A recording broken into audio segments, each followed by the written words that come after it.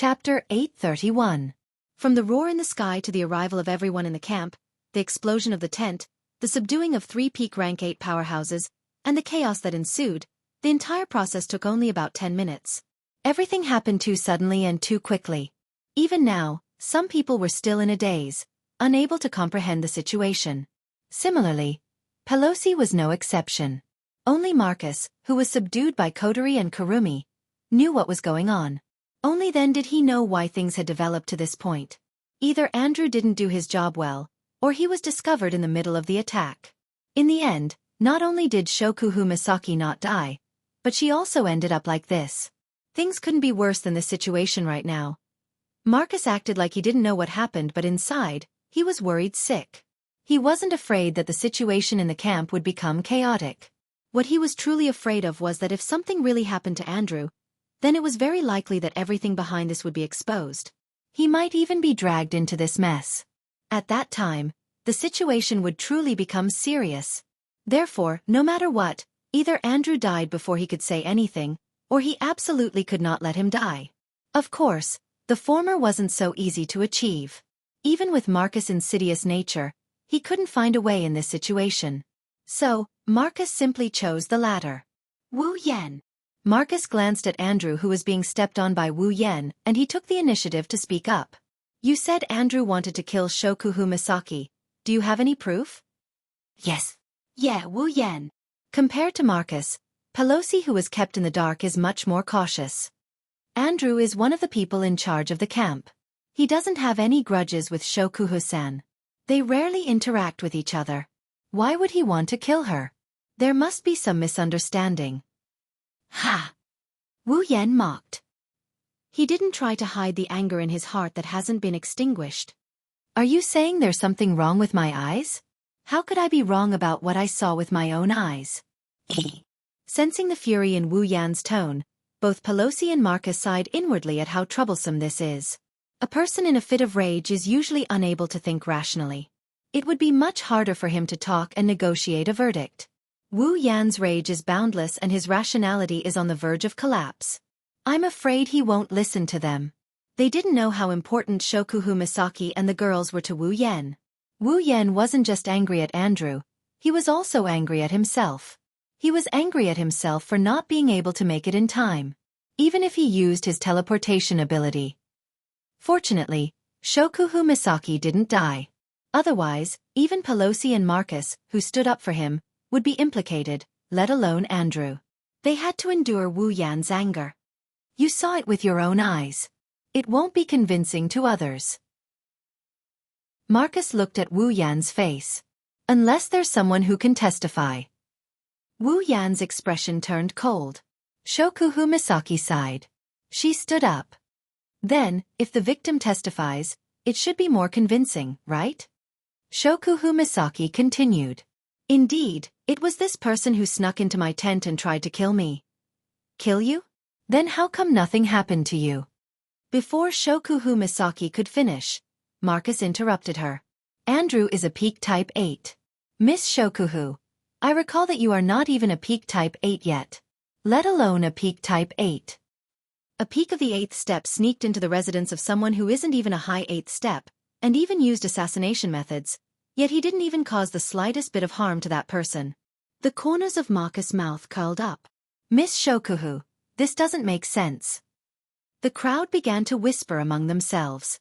Some of them even nodded in agreement, thinking that Marcus was right. But who would have thought that Shokuhu Misaki just looked at him with a faint smile and said, "That's right." A peak type 8 being trampled on by a 25-year-old who just graduated from an academy. That doesn't make sense. Marcus choked. Even Pelosi choked. They knew that Shokuhu Misaki was mocking their so-called strength theory. Let's put aside whether it makes sense or not. Marcus muttered to himself before he spoke to Wu Yan. You should at least let Andrew explain himself. That's right. Hearing Marcus' words, Andrew seemed to have regained his senses. He pushed against Wu Yan's foot and shouted. I didn't kill Shokuhu Misaki. I heard her roar and rushed over to check on the situation. The moment I entered the tent, you kicked me out. I don't know what happened. The crowd suddenly burst into an uproar. Marcus grinned and unconsciously puffed out his chest. Wu Yan, based on the current situation, it seems like you were the one who indiscriminately attacked him. Wu Yan laughed. He was happy but angry at the same time. There's no evidence for what we said, and it's not persuasive at all. Instead, what he said became the situation that you mentioned. Believing the suspect's words instead of the victim's words? This is the first time I've heard of this. Is this the law of the Ailu Empire? That's really strange. Marcus pursed his lips and said, You don't have any evidence to prove that what you said is true, do you? Proof? Wu Yan clenched his fists and laughed. Are you kidding me, uncle? I can take his life any time I want. Do I need proof? Marcus took a deep breath. He was speechless. Pelosi stepped forward and tried to persuade him. How about this, Wu Yan? Let go of Andrew. We will investigate this matter. Before that, we will keep an eye on him. Not only did Wu Yan laugh, Shokuhu Misaki, Kodori, and the others laughed as well. It was a very sarcastic laugh. You guys are here to investigate? Wu Yan snickered at Pelosi and Marcus. Do you think I don't know the way your higher-ups turn big problems into small ones and small ones into nothing? Wu Yan looked at Andrew as if he was annoyed. His eyes were filled with killing intent and anger. Looks like you're not going to answer my question. Seeing the murderous intent in Wu Yan's eyes, Marcus cursed under his breath. He roared at Wu Yan. Wu Yan! He's from the Ladin family. He's the person in charge of this camp. If you kill him, you'll be making an enemy out of the entire Ailu Empire. Enemy! Enemy! Enemy! Marcus' roar echoed through the silent camp. The atmosphere turned heavy. Even Wu Yan lowered his head in silence. Looking at Wu Yan's silence, Marcus thought his words worked. Little did he know, he said the stupidest thing he could have ever said. Wu Yan's lips curled into a dangerous smile. He slowly raised his head. His eyes turned golden once more. In the next moment, a dense blue and white electric light burst out from his body. The fatal electric current passed through the foot that was stepping on Andrew's chest and into his body without leaving a trace behind. Andrew let out a blood-curdling scream. After a short while, his entire body turned into charcoal under the electric current. Wisps of smoke rose from his charred body. Andrew's aura disappeared without a trace. There was nothing left to hold him back. Time stopped at this moment.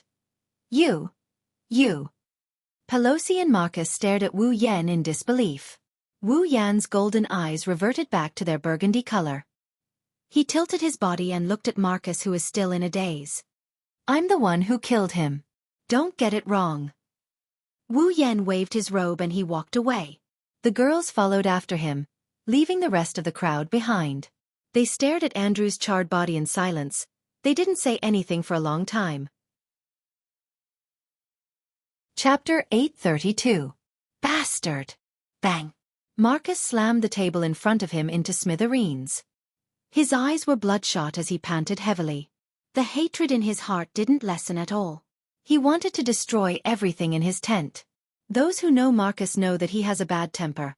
A very bad one. Once his temper flared up, even a mosquito flying in front of him would become the source of his anger. Usually, at this time, the servants in charge of taking care of Marcus' daily life would suffer because they would become Marcus punching bags and might even lose their lives. If it wasn't for the fact that Marcus was the second in command of the Saito family, and if it wasn't for the fact that he was a peak stage 8th Order warrior, he would have offended a lot of people already. But no matter how bad Marcus's temper was, the number of times he lost his temper was second only to the number of times he lost his temper during mealtimes. Originally, Marcus was already pissed off when Mikoto and Shokuhu Misaki brought the entire Misaka Corps to this camp. But now, not only was his secret activities investigated by Pelosi, Shokuhu Misaki even came and tried to assassinate Mikoto but failed in the end. This was not the most important thing. The most important thing was that he was being threatened by two little girls with weapons against his head in front of so many people. He wanted to save Andrew's life, but in the end, Andrew was killed right in front of his eyes because of his words. Andrew's death was one thing. Although both of them were in the same boat and were partners in the same plan, their relationship wasn't that good. The one Marcus couldn't stand was Wu Yan. Not only did he not listen to his last words, he even killed Andrew on the spot. Marcus's face was completely destroyed. There were even rumors in the camp that Wu Yan didn't show any mercy because Marcus's threat to become the enemy of the entire Ailu Empire angered him. That was why Andrew was killed. How could the proud and arrogant Marcus endure this? Wu Yan! Wu Yan, the hatred in his heart didn't decrease but increased instead. Marcus' mind was filled with that contemptuous and sneering face. Moreover, it was becoming clearer and clearer. It was so clear that Marcus wanted to smash his head on the spot. Ah! Marcus bellowed, and his ice-attributed chi burst out in an explosive manner. Like a ripple, it swept through the entire tent. Anything that came into contact with the icy blue dough chi wave would be frozen into ice within a breath's time. Then with a crack sound, it would be crushed into powder. By the time the chi ripples on Marcus' body subsided, apart from an empty tent, the bed, table, chair, tools, and so on had all disappeared from the huge space. Marcus's teeth were still grinding but his mind had calmed down. He clenched his fists. Now that things have come to this. Andrew is dead. There's no way to bring him back. What he should do now is think about what to do next. This time, Andrew is dead. Luckily, he didn't expose himself. The inside story wasn't discovered. The disappearance wasn't solved bit by bit. The plan is still in progress. Wu Yan's attack was too sudden. Andrew didn't even have time to react. He didn't even get a chance to say a word before he died. Andrew was aggrieved, but it wasn't a bad thing for Marcus. The only downside is that Andrew is dead. I can only carry out the rest of the plan. If I rely on myself, the harvest will definitely decrease. When that happens, the master will not be happy. I'm afraid I'll have a hard time. Marcus hated Wu Yan for killing Andrew and causing him to fall to this extent. If he could, he would kill Wu Yan right here and now. Unfortunately, Marcus didn't have much confidence in facing Wu Yan. Andrew was also at the peak of the 8th rank like him. Even if he had Ice Dough Chi and Andrew was weaker than him, he didn't dare to say that he could kill Andrew without any injuries. But Wu Yan did it. Then, he can be sure that Wu Yan's strength is above his. To be able to kill a peak of the 8th rank without any injuries. Could it be that Wu Yan has already reached the 9th rank? No. That's impossible. Marcus subconsciously avoided this guess. It's not that he knows Wu Yan's true strength. It's just that he doesn't want to admit that the person he hates has already climbed to the peak of the 9th rank. With this thought in mind, Marcus thought of 3 possibilities. First, before the tent exploded, the one who injured Andrew wasn't Wu Yan but the 2 other 9th rank powerhouses. But this possibility can be ruled out. Ignoring the fact that the 2 9th rank powerhouses didn't arrive until later, if it was someone else, then Andrew wouldn't be so afraid of Wu Yan. The only explanation is that he did it himself. Second, Wu Yan must have teamed up with Shokuhu Misaki to defeat Andrew. But that doesn't make sense either. If he teamed up with Shokuhu Misaki, then even if Andrew was defeated, he wouldn't be afraid, even if his life was in danger. No matter what, he's still a peak of the 8th rank. The last possibility is that Wu Yan did it alone. Only if he did it alone and defeated Andrew without any injuries could he have caused Andrew to be in such a state. But that shouldn't be his true strength. It should be some treasure left behind for him. For example, some medicine that can temporarily increase his strength, or a high-grade armament. This possibility is high. After all, his nephew who participated in the Beast King incident with Wu Yan said that he has a medicine that can temporarily prevent injuries. With that medicine, defeating Andrew shouldn't be difficult. Furthermore, his nephew also said that Wu Yan has a gold armament. That was an armament that even he, and even his elder brother, the Patriarch, did not have. Normally, gold armaments can only be obtained after reaching the 9th rank. For example, his father, the previous head of the Saito clan, had a gold armament. Other Type 9 powerhouses also have one. Other than Type 9 powerhouses, it's almost impossible for a Type 8 to have a gold armament. Come to think of it, in the Spalier World Academy, only Princess Sylph managed to obtain a gold armament during the auction. Others like Kaya and Jaffer, who were the pillars of the royal family, did not manage to obtain a gold armament even though they were also at the 8th rank. One can imagine how valuable a gold armament is. Wu Yan must be a Type 8 powerhouse. To be able to become the strongest student in the Spalier World Academy, he must be stronger than Shokuhu Misaki. Shokuhu Misaki was a mid-Type 8 while Wu Yan should be a high Type 8 powerhouse, or even a peak Type 8. A high rank 8 warrior with a gold armament would be able to defeat a peak rank 8 warrior without a gold armament without a single injury. That would not be impossible. There are 3 possibilities, but Marcus didn't consider them. Wu Yan has been using his true strength since the beginning. To defeat a peak type 8 powerhouse without any injuries, Wu Yan doesn't need to reach the 9th rank. With endless martial arts and the true ancestor's bloodline, he could already challenge those of a higher rank when he was still at the peak of the 7th rank.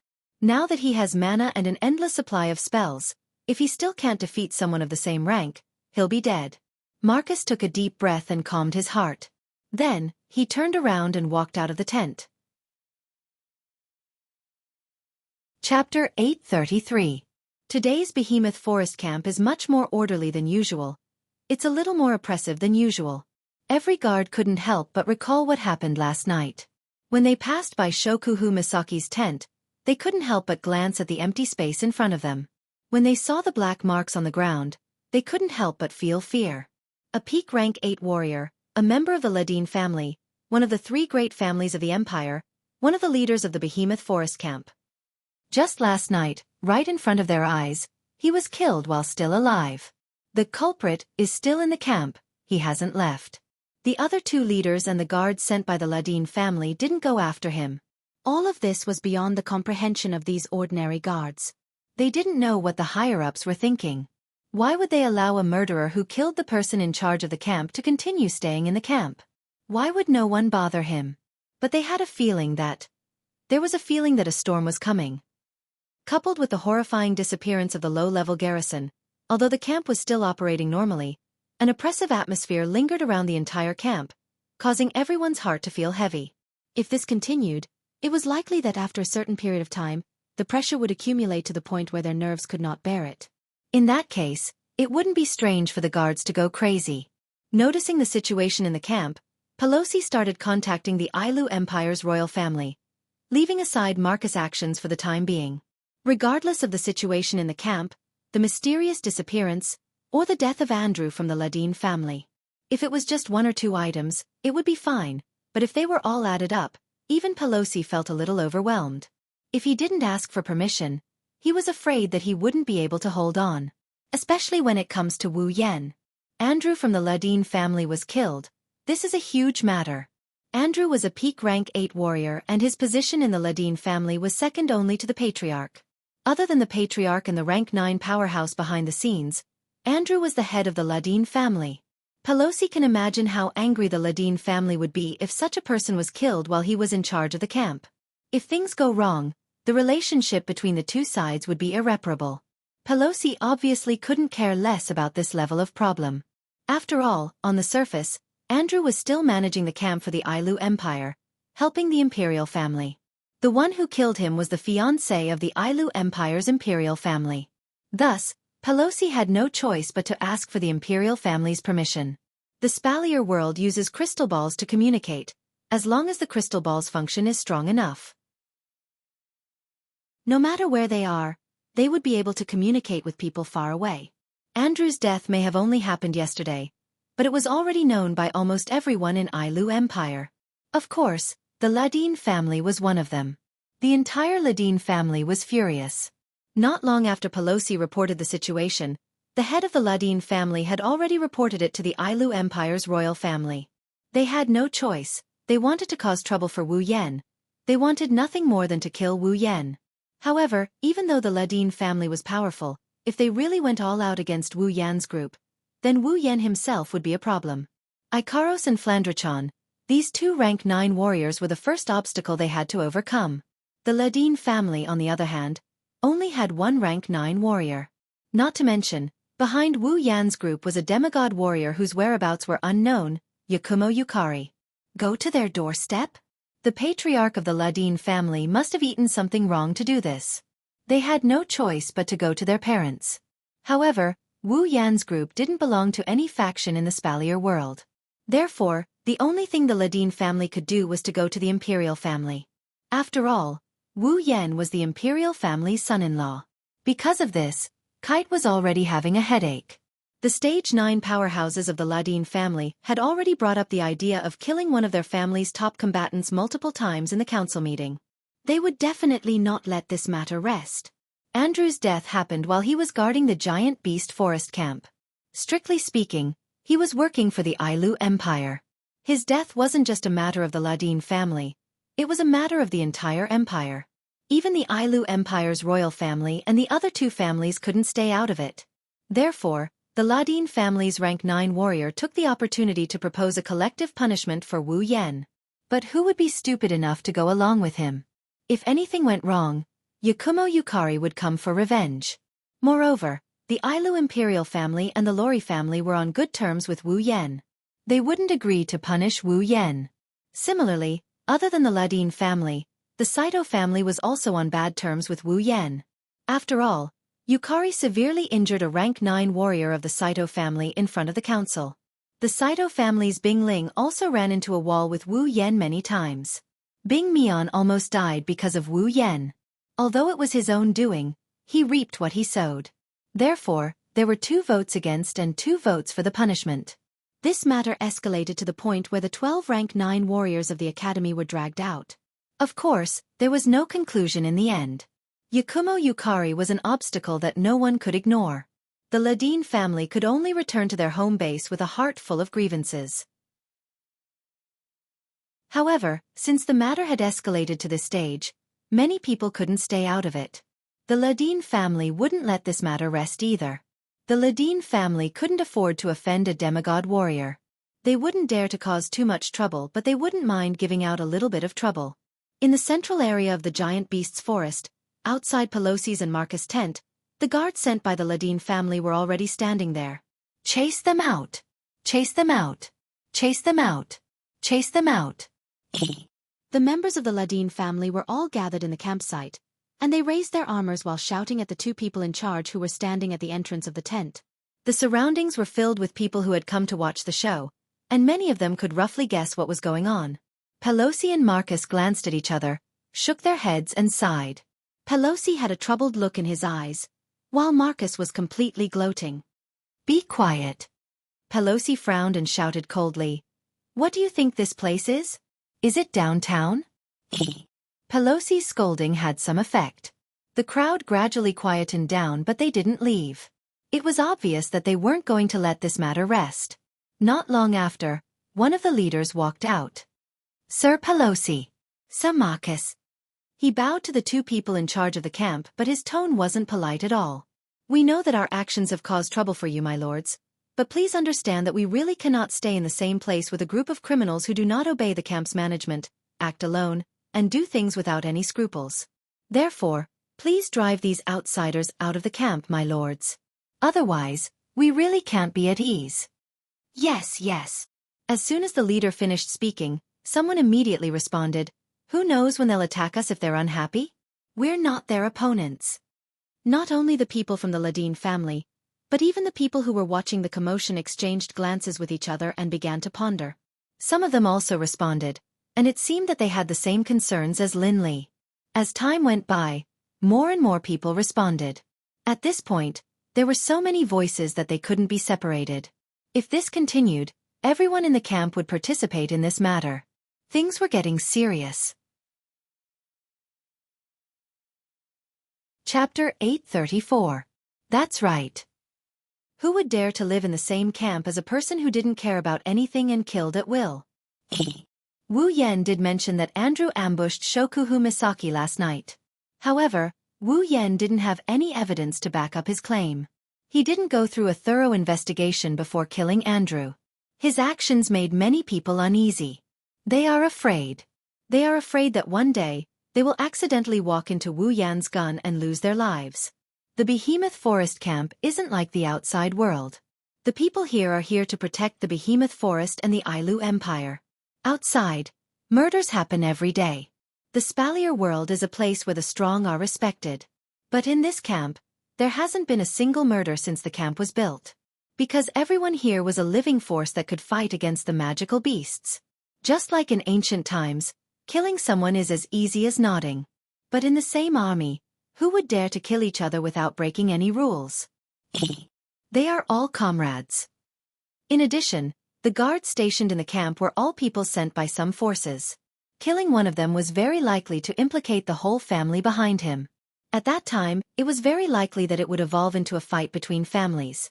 That would be a really big deal. The guards in the camp all knew that fighting and competing for benefits was a common thing here. However, if someone died, it wouldn't be so easy to solve the problem. Therefore, no matter how serious the conflict is, they will try their best to avoid killing each other. However, Wu Yan and his group didn't have such scruples. Even a peak rank 8. If he dared to kill the Ladin family, who wouldn't he dare to kill in the camp? Ladin family took advantage of the crowd's thoughts and organized this operation. They wanted to unite the guards in the camp to pressure the higher-ups. Pressure Wu Yan. They don't believe that Wu Yan would just kill everyone in the camp. It's hard to argue with the masses. Small fries have their uses. When everyone in the camp started to reject Wu Yan and co., it means that they want to stay in the camp for as long as possible. That was also impossible. Knowing this, Pelosi felt troubled and Marcus gloated over their misfortune. If Wu Yan and co. were to be kicked out of the camp, he would be the happiest person to be the one who would feel the most joy. However, they had forgotten about it. There's no need for Wu Yan and his group to stay in the camp. If it weren't for the Misaka sisters, Wu Yan would have left with a group of girls. Who wants to stay? The Misaka sisters hunted for resources in the giant beast's forest every day. Killing demonic beasts gave Wu Yan quite a bit of EXP. However, those EXP are nothing compared to the treasures inside the Ring of Gold. Every member of the party is tier 8 and above. It's just a bland meal for them. It would be a pity to abandon them. Besides, if Wu Yan really wanted the resources and experience from killing magical beasts in the Behemoth Forest, he didn't have to stay here. There was more than one entrance to the Behemoth Forest. He believed that the camps of the Baruba and Fea empires would be there. They should be happy to accept his group's arrival. It could only be said that the Ladin family's wishful thinking had worked. But in the end, a small problem was still a small problem. Of course, it was a big problem for Pelosi and Marcus. Hearing the responses around them, how could the two of them not understand the nature of the Ladin family's operation this time? The two of them could only curse in their hearts. If you want to chase them away, go ahead and do it yourselves. Do you think we have the ability to chase away that hot potato? In the end, they were just implicated. Pelosi and Marcus were in a difficult position. On one hand, they had to control the commotion this time.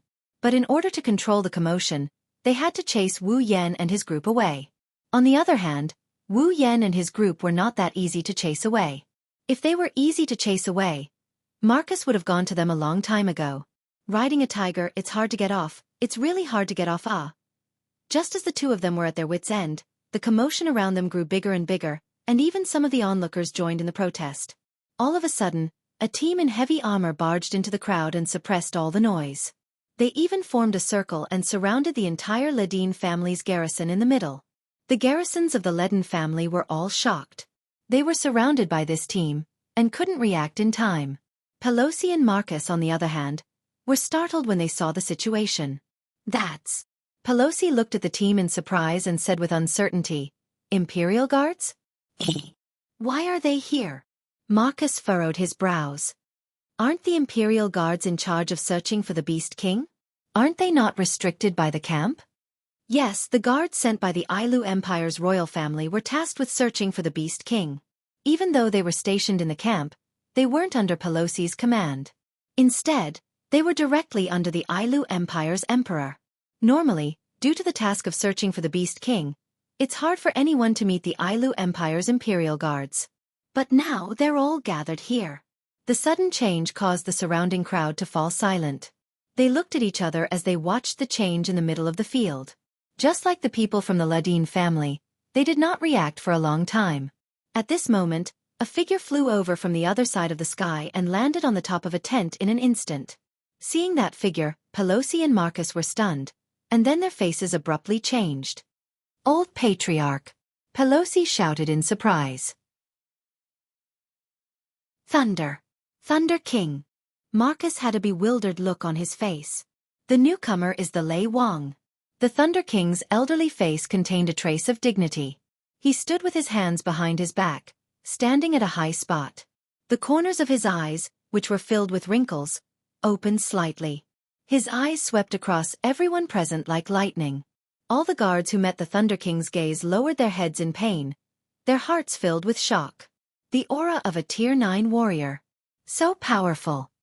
Gathering to cause trouble? It was a soft sentence, but it was like a sharp sound that pierced through one's eardrums, causing everyone's ears to hurt. The Thunder Sovereign's face was cold as he said, "Who gave you this right?" Silence, a deathly silence. Do you know how many cities in Ailu Empire are waiting for you to provide them with resources? Do you know how much damage the camp will suffer? Do you know how much damage your families will suffer? Do you know how much damage your families will suffer? Everyone present was slightly taken aback. Immediately after, they lowered their heads in shame and did not say anything else. Even the guards from the Ladin family gritted their teeth and lowered their heads.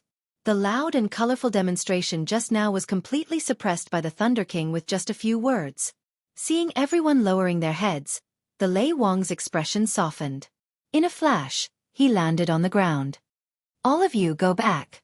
Do what you need to do. Someone else will take care of the rest. Upon hearing that, the crowd immediately dispersed and returned to their posts and jobs. The people from the Ladin family also ran away with their tails between their legs. They couldn't ignore the words of a Tier 9 warrior. At the sight of this, Pelosi heaved a huge sigh of relief. Together with Marcus, whose head was lowered and whose expression could not be seen, he walked up to the Thunder Monarch. He opened his mouth, but just as he was about to say something, the Thunder Monarch extended his hand and interrupted him. "Where is that little guy?" Pelosi and Marcus tilted their heads in confusion. By the time they realized who the little fellow the Thunder King was talking about was, Pelosi hastily spoke. "Old Patriarch, Wu Yen should be at the border of the camp." The Lei Wang nodded and waved his hand. "You two can go back as well." Hearing the Lei Wang's words, the two of them bowed. "Yes." Chapter 835. While the camp is in an uproar, Wu Yen is enjoying a cup of black tea in his own tent. He looked like he's taking a warm bath. The girls around him felt very comfortable looking at him. However, although they felt comfortable inside, they didn't seem to be in a good mood. Instead, they looked a bit annoyed by this scene. "Come, little Yen." Shokuhu Misaki sat beside Wu Yen with a sweet smile on her face. She took a small piece of food from her plate and delivered it to Wu Yan's mouth like a little girl in love. "Ah! Ah!" Wu Yen took a bite and chewed with a satisfied expression on his face. With Shokuhu Misaki serving him, he's enjoying himself more than a member of the royal family. This scene has been going on since Wu Yen woke up this morning. Just like that, the two of them sat in the huge tent, doing something that only the most intimate of couples would do while releasing flashbangs as if there was no one else around. The other girls originally planned to keep their eyes down and, obediently, eat their breakfast.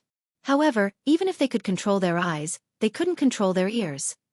Finally, after the N+1 feeding session, someone couldn't hold it in any longer and exploded. "Hey you guys!" Mikoto closed her eyes and her eyebrows twitched. "Don't you know that this will affect others?" Yeah. Toka, who had been holding back for a long time, pouted her lips and glared at Shokuhu Misaki. "The breakfast was supposed to be delicious, but now it's tasteless because of you." Shokuhu Misaki blinked her eyes and a bright smile appeared on her face. "Well, I can't help it. After all, Xiao Yan's actions last night were very touching. In order to express his gratitude, shouldn't he do this?" "There are many ways to thank someone." Mikoto grumbled. "Why do you have to do it this way?" "Isn't this normal?" Shokuhu Misaki pointed at her lips with a finger. "Isn't this how couples do things?" When the word couple entered the girls' ears, they couldn't help but waver. They looked at the food in front of them and thought about taking Shokuhu Misaki's place. Their faces turned red. That's true." Mikoto hesitated for a moment but she still said it in exasperation. "But it's still very, very unpleasant. Can't you do it in a different way?" "Is that so?" Shokuhu Misaki tilted her head. She seemed to have thought of something and her face blushed a little. She acted like a little girl and stole a glance at Wu Yen. "Then, little Yen, I'll give you your reward, tonight."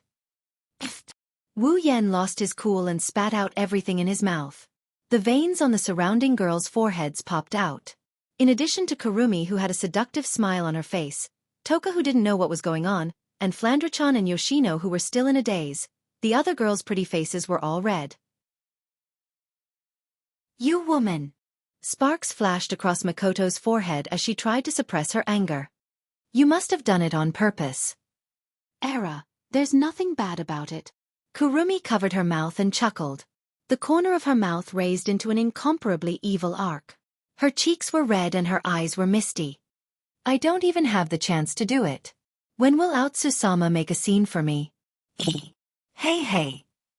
Kotori squinted her eyes and looked at Kurumi speechlessly. "I knew it. You're the most dangerous one." "Anyway." Mikoto stood up and yelled at Shokuhu Misaki. "Stop what you're doing." All right. Shokuhu Misaki pursed her lips and placed the thing in her hand on the table. Mikoto wasn't the only one who felt the same way.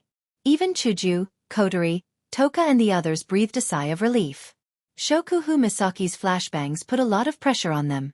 Unfortunately, right after they breathed a sigh of relief, Shokuhu Misaki's next sentence made them realize that they were too sweet. "Little Yen, I'll make it up to you tonight."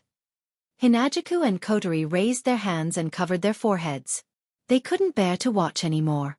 Mikoto's body was crackling with electricity. Her body was trembling. Obviously, she couldn't take it anymore.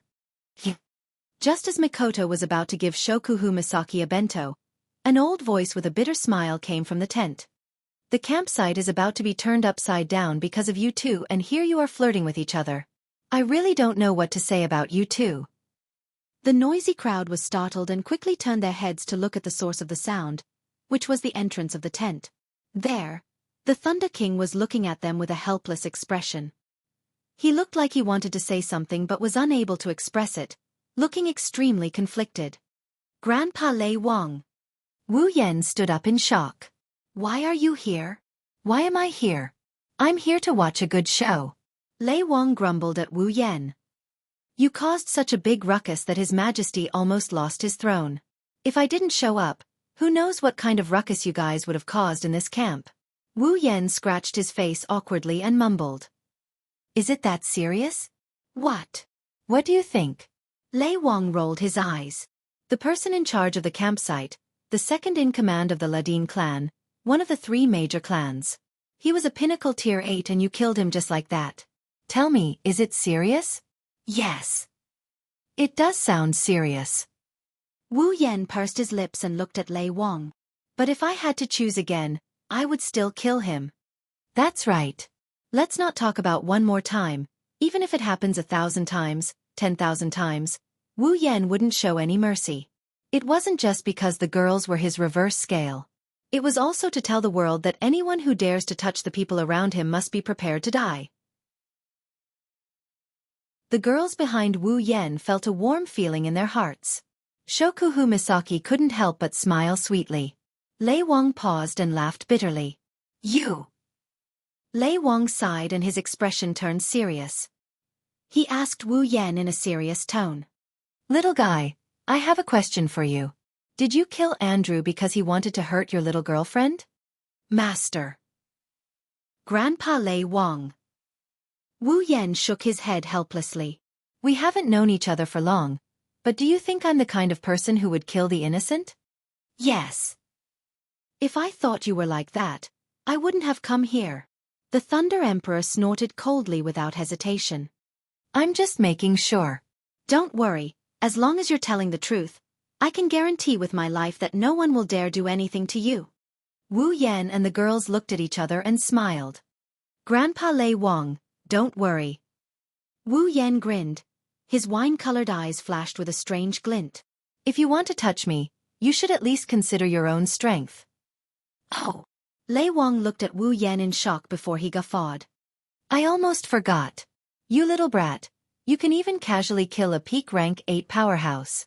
Wu Yen chuckled before his expression changed. He took a step forward and stood in front of Lei Wang. "Grandpa Lei Wang, I have something to tell you." Lei Wang retracted his smile when he saw Wu Yan's serious expression. Looking at you, it seems like it's something important. Not really, just a suspicion. Wu Yan whispered something into Lei Wang's ear. Lei Wang listened quietly and his expression changed after a while. Shock, anger, suspicion, all sorts of emotions flashed across Lei Wang's face.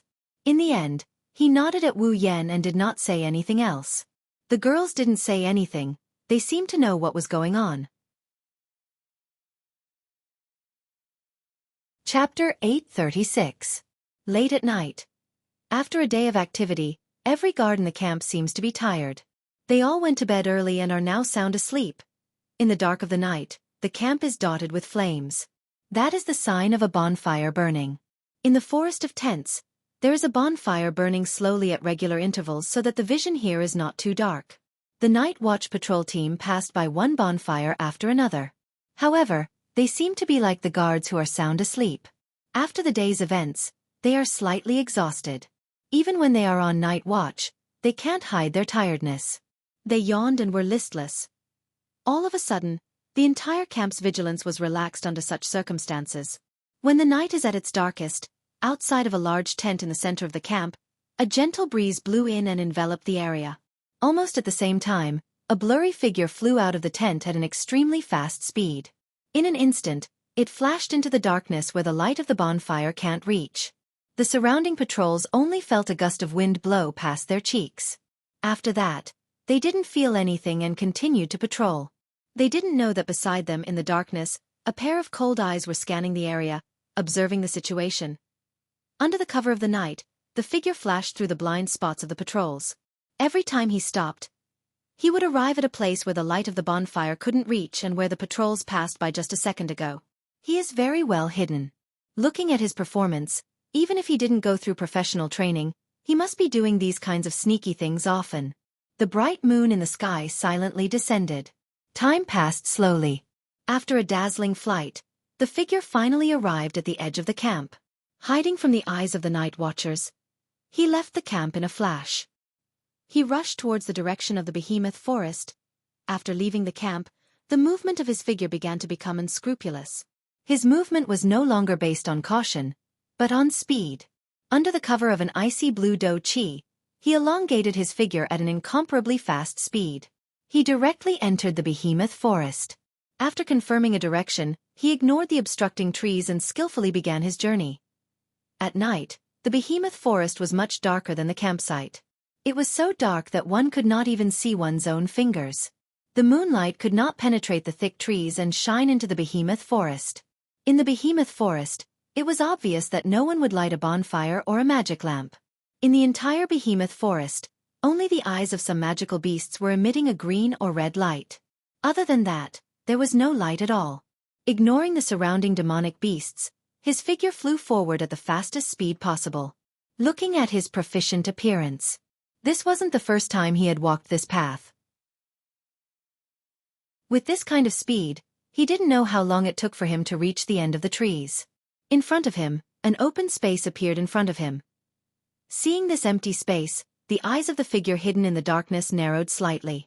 Clearly, this empty space was his destination. However, not only was there not the slightest bit of joy from reaching their destination in his eyes, it was instead filled with indescribable caution and fear. His fearful expression caused his flying figure to slow down quite a bit. However, after a flash, his figure once again increased his speed. He continued to fly forward until he passed through the forest. Standing in the open space, the moonlight lost its object and shined on the figure, exposing his full appearance to the air. Impressively, it was Marcus. Marcus raised his head and looked forward. At the end of the open space, there was a barren mountain. There was not a single blade of grass growing on the barren mountain, giving it a lifeless appearance. In the middle of the mountain, there was a very well hidden and not easy to attract attention to, there was a cave. The cave was small and the entrance was small. However, upon closer inspection, the inside was very spacious, at least 100 meters in diameter. Looking at the pitch-black cave entrance, Marcus gradually lowered his head and lost his mind. His memories returned to that day. That was not long after the Beast King's existence was confirmed. In order to build a camp that could resist the invasion of magical beasts, Marcus, Pelosi, and Andrew were ordered by their respective patriarchs to bring a group of people to the behemoth forest. Just like the other two empires, they built a camp. After the establishment of the camp, Marcus was the first to understand the potential value of the camp. He wanted to fish in troubled waters and collect the resources that the people in the camp worked hard to hunt every day. Most of them would be turned over to his family, while a small portion would be pocketed by him to enrich his own pockets. Originally, everything was going well. However, during a coincidental trip, he and Andrew coincidentally discovered this barren mountain in the behemoth forest. They also discovered this strange cave. This strange cave that had never been discovered before naturally attracted the attention of the two. Relying on their skills and courage, the two peak 8th rank powerhouses did not hesitate and directly entered the cave. Who knew that after entering, there would be nothing inside, only an empty space. Seeing this, Marcus and Andrew looked at each other, a little disappointed. After all, in the behemoth forest, there might be some hidden treasures. The two entered the cave with this thought in mind. There was nothing wrong with this idea. Unfortunately, they were too blinded by greed. It was this greed that caused them to fall into eternal damnation. The two thought that there was nothing in the cave, but suddenly, they discovered a figure in the deepest part of the cave. The two were shocked. They did not expect that there would be traces of someone in such a place. At this time, the figure also discovered them. Noticing Marcus and Andrew, the figure hastily attacked without saying a word. The two of them were scared out of their wits as soon as they saw the two of them. They could not even resist. The two peak 8th rank powerhouses were instantly defeated and subdued by the figure. Marcus and Andrew were terrified. They thought that they were going to die, but they didn't expect that when they closed their eyes and waited for death, the other party didn't kill them. Instead, he asked them if they were willing to be his slaves. People under the eaves have no choice but to lower their heads. In this situation, the two did not dare to refuse. They quickly nodded and agreed, but in their hearts, they did not have the slightest intention of submitting. They started to fantasize about escaping.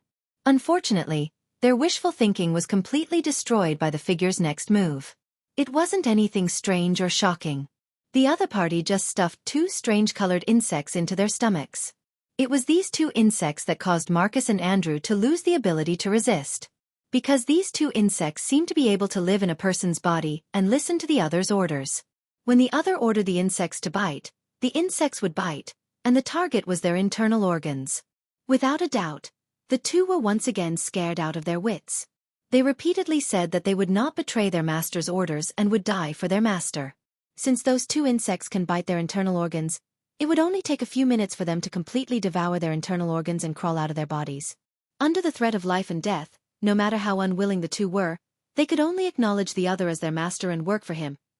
However, the strange thing was that the other party did not make things difficult for the two of them, nor did he ask them to do anything earth-shattering. He only asked them to send a few humans to him every day, and they must have cultivated before. As for their rank, the other party did not have any requirements. Such a strange order. Of course Marcus and Andrew were full of doubts, but they didn't dare to ask anything and respectfully agreed. This was the cause of everything. Because of this, Marcus and Andrew had the idea of sending the low-ranked guards to this place. As for what happened to those people, the two had no idea. Chapter 837. Looking at the pitch-black hole in front of him that seemed to represent the abyss, Marcus smiled bitterly. Back then there were two of them, but now, he was the only one left. Even with Marcus's temperament, he couldn't help but feel a burst of sorrow, accompanied by a strong sense of sympathy. Who knew if he wouldn't be able to come the next time? Marcus forcefully shook his head as if he wanted to get rid of the thought that made his heart tremble. He took a deep breath of the cold night air and calmed the complicated emotions in his heart. He lifted his foot and walked into the cave before him. The surrounding light rapidly dimmed at a speed visible to the naked eye. The surrounding atmosphere became deathly silent and frightening. Even the temperature seemed to have dropped a little. Marcus was already used to all of this. He expressionlessly walked inside until he reached the end of the cave. Marcus's footsteps suddenly stopped. The tall rock wall was 10 meters in front of him. The surrounding area was very wide. Aside from rocks, there was nothing else. It looked like an ordinary cave. But Marcus's eyes were fixed on the figure in front of him. In other words, the figure in the shadow of the rock wall. As usual, when Marcus saw this figure, His pupils couldn't help but tremble. Then, he hurriedly knelt on the ground and lowered his head. Master! The echo of the shout spread throughout the entire cave. It maintained this state for more than 10 seconds before the echo slowly dissipated. However, the figure didn't have the slightest intention to pay attention to Marcus. There was still no movement. Marcus didn't say anything. He lowered his head and quietly waited. Until a certain moment, the figure gradually swayed. It seemed to be moving. Accompanying it was a calm and indifferent voice. Why are you empty-handed? A simple question directly swayed into Marcus's heart. It caused a trace of fear to appear on his face. He could feel that as these words were spoken, a monstrous pressure descended from the sky and mercilessly pressed down on his body. His shoulders fiercely sank. His bones also made a caw-caw sound of friction. It was as if the pressure wanted to crush Marcus into pieces. The ice-attributed chi within his body unexpectedly stopped circulating. Although it wasn't the first time Marcus had faced such a situation, cold sweat still trickled down Marcus's back in fright. Master, Marcus said with a hoarse voice. Today, there was a situation in the camp. Situation? The silhouette repeated his words calmly. The originally indifferent voice became even colder. The first time, someone interfered. Last time that trash died. What is it this time? Marcus's face paled. He couldn't help but swallow a mouthful of saliva. Although the figure's voice was no different from before, Marcus could clearly feel the anger contained within. According to the situation, if he doesn't give a good explanation, he won't be able to escape death. One wrong word and he will die. This is the style of the master he spoke of. Even if he was still useful to him. But if he angered the other party, Marcus knew that the other party wouldn't show any mercy. Master. Marcus could only grit his teeth and whisper. Today, a strong person from the council came to the camp. A Tier 9 fighter. A Tier 9 fighter. The figure's voice paused. Then he said with slight dissatisfaction. Didn't you say that there are no Tier 9 fighters in the camp? The strongest ones are the few of you? Master, that Tier 9 fighter is here for another person. He's here for another person. Marcus replied respectfully. Normally, a Type 9 expert would not appear in the camp. However, that Type 9 expert has a good relationship with the person who killed Andrew. He is here for this matter as well. The one who killed Andrew. Marcus didn't know if it was an illusion, but he felt that his master seemed to care a lot about the one who killed Andrew, Wu Yan. You're talking about the one called Wu Yan, right? The figure's voice turned cold again. What does that have to do with you coming here empty-handed? Master. Marcus bitterly clicked his tongue. With that rank 9 powerhouse around, this subordinate doesn't dare to act rashly. He's a member of the board. Once he discovers something, not only this subordinate, but even you, Master, might be implicated. Hearing that, the figure went silent. The cave was deathly silent. The air seemed to be very heavy. Seeing the silhouette silence, Marcus didn't dare to speak again. His expression changed rapidly. He didn't know what his master was thinking at this time, but from the fluctuating aura of the other party, he could see that his emotions were very unstable. After a long time, the figure opened his mouth. The words made Marcus' heart clench. Since you can't carry out my orders, what's the use of keeping you alive? Saying that, a terrifying aura burst out from the figure's body. It was like an explosion that could turn the world upside down. Unable to bear the heavy load, the entire cave began to shake. Strands of dust sprinkled down from the top of the rock wall. Marcus seemed to have suffered a severe blow. He spat out a mouthful of blood and fell straight to the ground. He pressed his hand on his chest and looked at the changes in the cave. His face was filled with shock. Master. Master, please spare my life. Marcus cried out in fear. Please give me another chance, Master. Next time. This subordinate will complete the mission Master gave me. Next time? The figure laughed coldly. This is already the 3rd chance I've given you. Master! It's this subordinate's fault.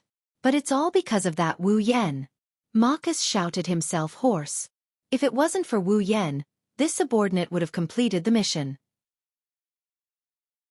Master, please give this subordinate another chance. Let this subordinate eliminate Wu Yan. Eliminate Wu Yan. The imposing aura of the figure leaked out and slowly retracted. Seeing this, Marcus finally heaved a sigh of relief and got up from the ground. Ignoring his injuries, he knelt on the ground again. Yes, Master. The reason Andrew and I couldn't complete the Mission Master's mission is because of this Wu Yan. If it wasn't for him. Since you understand this, then why did you keep him alive all this time? The figure said indifferently. Marcus smiled bitterly. Master, it's not that this subordinate didn't want to kill him, but there's a demigod behind him. This subordinate didn't dare to. The demigod behind Wu Yan. To Marcus' surprise when he heard his words, his figure trembled violently, and his voice sank. Is that demigod also in the camp? No. No, that's not it. Although Marcus did not know why the figure had such a big reaction, he still replied, that demigod powerhouse is not in the camp. Not here. The figure murmured. There's a trace of unknown emotion in his voice. He laughed coldly. If that's the case, go kill Wu Yan. That demigod. Didn't you say that demigod isn't here? The figure glanced at him. That demigod isn't here. Marcus pulled a long face. But Wu Yan has 2 Tier 9 powerhouses by his side. That's something you need to deal with. The figure's eyes flashed sharply. Remember, this is the last chance I'm giving you. If you're still as useless this time, don't blame me. Yes. Yes. Marcus was terrified. He had no choice but to agree. This subordinate will find a way to kill Wu Yan when I return to the camp. The figure didn't make things difficult for him after hearing Marcus's declaration. He nodded faintly, but he didn't know how much pain Marcus was in. After all, he had no confidence in killing Wu Yan. However, in the next moment, a voice rang out, dispelling all the thoughts in the hearts of the 2 people present. There's no need to return to the camp. Chapter 838. There's no need to return to the camp. The sudden voice caused both Marcus and the figure's pupils to shrink at the same time. The figure's body instantly emitted a ferocious killing intent, almost causing Marcus to fall to the ground. Who is it? The roar carrying killing intent swept out in all directions like a shockwave, causing a sharp explosion. Marcus let out a miserable shriek and covered his ears. His entire face paled, and his eyes flickered with shock and disbelief. Although he knew his master was very strong, he did not expect him to be this strong. This is no longer a strength that a 9th-rank powerhouse can possess. Could it be? Just as Marcus was still unable to adapt to his own thoughts, a rain-like flash flickered in an open space not far in front of him in the cave. The figure and Marcus turned around abruptly and stared at the center of the flash. Then, in the next moment, 2 figures emerged from the flash and appeared before their eyes. Seeing these 2 figures, the figure and Marcus' expression changed at the same time. The difference was that the figure's face sank, while Marcus took 2 steps back in horror. He pointed a trembling finger at the 2 figures and shook his head vigorously, as if he did not dare to believe his eyes. Marcus. An old voice filled with anger sounded. I did not expect it to really be you. Lei Wang. Marcus finally had no choice but to believe his eyes. However, he could not accept this and shouted, Why are you here? Why? Lei Wang sneered, looking at Marcus as if he was looking at a dead man. I also want to know why are you here? I. A drop of sweat flowed down Marcus' forehead. For a moment, he did not know what to say. He could only stand there and step back with a helpless expression. Seeing Marcus like this, Lei Wang's cold face could not help but reveal a trace of sorrow. Originally, when the little guy told me you had a problem, I did not believe him. But I did not expect that you would really do something detrimental to the camp. Little fellow. Marcus was stunned. He immediately turned his head and looked at the other figure standing beside the Thunder King. His face was ferocious as he roared wildly. Wu Yan! She heard Marcus' crazy roar. Wu Yan didn't even look at him. His wine-red eyes stared straight at the figure in the dark corner. He didn't put Marcus in his eyes at all. Bastard! Marcus was furious. You again! You again! Why do you have to get in my way every time? Me? Wu Yan glanced at him, shook his head and laughed. No, you're wrong. The one who made you reveal your tale wasn't me, but yourself.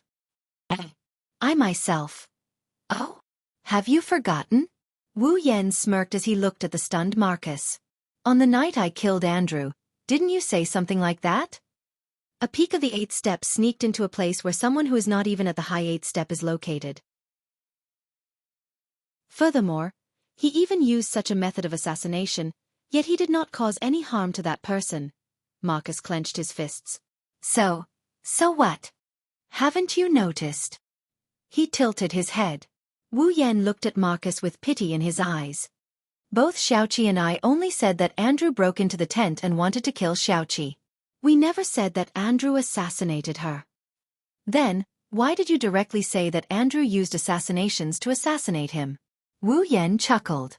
His voice was unusually cold. Unless you knew from the start that Andrew wanted to kill Xiaoqi. How could this be? Marcus' mouth trembled. He looked at the Thunder King, who was also looking at him with pity. The last nerve in his brain snapped. He knelt on the ground, his face ashen. Wu Yan sighed when he saw this. I only suspected that you were in cahoots with Andrew to kill Xiaoqi. I didn't expect you to have such an inside story. He looked forward. Looking at the figure in the shadows, Wu Yan's expression turned serious. What's even more unexpected is that the person standing behind Marcus is actually you. The Beast King. The air. It froze. What did you say? The Thunder King cried out. You said he's the Beast King? Wu Yan didn't answer, he just stared at the silent figure in the shadows. It's as if he's staring back at him. Along with the silence between the two, the scene became silent as well. An indescribable sense of oppression permeated the air. Suddenly, a figure stood up from the ground and slowly walked out from the shadows. A handsome and calm face appeared in everyone's eyes. It was the Beast King himself. It's not that I didn't expect to be discovered by humans one day. The Beast King said in a daze. But I didn't expect you to be the one to discover me. Wu Yan's eyes were serious, but he mocked the Beast King. What? You're a demigod.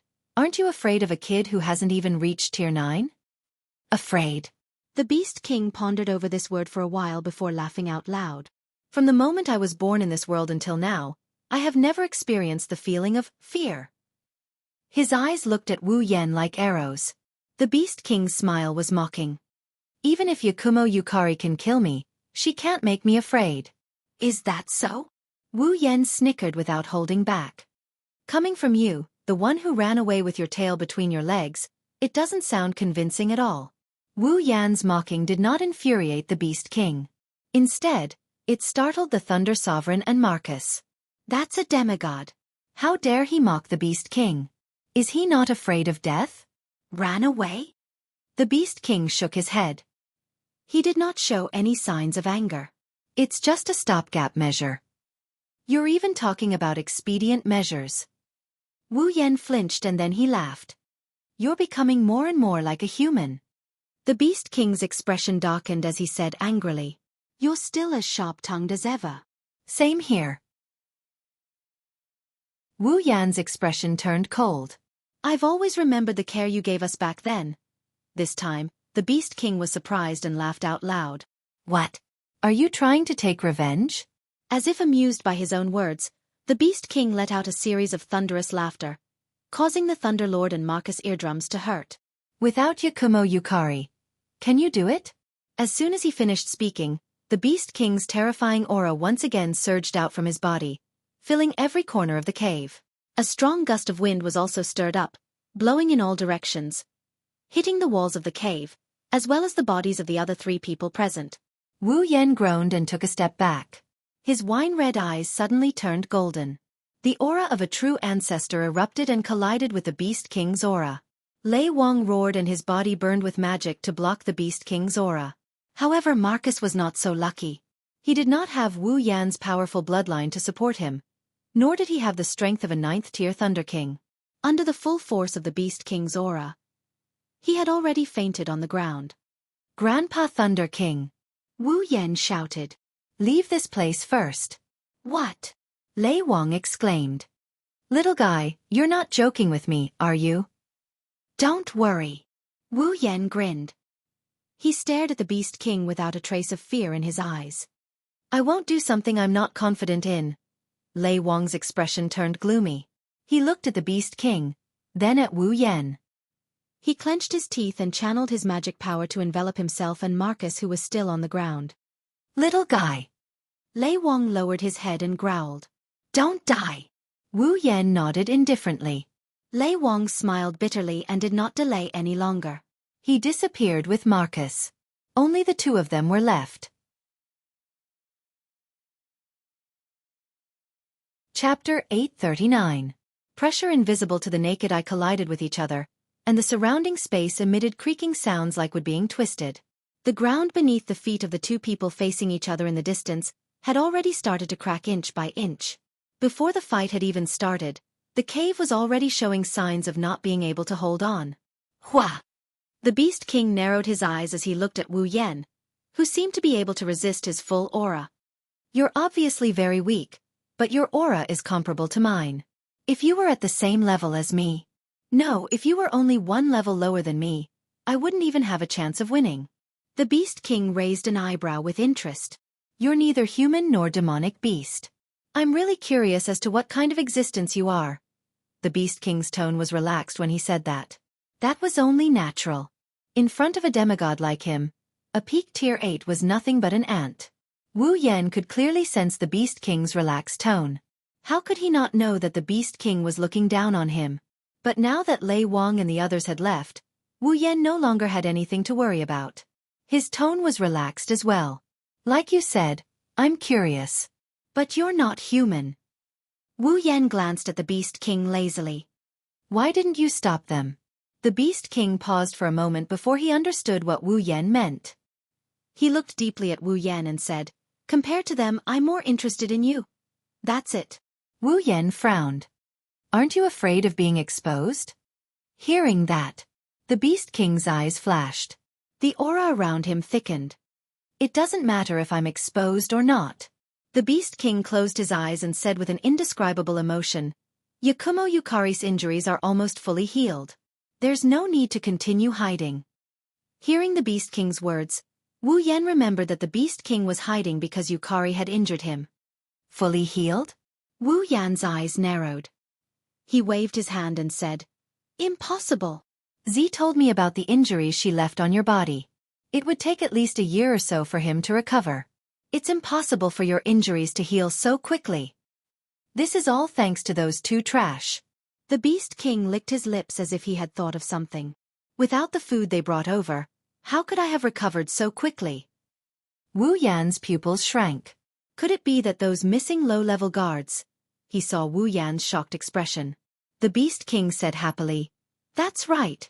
Although they were just a bunch of ants. But it's still pretty useful. Wu Yan was silent. He lowered his head. The bangs on his forehead covered half of his face, making it impossible for the Beast King to see his current expression. However, the Beast King's heart suddenly tightened. A sense of foreboding welled up in his heart. Wisps of inexplicable blood energy suddenly appeared around Wu Yan's body. They swirled around him like a whirlwind. The Beast King was shocked to discover that his sense of foreboding had turned into a sense of crisis. This is impossible. While the Beast King was still in shock, Wu Yan finally raised his head. His golden eyes shone with a ferocious light. That's good too. Wu Yan's ethereal voice came out of his mouth. When we fight, we don't have to worry about anything. As soon as he finished speaking, thump thump, a heartbeat sounded from Wu Yan's body. Almost at the same time, the blood energy around him retracted and shot toward Wu Yan's chest.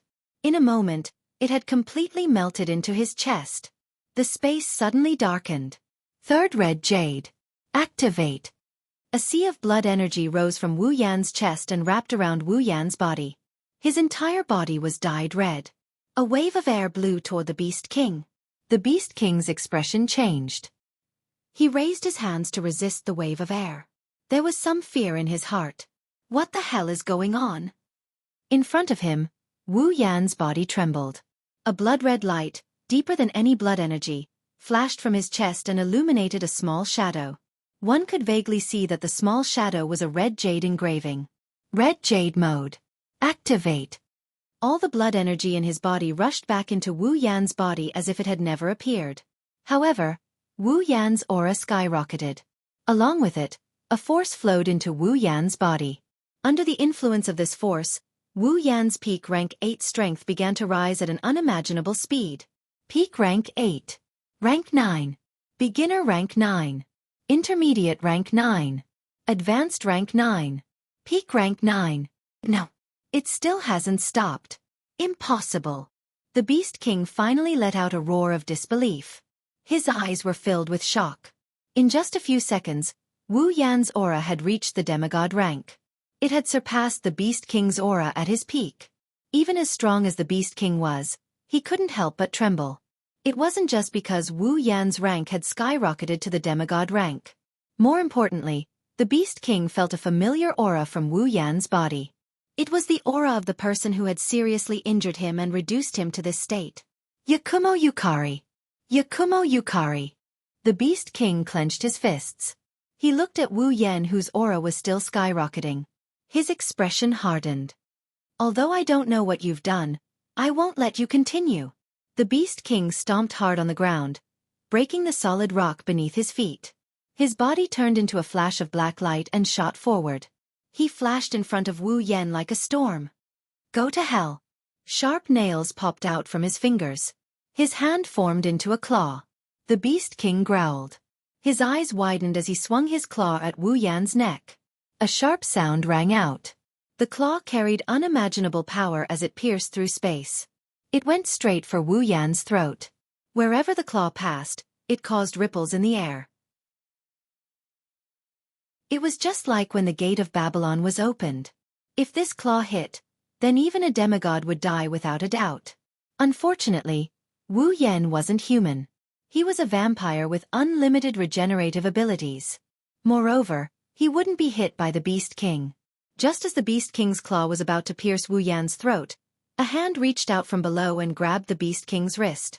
Don't be hasty. A cold and indifferent voice sounded in front of the Beast King. The Beast King looked up. What he saw was no longer the golden pupils from before. Instead, it was a pair of purple crystal-like eyes. It was only then that the Beast King saw Wu Yan's full appearance. Not only were his eyes purple, even his black hair had turned golden. It even reached his waist. Long blonde hair, purple pupils. He looked exactly like Yakumo Yukari. The Beast King's expression changed. He roared and struggled to break free from Wu Yan's grip. He jumped back reflexively to put some distance between himself and Wu Yan. However, his eyes were fixed on him. His eyes were unprecedentedly serious. His relaxed demeanor had completely disappeared. Seeing the Beast King's reaction, Wu Yan opened his mouth in shock. Looks like you're really afraid of Yukari. You! The Beast King's expression changed rapidly. His face was filled with bewilderment. What the hell did you do? What did I do?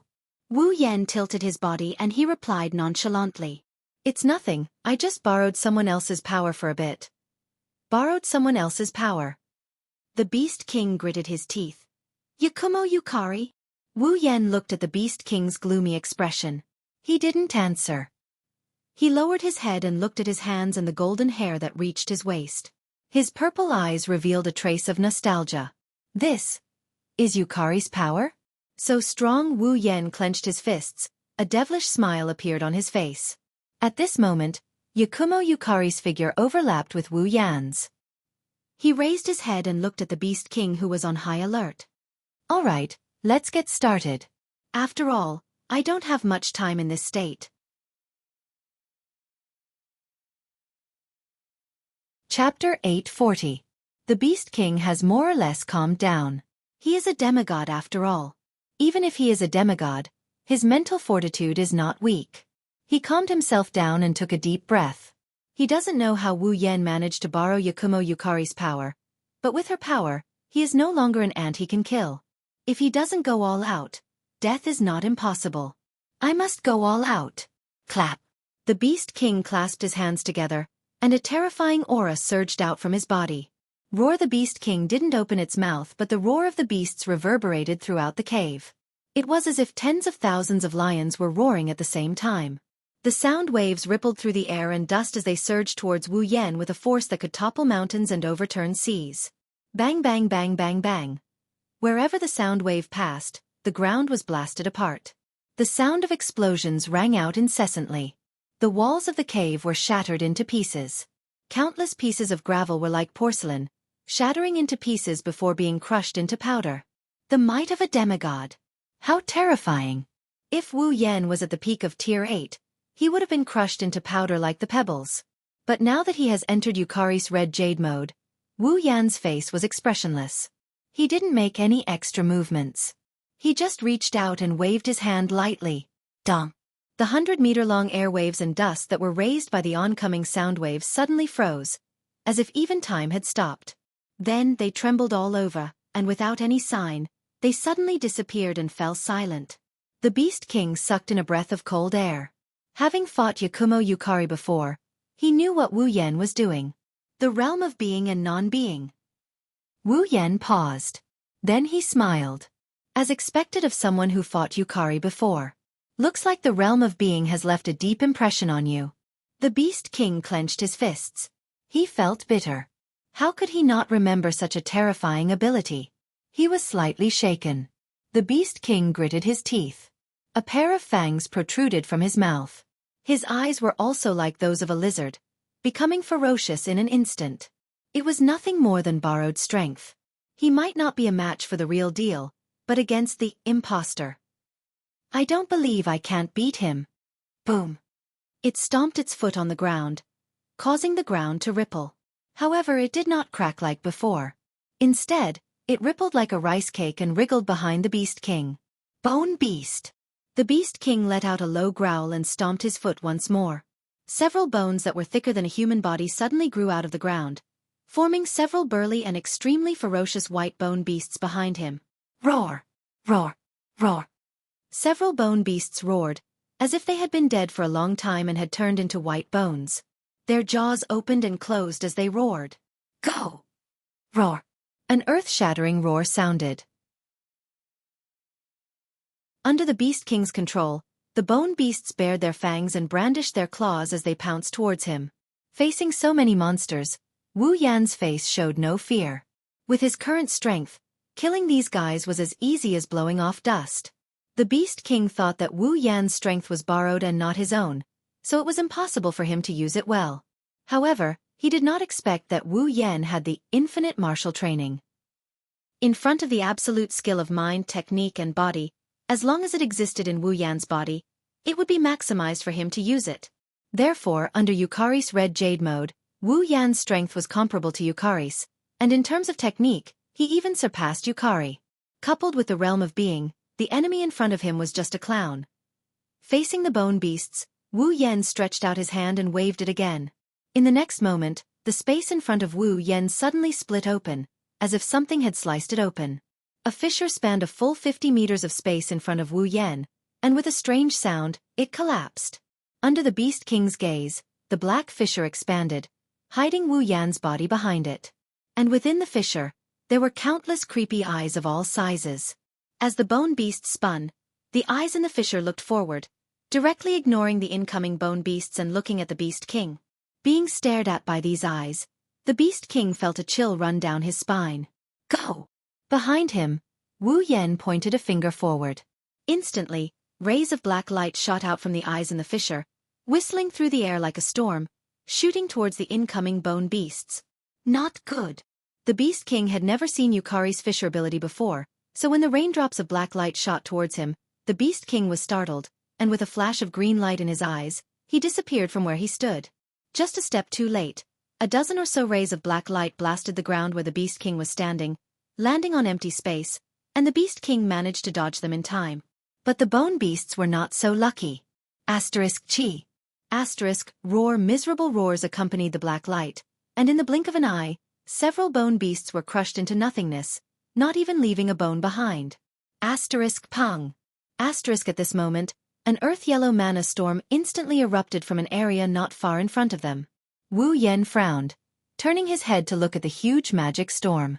There, the Beast King stood in the middle of the storm with a ferocious expression, faint traces of lightning flashing across his body, bringing about a series of loud rumbling sounds that made one's heart tremble. The huge magic storm was nearly 10 meters in diameter, and a vast demonic aura spread out from it. Such a demonic aura could only be possessed by a magical beast. As the king of magical beasts, the demonic aura of the Beast King was so evil that even Wu Yan could not help but have a solemn expression on his face. Such a spectacular scene was completely created by the Beast King relying on the magic within his body. It could be seen that the Beast King had a vast amount of magic in his body, and even as a true ancestor with an unparalleled amount of magic, he could not compare to it for the time being. It was obvious that the Beast King was preparing a powerful spell. A ferocious suction force was emitted from within the magic storm. Under the tearing force of the storm, the hard ground seemed to be experiencing an earthquake as cracks as thick as an arm continuously spread out. The entire cave began to tremble at this moment and collapsed one after another. Wu Yan did not move, allowing his body to be sucked in by the storm. His gaze was firmly fixed on the center of the storm, and he clenched his fist slightly, and an inexplicable force surged in his palm. Roar! Suddenly, within the rotating magic storm, a beastly figure with earthy yellow magic light suddenly shot out like an arrow, passing through the storm. A similarly earthy yellow lightning adhered to its body, directly piercing through space, and fiercely colliding with Wu Yan. The speed of the beastly figure was extremely terrifying, and in a flash, it pounced in front of Wu Yan. In a hurry, Wu Yan could not react in time. By the time he reacted, he hurriedly waved his hand, and the space in front of him distorted again, and the gap suddenly opened. Roar! The beastly figure fiercely collided with the distorted gap, and directly disappeared into the gap. The moment it collided with the gap, the lightning on the beastly figure's body suddenly surged, brushing past Wu Yan's body and shooting behind him, causing Wu Yan's long golden hair to almost be burnt. Humph! Within the magic storm, a cold snort faintly sounded, and with a flash of light, the storm rolled, and a snake completely formed by magic power shot out, directly towards Wu Yan's head. Feeling the sound of wind breaking above his head, Wu Yan's body moved slightly, and directly appeared more than 10 meters away. Chi! The snake figure trembled, and once again rushed out, like a maggot in one's bones, and directly shot towards him. Just as his body stabilized, the sound of wind breaking entered his ears again.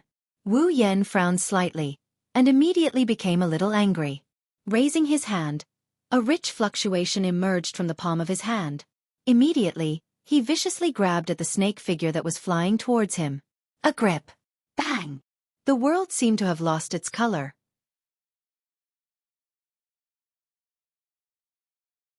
Chapter 841. Pang! With a muffled sound, a dazzling halo suddenly illuminated the entire space within the cave. Clang! Within the halo, another strange sound rang out. It was the crisp sound of metal clashing against metal. In front, the Beast King was in the middle of the magic storm.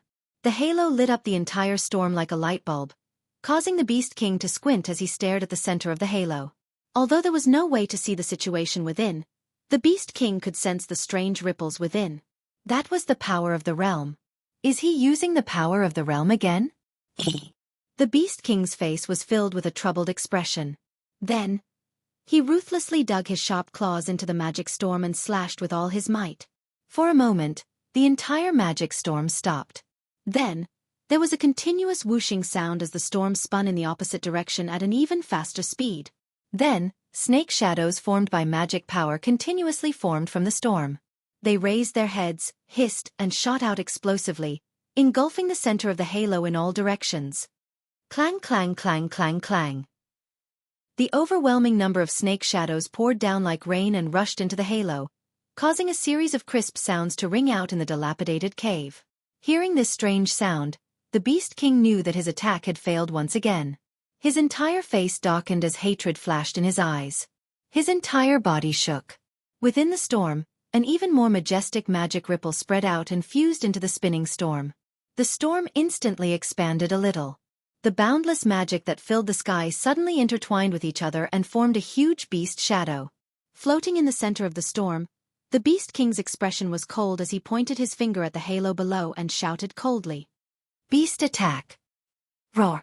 The beast shadow raised its head and roared. As if it had a life of its own, its huge body directly turned into a beam of light. As if it had pierced through space, it appeared above the halo in a flash. Roar! In the next moment, the beast shadow flew into the halo, causing a series of ripples. Wherever it passed, the halo instantly collapsed. It was clearly light, but it shattered like glass and rushed straight into the center. Seeing this, the Beast King was overjoyed. However, just as he was about to rejoice, a beautiful jade-green halo quietly emerged from the beast figure. Then, it slowly dissipated. It was like an exquisite lotus flower that was blooming. The emerald light was entwined in it, and it was breathtakingly beautiful. However, the Beast King's expression changed when he saw this beautiful scene. Under this astonishingly beautiful halo, a destructive and violent energy was leaking out. The moment the lotus blossomed, the beast shadow also charged in fiercely. It collided with the center of the lotus halo. Boom! An earth-shattering explosion resounded in the sky. The walls of the entire cave collapsed, revealing the rocks in the mountain range. A huge hole was blasted in the ceiling of the cave. If someone were to look from the outside, they would see that the center of the barren mountain that contained the cave was completely ventilated, and the entrance of the cave went straight to the top. It shone into the sky. The cave had long been reduced to ruins and completely disappeared. In the center of the ruins, a ferocious beast shadow was entangled with the emerald lotus halo. They continuously eroded each other. In the space where the two intersected, tiny pitch-black cracks began to appear. Even the space itself was collapsing. As the lotus rotated, the jade-green glow caused it to appear just like a green crystal ceramic. Traces of destructive and violent energy lingered over it. Regardless of how the beast charged, it was unable to break through the layer of dazzling light flower. Instead, as they eroded each other, the beast gradually became dimmer. Ka. The ripples in the space became more and more intense. Finally, a powerful suction force exploded from it and sucked some of the rocks and wood on the ground into the halo, shattering them into dust. The beast shadow grew dimmer and dimmer, and the demonic energy on its body also slowly dissipated. As the beast shadow gradually dimmed, the strange phenomenon in the space also slowly subsided until finally, it completely disappeared. Standing in the middle of the storm, the Beast King looked down at the dazzling light flower. Although his heart was also a little shaken, he did not show it on his face. He only clenched his fists tightly and felt a little despair in his heart. Not to mention the never-before-seen gap, the Beast King has no way of dealing with the terrifying power of the realm. In other words, he can't do anything to Wu Yan. His sharp fangs pierced through his lips and blood flowed out. Feeling the taste of blood in his mouth, the Beast King's heart was very unsettled. If he can't even defeat a fake who borrowed power, how can he take revenge when he meets Yakumo Yukari again? Just as the Beast King's heart wavered, the emerald flower floating above the ruins suddenly shot toward the Beast King, leaving a beautiful trail of light behind it. The Beast King hurriedly calmed himself down when he saw the light flower rushing towards him. He spread out his arms and a huge magic storm let out a sorrowful cry. It expanded like a light shield and wrapped around the Beast King. Bang! Just as the light barrier was formed, the light flower suddenly flashed and exploded on top of the light barrier like a bomb thrown into water. Like a magnificent firework, the berserk energy charged downwards. Circles of ripples rapidly spread over the seemingly sturdy magic energy light barrier. The speed at which the ripples spread became increasingly faster. Finally, it was unable to withstand the frightening destructive power and burst apart. The light flower rushed up and hit the center of the light barrier without mercy. Boom! With a muffled sound, the Beast King was directly sent flying, leaving behind a few afterimages in the sky. His figure flashed and dodged the halo that was pouncing towards him. By the time he stabilized himself, his figure had clearly become a little more miserable. Light smoke rose from his body. The Beast King's face was terrifyingly gloomy. With one foot in the air, he floated up. Demigods have the ability to fly on their own. The collapse of the cave gave the Beast King more space to move around. He lowered his head and looked down at the light that had yet to dissipate. His ferocious beast eyes turned vicious. "Don't you plan to come out?" The Beast King's voice was terrifyingly cold. "Then I'll beat you out." As soon as he finished speaking, a majestic magic power burst out from the Beast King's body and floated above his head like water vapor. It wrapped around his body and formed a huge bone statue. The bone statue looked like a lion and a tiger. It was completely composed of bones, but it was no longer grayish-white like before. Instead, it was black and gave off a demonic and terrifying feeling. A ferocious aura descended from the sky, causing the heaven and earth to become somewhat chaotic. His emotionless beast eyes stared at the light barrier. He raised his arm and pointed a finger at the light barrier below. Holy image technique. The bone statue trembled violently. Screech, as if it had come back to life. A sharp beastly cry rang out and reverberated in the air.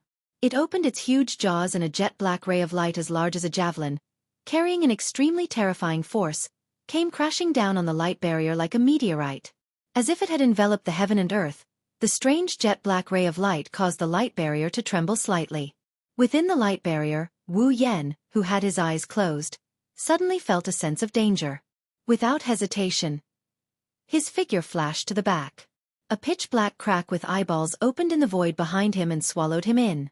Then, it closed abruptly and disappeared. Boom! Almost at the same time, the strange jet-black ray of light descended from the sky and landed heavily on the light barrier. Suddenly, a strange sizzling sound rang out from within.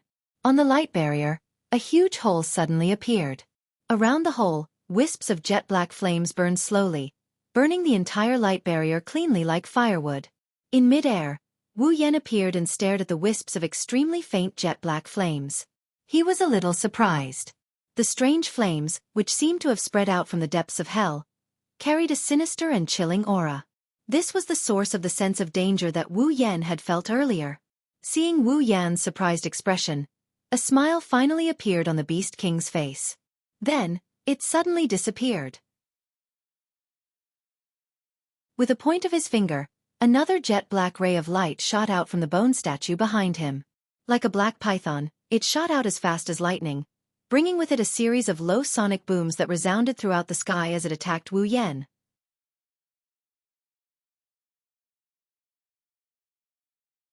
Chapter 842. The strange black light caused Wu Yan, who was floating in the air, to frown. His purple eyes wavered slightly. He could feel that there was an extremely terrifying force slowly working within the black light. It could be said that it was the most powerful force he had ever seen in his life. If he was hit directly by it, even with his current strength, he would be seriously injured. There was a limit to the use of the realm power. If he used the realm of being and non-being to deal with this force, it would definitely work. However, it would take a lot of time. During this time, the Beast King could take the opportunity to attack. Dodge. Under his feet, a crack flashed out. Wu Yan quickly descended and disappeared into the crack.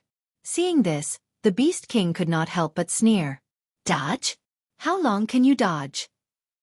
Wu Yan, who was hiding in the crack, did not seem to hear the Beast King's mockery. He used the crack to the extreme. In the sky, cracks constantly flashed out and covered the entire sky in an instant. However, as soon as the gap appeared, the strange black light that followed directly collided with it.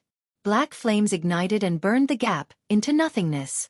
This flame could burn space. Wu Yan, who had flashed out of the crack, was shocked. At this moment, the strange black light turned around and shot towards him. Wu Yan's face turned serious. He waved one hand. The fluctuation of the realm power appeared in his hand and went towards the black light.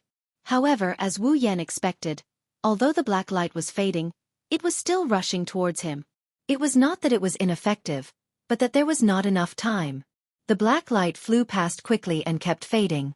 However, it did not stop at all. It was still rushing towards him.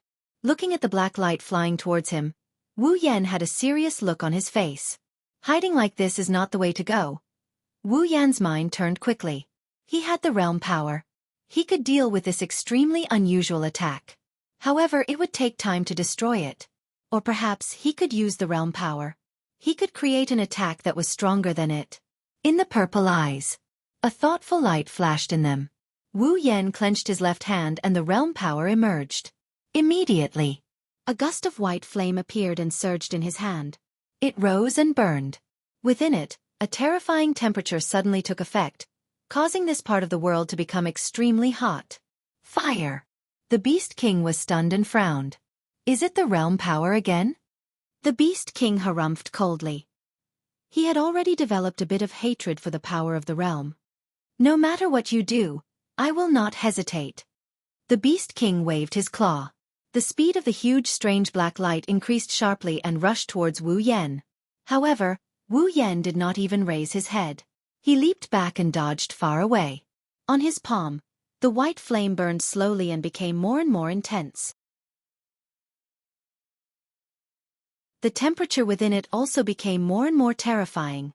It was as if a large rock had been thrown into a calm lake. Spatial ripples spread out from the center of the white flame. Under the scorching temperature, the atmosphere suddenly became violent. When the white flame burned to the size of a millstone, Wu Yan's figure finally stopped. He raised his head and looked at the Beast King in front of him. On his palm, the dense white flame suddenly transformed into a fiery glow and shot towards the strange black light that was heading towards him. The space shook violently. Pitch-black spatial cracks split open along with the white flame. It was as if ink had been spilled on a piece of paper.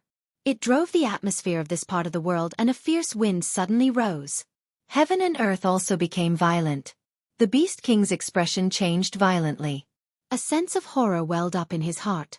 Within the white flame, he truly felt an extreme sense of danger. It was the same feeling that his attack had given Wu Yan.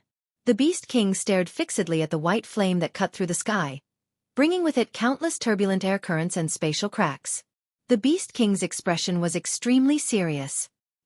He waved his claw, and the black light that swept across the sky flew back like lightning and burrowed into the huge bone statue behind him. As the strange black light burrowed into the huge bone statue suddenly became much more solid. The terrifying aura that permeated the air also became more and more intense. A vein popped out on his forehead as the Beast King roared. Holy Image Technique. Full power. Screech behind him. The bone statue raised its head to the sky and let out a sharp beastly cry. The pitch-black light expanded greatly. The vigorous black light squirmed on the bone statue for a moment. A moment later, all of it condensed into its mouth, forming a vortex that resembled a black hole. A terrifying magic fluctuation swept out from the black vortex, also stirring up the surrounding atmosphere and rolling into a whirlwind. The temperature was the exact opposite of the scorching heat brought about by the white flame. The black vortex caused the temperature of heaven and earth to continuously drop. Roar! The Beast King's expression was ferocious. With a roar, the black vortex on the bone statue suddenly shot out like a cannonball. A stream of white flames streaked across the sky. The pitch-black vortex ruthlessly met it with a resolute force. The next moment, boom, a thunderous explosion suddenly sounded, stirring up countless ripples. The airflow that the two brought along with the enormous sound wave seemed to have substance as it crazily poured down from the sky. The wild and ferocious fluctuations stirred up the dark clouds in the sky until they began to churn. Amidst the explosion, the pitch-black vortex quietly exploded. Without any sound, it turned into pitch-black flames that surged out. Together with the white flame, it was like a huge wave in the sea, crashing into each other with a loud bang. The entire sky had turned into a world of flames in an instant. White and black filled the entire sky, dividing it into two halves. In the white sea of fire, the temperature rapidly rose, while the black sea of fire crazily froze the air. The two waves of fire covered the sky at this moment, and the thick layer of dark clouds was actually evaporated into nothingness. The white and black waves of fire spread out, burning each other towards their respective masters. Wu Yan and the Beast King's expressions changed. One quickly opened up a gap to swallow the oncoming waves of fire, while the other burned with magic to form a bone shield, blocking all the aftershocks. Fortunately, it was only the aftershocks. Otherwise, the two of them knew their own attacks. This degree of resistance was not much different from not having any. In the center of the black and white sea of fire, the two colors of fire constantly collided. Under the waves of fire from both sides, ripples of energy undulated. The two sides seemed to be fighting to a standstill, each with their own territory, but not long after, a strange phenomenon suddenly occurred. A small dot of light flashed from the center of the collision between the two flames, and then rolled up. The white and black flames rushed into the dot of light at the same time, and in just a moment, they were completely swallowed by the dot of light. The sky suddenly fell silent. Gotcha! A crisp and soft sound quietly rang out in the silent sky. The sound was very soft, but it still did not escape Wu Yan and the Beast King's ears. The two of them only felt their hearts tighten. They suddenly raised their heads and looked forward. Their eyes fixed on the small dot of light, and their pupils shrank. There, a small spatial crack was spreading around the dot of light. The crack was not conspicuous, But with Wu Yan and the Beast King's eyesight, they could see it clearly. The moment they saw it, their faces changed dramatically. This was because they could faintly sense a destructive force fluctuating in the dot of light. Kacha! Kacha kacha! The dot of light trembled, and as it trembled, the small spatial crack also spread wider. The faint kacha kacha sound slowly rang out, and in the end, it was almost a continuous sound. Could it be? A thought came to their minds. Wu Yan and the Beast King's hearts jumped, and they quickly retreated. The moment they retreated, the dot of light stopped. Boom! A terrifying spatial storm, accompanied by white and black flames, surged out from it. It expanded at an unimaginable speed, and engulfed the retreating Wu Yan and the Beast King. A roar, devastating the world.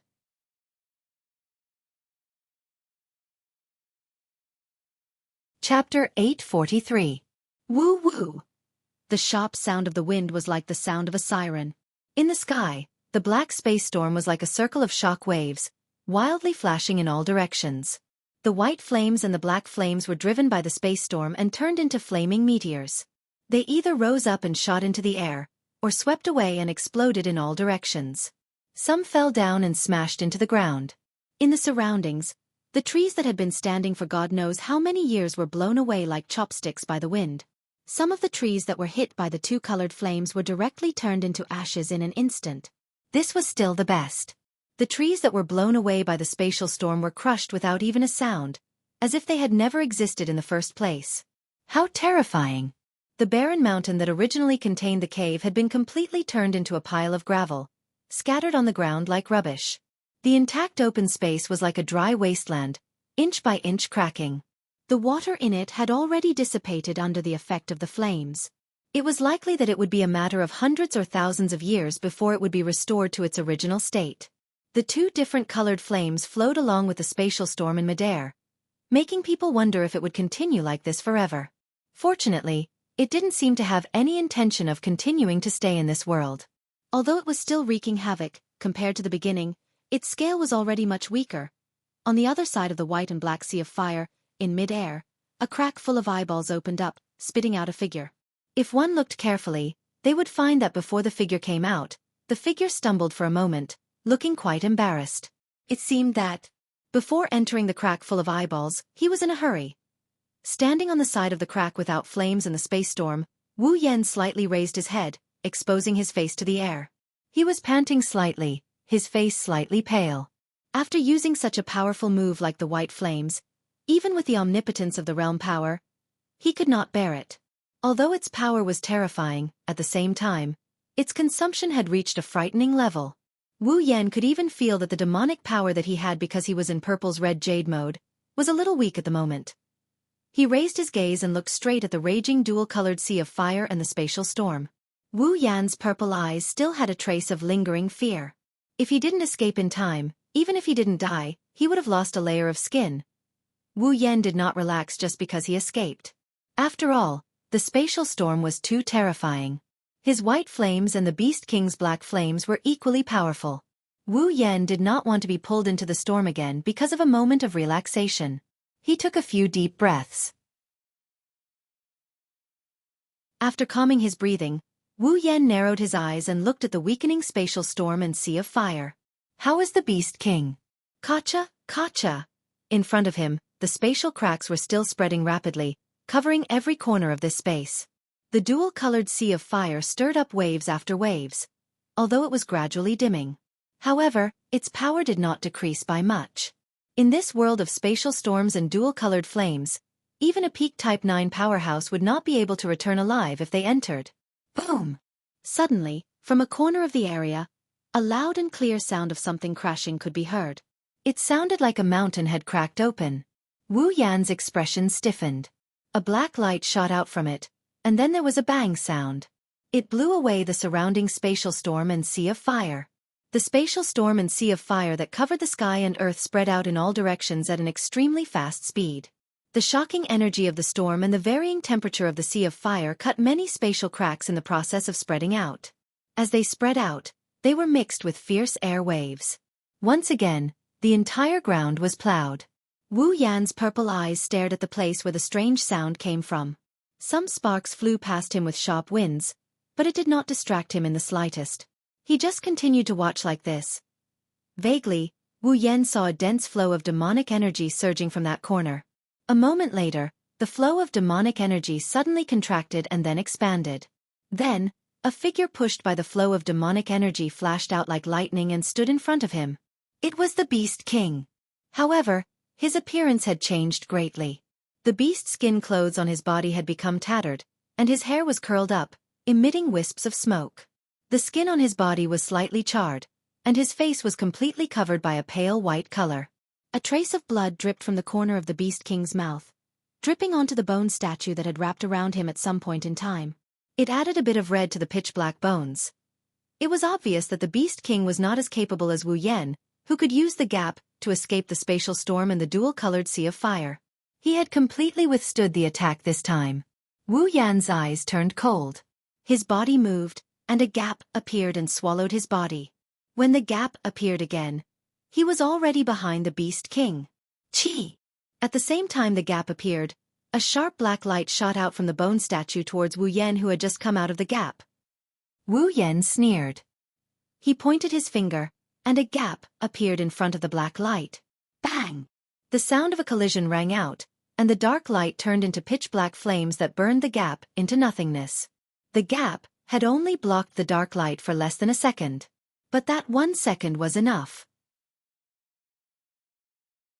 Wu Yan pointed his finger again, and a beam of light shot out from the tip of his finger. Like a cannonball, it slammed into the Beast King's figure in the bone statue. Bang! When the light beam exploded, the violent impact caused the Beast King to let out a muffled groan.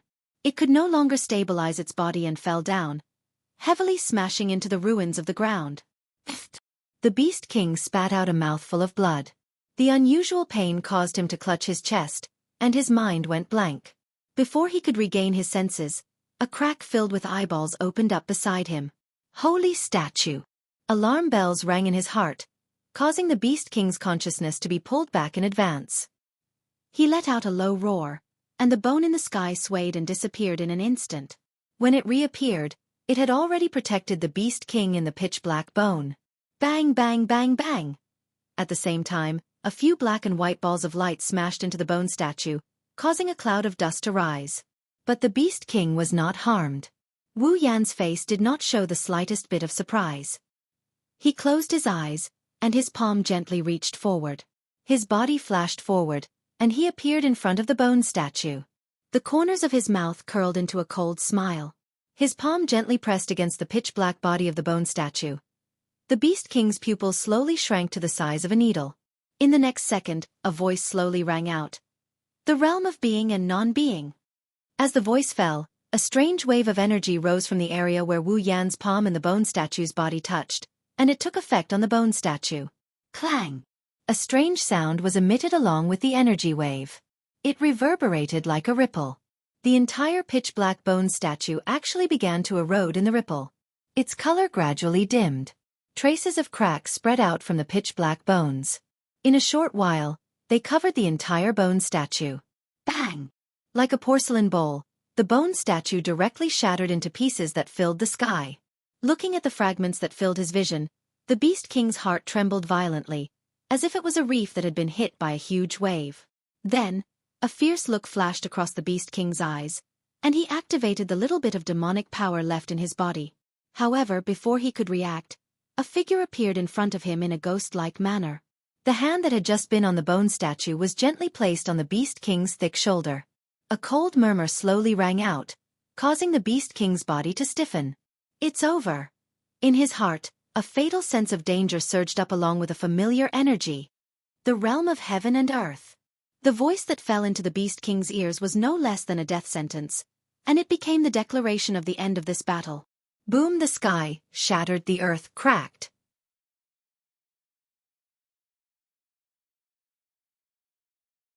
Chapter 844. Boom! An earth-shattering roar echoed throughout the behemoth forest, even reaching the campsite outside the behemoth forest. In the campsite, all the patrols in the middle of the night were shocked by the loud noise. They reflexively raised their heads and looked towards the source of the sound. They were completely dumbfounded. Not to mention them, Even the guards who were startled awake by the noise and walked out of their tents to check the situation were also stunned on the spot. They all looked into the distance in a daze, disbelief, and shock. Countless emotions surfaced on their faces and eyes. What did they see? It was like the end of the world. Was this a dream? Countless people who were awake, those who were unconscious, those who were just sleeping, and those who were patrolling at night, all had the same thought at almost the same time. Their faces were filled with absent-mindedness. In their field of vision, the sky was still slowly shattering. They could also feel the ground trembling slightly. It was obvious that not only the sky, but the ground in that area was also suffering from a destructive attack. Heaven and earth were in that area. It had long become a luxury. Not a single bit was left. Without a doubt, if this phenomenon continued, then sooner or later, the campsite would also be included. The guards in the campsite were all at a loss as to what to do. Some of them were desperately shouting, while others ran towards the direction of the higher-ups, seeking instructions. Some of the more timid guards even began to escape from the campsite. In an instant, the entire campsite was in chaos. Don't panic! Don't panic! In the center of the campsite, Pelosi shouted at the top of his lungs. Even he was inexplicably frightened. But it was not to the extent of causing a commotion because of an unknown phenomenon. He suppressed the shock in his heart. Pelosi raised his hands. He shouted loudly, "Everyone gather here for me. Wait for orders." Hearing Pelosi's words, the guards recovered from the sudden situation that caused them to be at a loss. Although the clamor was still there, it was not as chaotic as before. However, the operation was no longer as chaotic as it had been at the beginning. People continued to gather in the open space in the central area, waiting for the higher-ups to make arrangements. Seeing this, Pelosi heaved a sigh of relief. He raised his head and glanced at the shattered world, then glanced at the void hanging in the sky. A drop of cold sweat dripped down his forehead, and his entire back was drenched. His heart was wrapped in a chill, and Pelosi couldn't help but shiver. What the hell is going on here? Pelosi could not understand. Pelosi bitterly shook his head. He felt that ever since Wu Yan and the others came to the campsite, the daily here had disappeared. Many things were out of his control and beyond of his ability. This made Pelosi felt for the first time. He felt that he, as a peak of the 8th rank, was not all that. What Pelosi did not know was that in the battle that caused the sky to shatter, he, as a peak of the 8th rank, was nothing. Clenching his slightly pale hands, Pelosi once again took a deep look at the sky. After which, he walked towards the Thunder King's tent. Pelosi was destined to end up empty-handed as the Thunder King was no longer in the tent. The shattered sky attracted the attention of the people in the campsite. It did not escape the eyes of Chuju, Mikoto, Shokuhu Misaki, Kotori, and the others. The girls came out of their tents and looked at the scene of the apocalypse. Even they were shocked. Too scary. Looking at the black hole hanging in the sky, Hinajuku couldn't help but mutter. The sky shattered. Isn't that terrifying? What the hell is going on? The fearless Mikoto shrunk her neck in fear. Did something happen in the giant beast's forest that gave us a headache? Shokuhu Misaki narrowed her eyes and exchanged glances with Kotori. Both of them seemed to be deep in thought, causing the girls around them to be confused. From the looks of it, you two seem to know something. Kurumi stood on her toes and tilted her head. Not really. Shokuhu Misaki sighed. I just have a feeling that it's not a natural phenomenon. Mikoto rolled her eyes and retorted. Isn't that the same as not saying anything? What kind of natural phenomenon could cause something like this? No, that's not what Shokuhu meant. Kotori replied on behalf of Shokuhu Misaki. She meant that the sky shattered because of someone's actions. Ha! Hinajuku and Mikoto looked at each other with an amused expression. Are you trying to say that the shattering of the sky was caused by someone? I'm afraid. Shokuhu Misaki lowered her head. I think so. Kotori said with uncertainty. Hey, are you two joking? Kinuhata Sai was the first to react. Is there really someone who can shatter the sky? I think so too. Mikoto furrowed her brows. I don't believe anyone can do that, even if it's a demigod, unless... Chuju laughed bitterly. Unless it's a celestial. But celestials don't exist anymore, right? Frenda hit the bullseye. That's the same as not saying anything. The girls laughed bitterly. Indeed, they have been discussing this for so long and there's no way they can come up with anything. Unless they go there and take a look. Go there and take a look. The girls raised their heads and looked at the sky that was still filled with debris. The thought was extinguished in less than a millisecond. Kotori suddenly noticed something. Ikaros, who was standing behind everyone, was looking at Wu Yan with her indigo eyes. In her eyes, a data box was floating back and forth. It was very unstable. What's wrong? Ikaros didn't turn around. She was still looking at the sky, but the answer that came out of her mouth shocked the girls. Master is there. What did you say? The girls were shocked. Mikoto screamed. You said that guy is there. Ikaros. Shokuhu Misaki's expression turned serious. Can you sense Xiaoyan's presence? Ikaros shook her head. I don't know, but I know that Master is there. The girls looked at each other in confusion, but they didn't doubt her words. They knew Ikaros wouldn't lie, especially when it comes to Wu Yan. I'm afraid Ikaros is right. Kotori gritted her teeth. Her red eyes flashed with panic. There's no way Onii-san didn't notice such a huge change, but he still hasn't shown up. The only explanation is that he's there. Master. Master is really there. Astria's hands moved. Toka asked in a panic. Shido is fine, right? No way. Shokuhu Misaki denied it. If something happened to him, we would be dead already. Let's go. Mikoto said. Let's go take a look. The girls nodded without hesitation. They forgot that they didn't want to go take a look. It was at this moment that a cool breeze blew over from afar, heading toward where the girls were. By the time the breeze dissipated, the Thunder King, who was carrying Marcus with one hand, appeared from within. Great. You're all here. Without waiting for the girls to speak, the Thunder King took the initiative to shout. Quick. Come with me to support the little guy. Lei Wang confirmed Wu Yan's whereabouts. The girls nodded and followed Lei Wang. They rushed towards the shattered sky in the behemoth forest.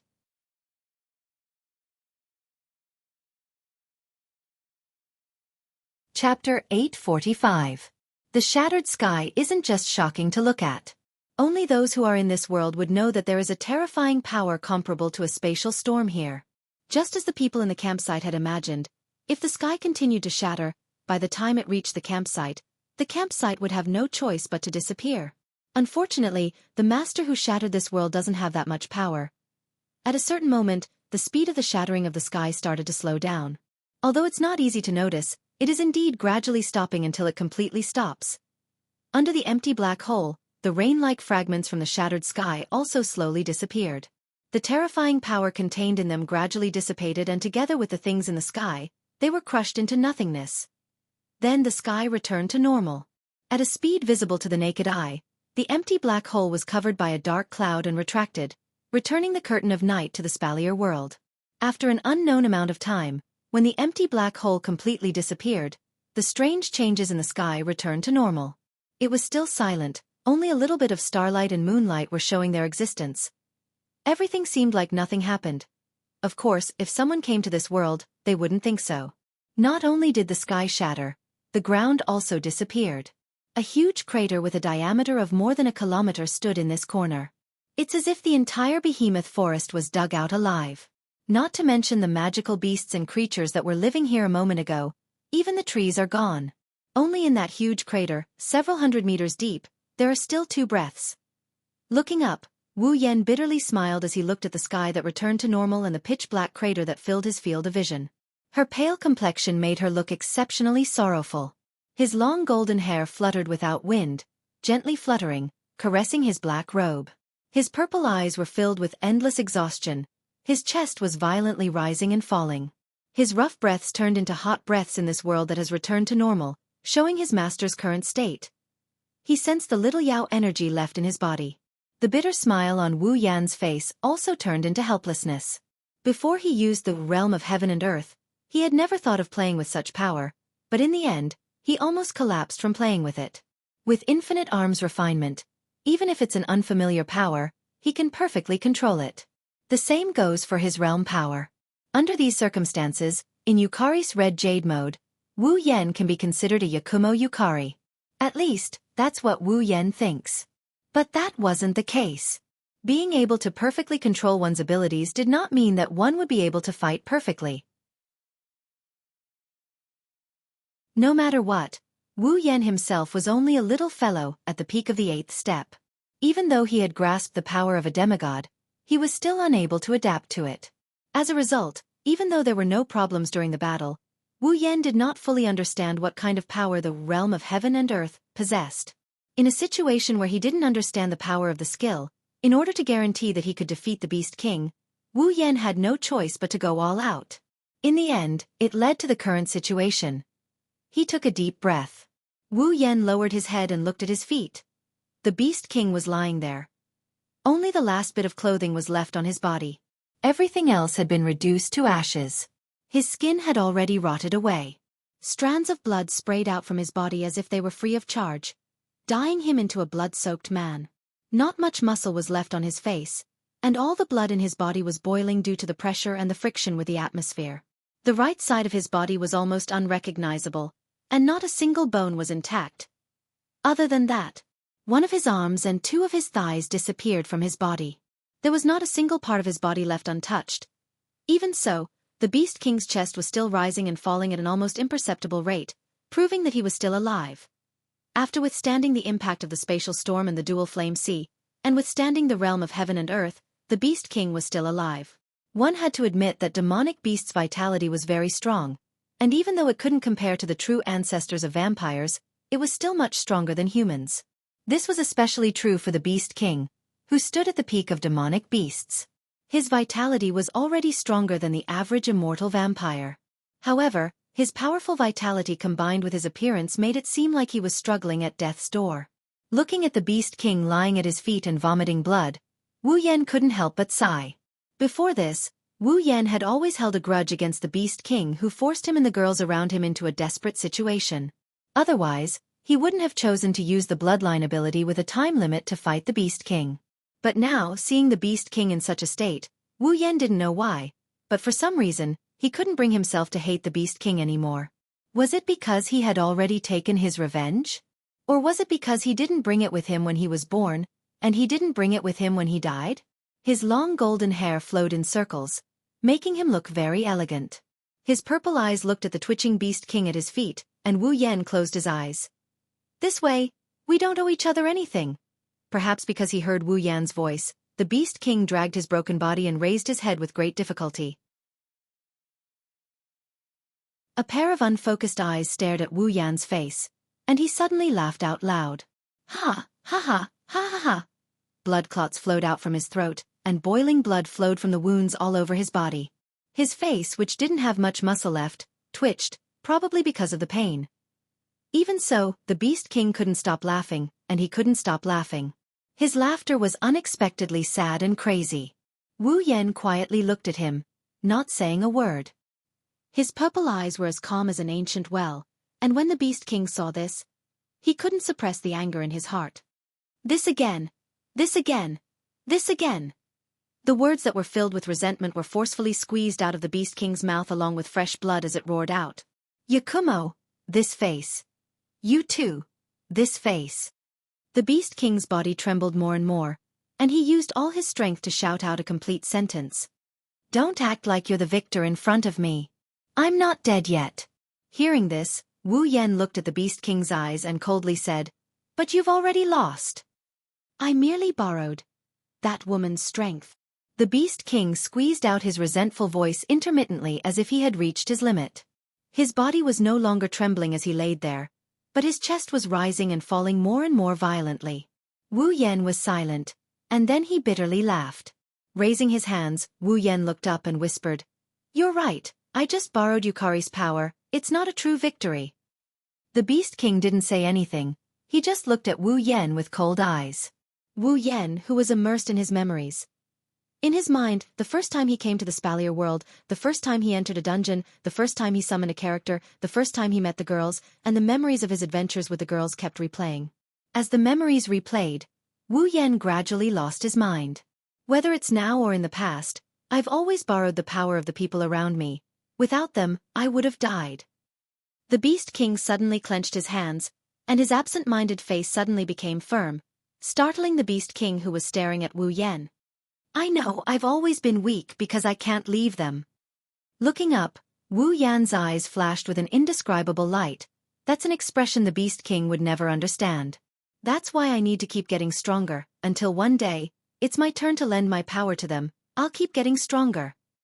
Wu Yan glanced down at the Beast King who was still in a daze. Beast King, you're really strong in this world. There are only 5 people who can compare to you, and I one day will climb to the top. But by that time you won't be able to see it. Opening his eyes slightly, Wu Yan raised his hand. A trace of power was gathering on it. I hope we won't be enemies in the next life. Saying that, Wu Yan's hand fell on the Beast King's chest.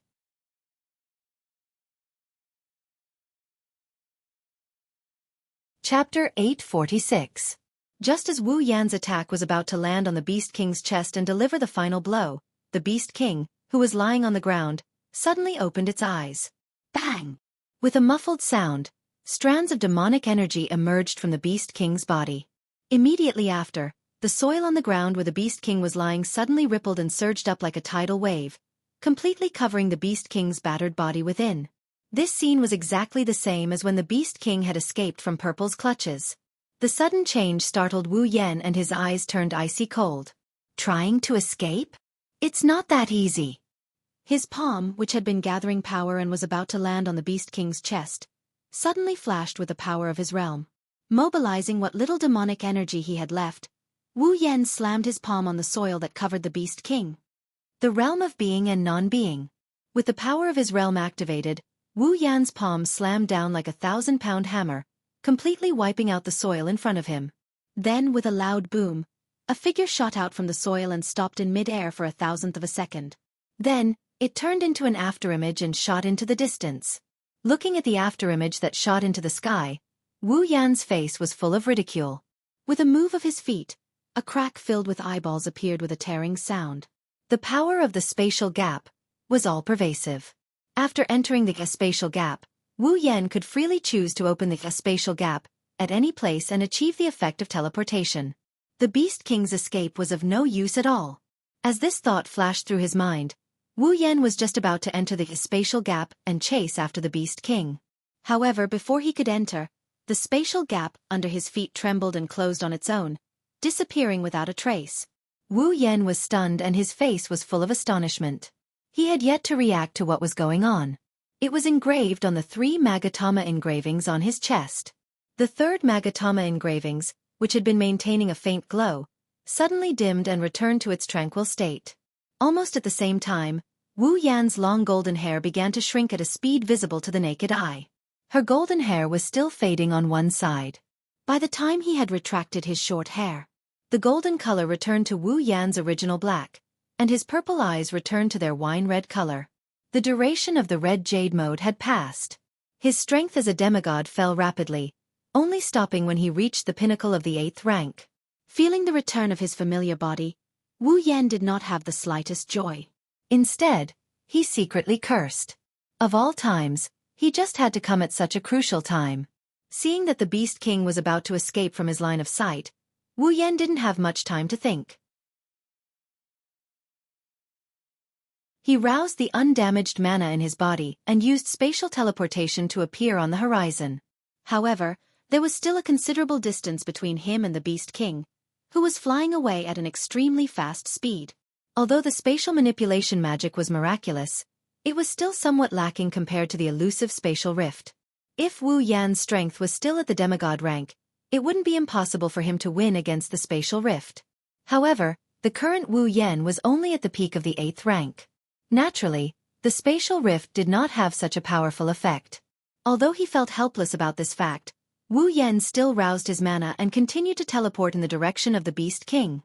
No matter what, even if he didn't have the powerful movement range of the spatial rift, with teleportation and flight, it was only a matter of time before he caught up. Looking at that broken figure, Wu Yan's eyes flashed with a cold light. You can't escape. In the sky above the behemoth forest, a streak of light flashed past like a bolt of lightning. In the blink of an eye, it rushed into a continuous mountain range in the behemoth forest.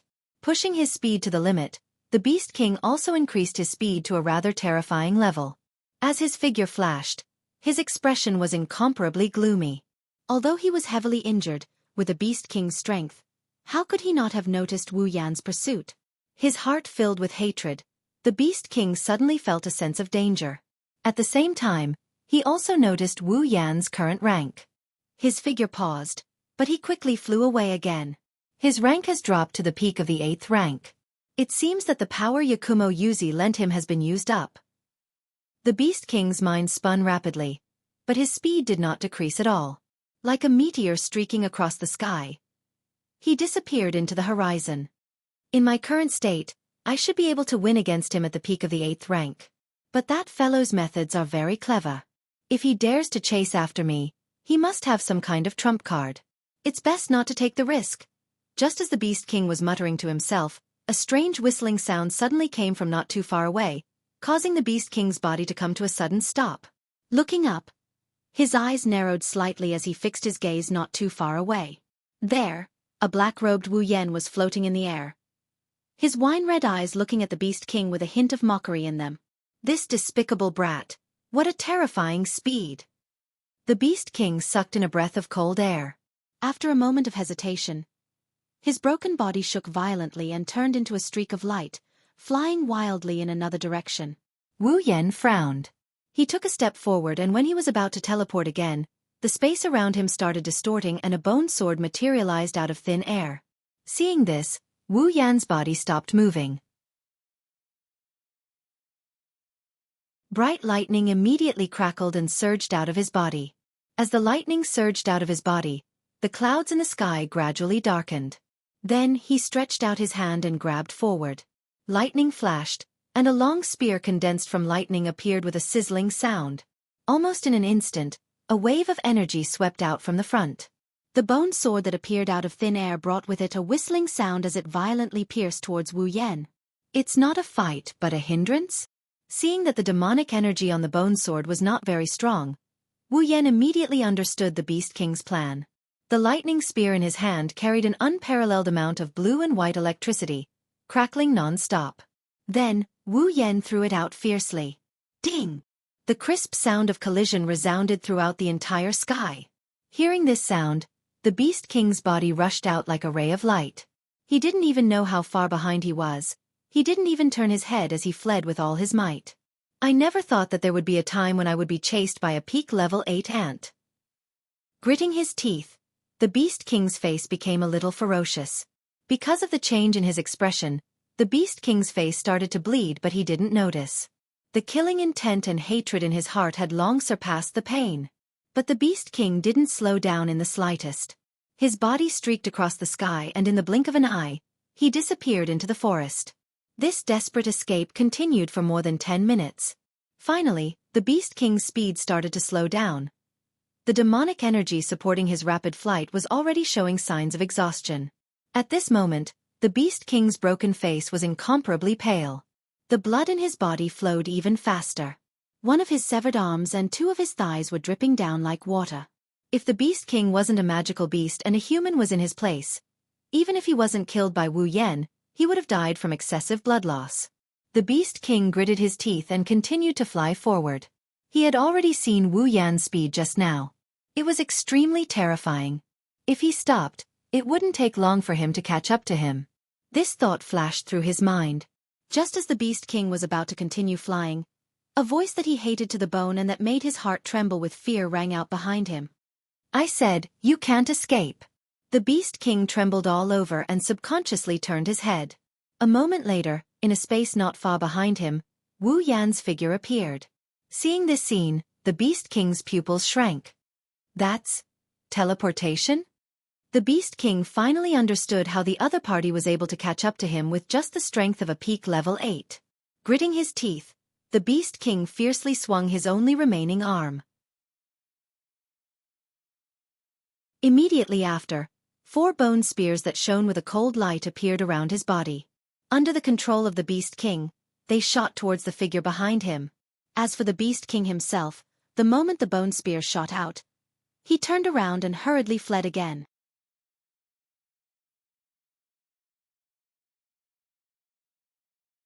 Chapter 847.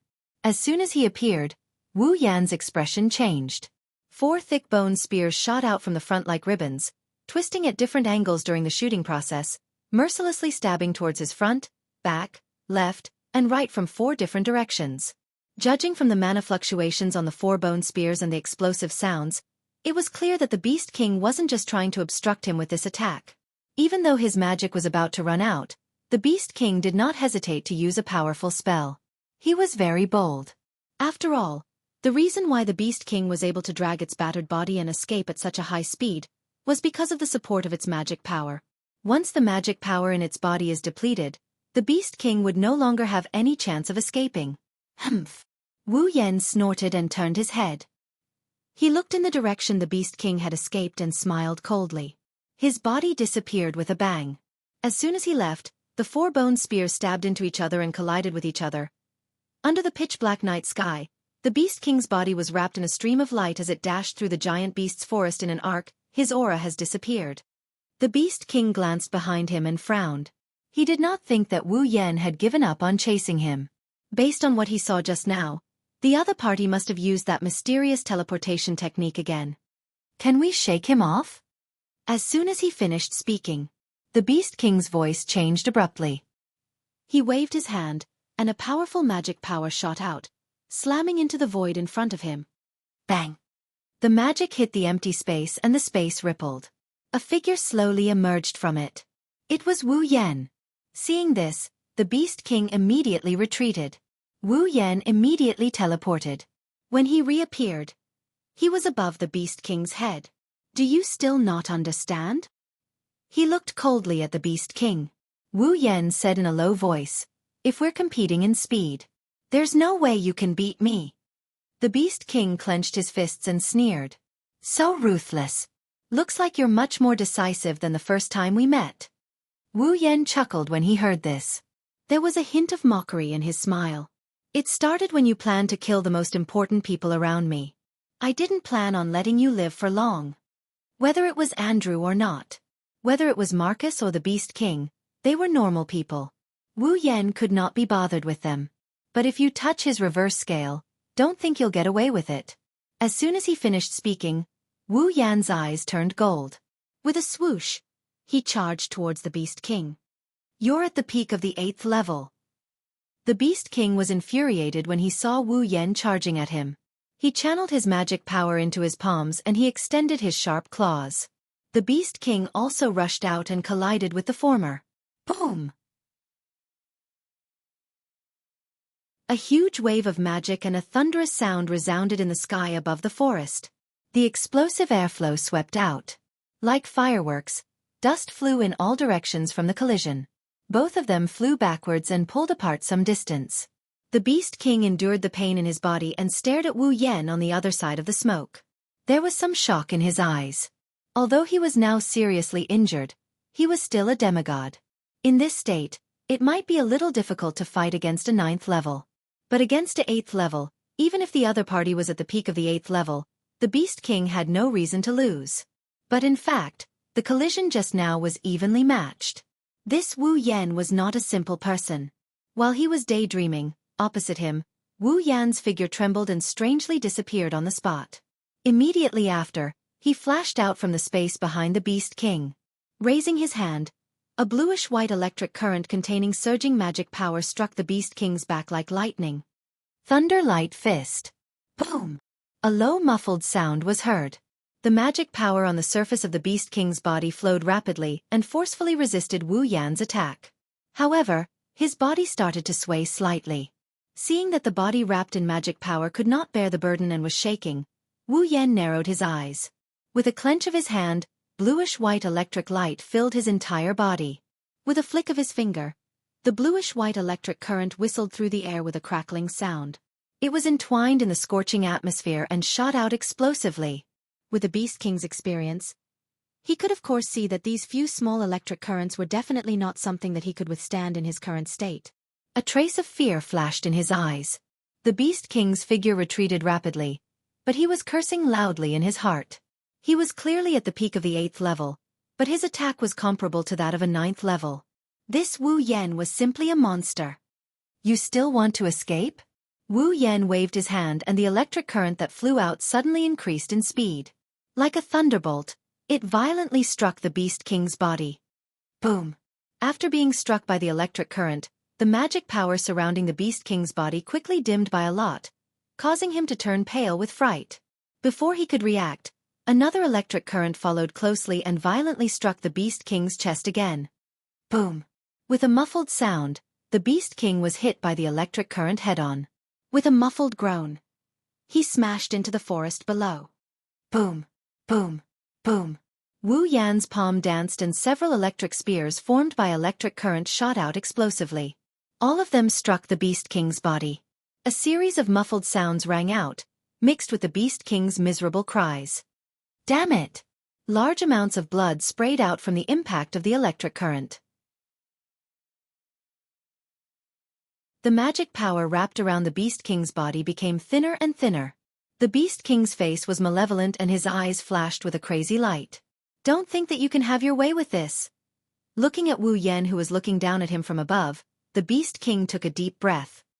His chest slowly puffed up as he raised his head and roared violently. Roar! The deep roar rapidly reverberated from the Beast King's mouth, turning into a sound wave. With a boom, it exploded in the sky above the behemoth forest and scattered in all directions. Seeing this scene, Wu Yan deeply furrowed his brows. In his heart, a bad premonition quickly rose up, causing him to raise his hand reflexively. Li! Wu! Ying! Just as Wu Yan was about to use the railgun to directly end the Beast King, a series of continuous beast cries suddenly rang out from the horizon not far away. Wu Yan's movements froze and he abruptly turned his head to look at the source of the sound. With one look, his face immediately froze on the spot. All he saw was a group of flying magical beasts emerging from the behemoth forest below. An endless stream of flying magical beasts continuously flew over here. Not good. Wu Yan's face also changed. The Beast King coldly laughed and loudly shouted, "Attack! Li! Wu! Ying!" Under the Beast King's command, the group of magical beasts did not hesitate at all. Flapping their wings or using flying magic, they quickly rushed towards Wu Yan. Among them, there were 7th level, 8th level, and even 6th level and below.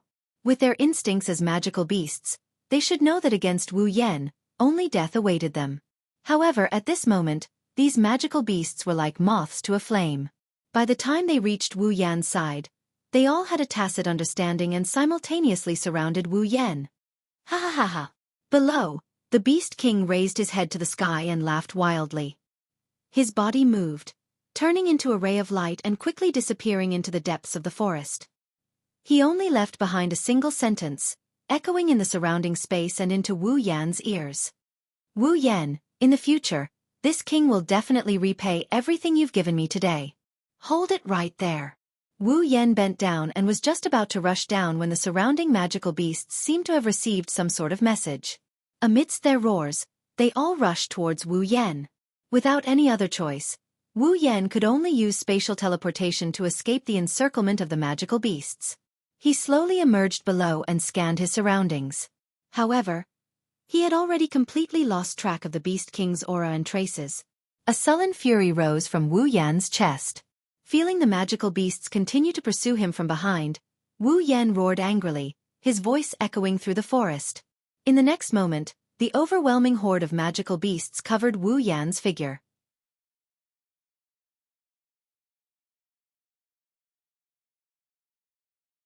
Chapter 848. More than a dozen shadows are moving at a terrifying speed. They are running around the tree-filled behemoth forest. They are like thin black ribbons, shuttling back and forth, heading towards a certain direction. One could faintly see that a few of these figures had a pair of wings on their backs as they floated in the air. However, their speed was not inferior to the former's. In fact, they were even faster than the former's as they nimbly shuttled through the forest. From the looks of it, they seemed to be in a hurry. Shokuhu Misaki may have a unique ability, but in terms of physical strength, she was at the bottom of the pack. That's why Ikaros was holding her in her arms as they flew through the air. Shokuhu Misaki took a look at the sky and frowned. The sky that looked like it was the end of the world a moment ago has returned to normal, but she didn't feel at ease at all. Instead, she started to worry. According to Lei Wang, That scene was probably caused by Wu Yan's battle with the Beast King. Shokuhu Misaki doesn't know who caused that scene, but the thought of Wu Yan fighting alone made her uneasy. Back then, Wu Yan, her group, and Fei Fei couldn't do anything to the Beast King. Only Flandre-chan was able to inflict some minor damage to him. Now, Wu Yan is fighting alone. Compared to back then, no doubt. Now, Wu Yan is definitely stronger. Not only did he level up, he also has a new ability. He is strong enough to dominate all those below Tier 9. Wu Yan can even take on those who just reached Tier 9. But the Beast King is a demigod. Even if Wu Yan uses Flandre-chan's Ruby mode, he is still no match for the Beast King. Thinking of this, Shokuhu Misaki couldn't help but start to worry. Shokuhu Misaki didn't know that Wu Yan had Yukari's Ruby mode other than Kurumi and Flandre-chan's. When Yukari left, she and Mikoto were still looking after their sisters in the Behemoth Forest. Naturally, they didn't know when Yukari left. She even gave Wu Yan a drop of her blood. After that, Wu Yan returned to the Spalier world and reunited with them a few days ago. It's understandable that she didn't tell Shokuhu Misaki about this. Chuju and the others knew about this. However, she was still worried and didn't explain it to Mikoto and Shokuhu Misaki. Now, everyone here only had one goal, and that was to get to Wu Yan's side. Li. Wu. Wu. Ing. Just as the group was hurrying forward, the faint cries of beasts reverberated in the distance. The Thunder Sovereign, who was most sensitive to wind, was the first to hear this sound. Did you guys hear a beastly roar? Beastly roar. The girls paused for a moment. What's so strange about that? Mikoto pursed her lips. Her gaze never left the front, not even for a second. This is the Behemoth Forest. There are demonic beasts everywhere. How can there be no beastly roars? Lei Wang didn't feel relieved. Instead, he became even more confused. That's not right. It's nighttime. The demonic beasts in the Behemoth Forest wouldn't roar so loudly. The nocturnal demonic beasts wouldn't roar to scare away their prey. Also, this roar sounds like... Kotori suddenly looked up. The flames on her feather robe started to glow. It doesn't sound like the same type of demonic beast. It sounds like many types of demonic beasts are roaring at the same time. Many types of demonic beasts roaring at the same time. Shokuhu Misaki was surprised. You mean there are many different types of demonic beasts gathered together? Kotori nodded. Seeing this, Hinajuku was confused. But that's not right. The demonic beasts in the Behemoth Forest aren't of the same species. It's impossible for them to gather together. No. That's possible. Shokuhu Misaki's eyes lit up. Lei Wang's eyes lit up as well. The girls who knew what was going on also realized. Demonic beasts gathering together. Isn't that what happens when the Beast King appears?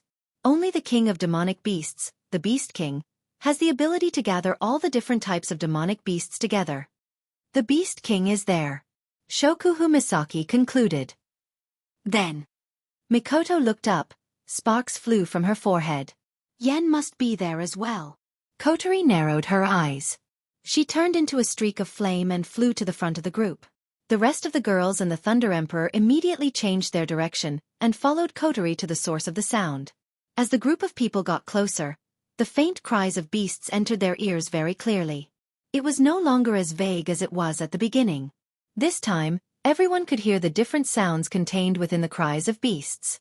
For example, angry roars, and also screams. After exchanging glances with each other, the group of people became even more certain of their guesses. They used 120% of their speed to rush forward. Very soon they also saw it. In the sky above a certain area, countless demonic beasts were charging towards a single direction.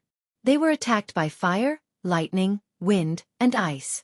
They fell down into the Behemoth Forest.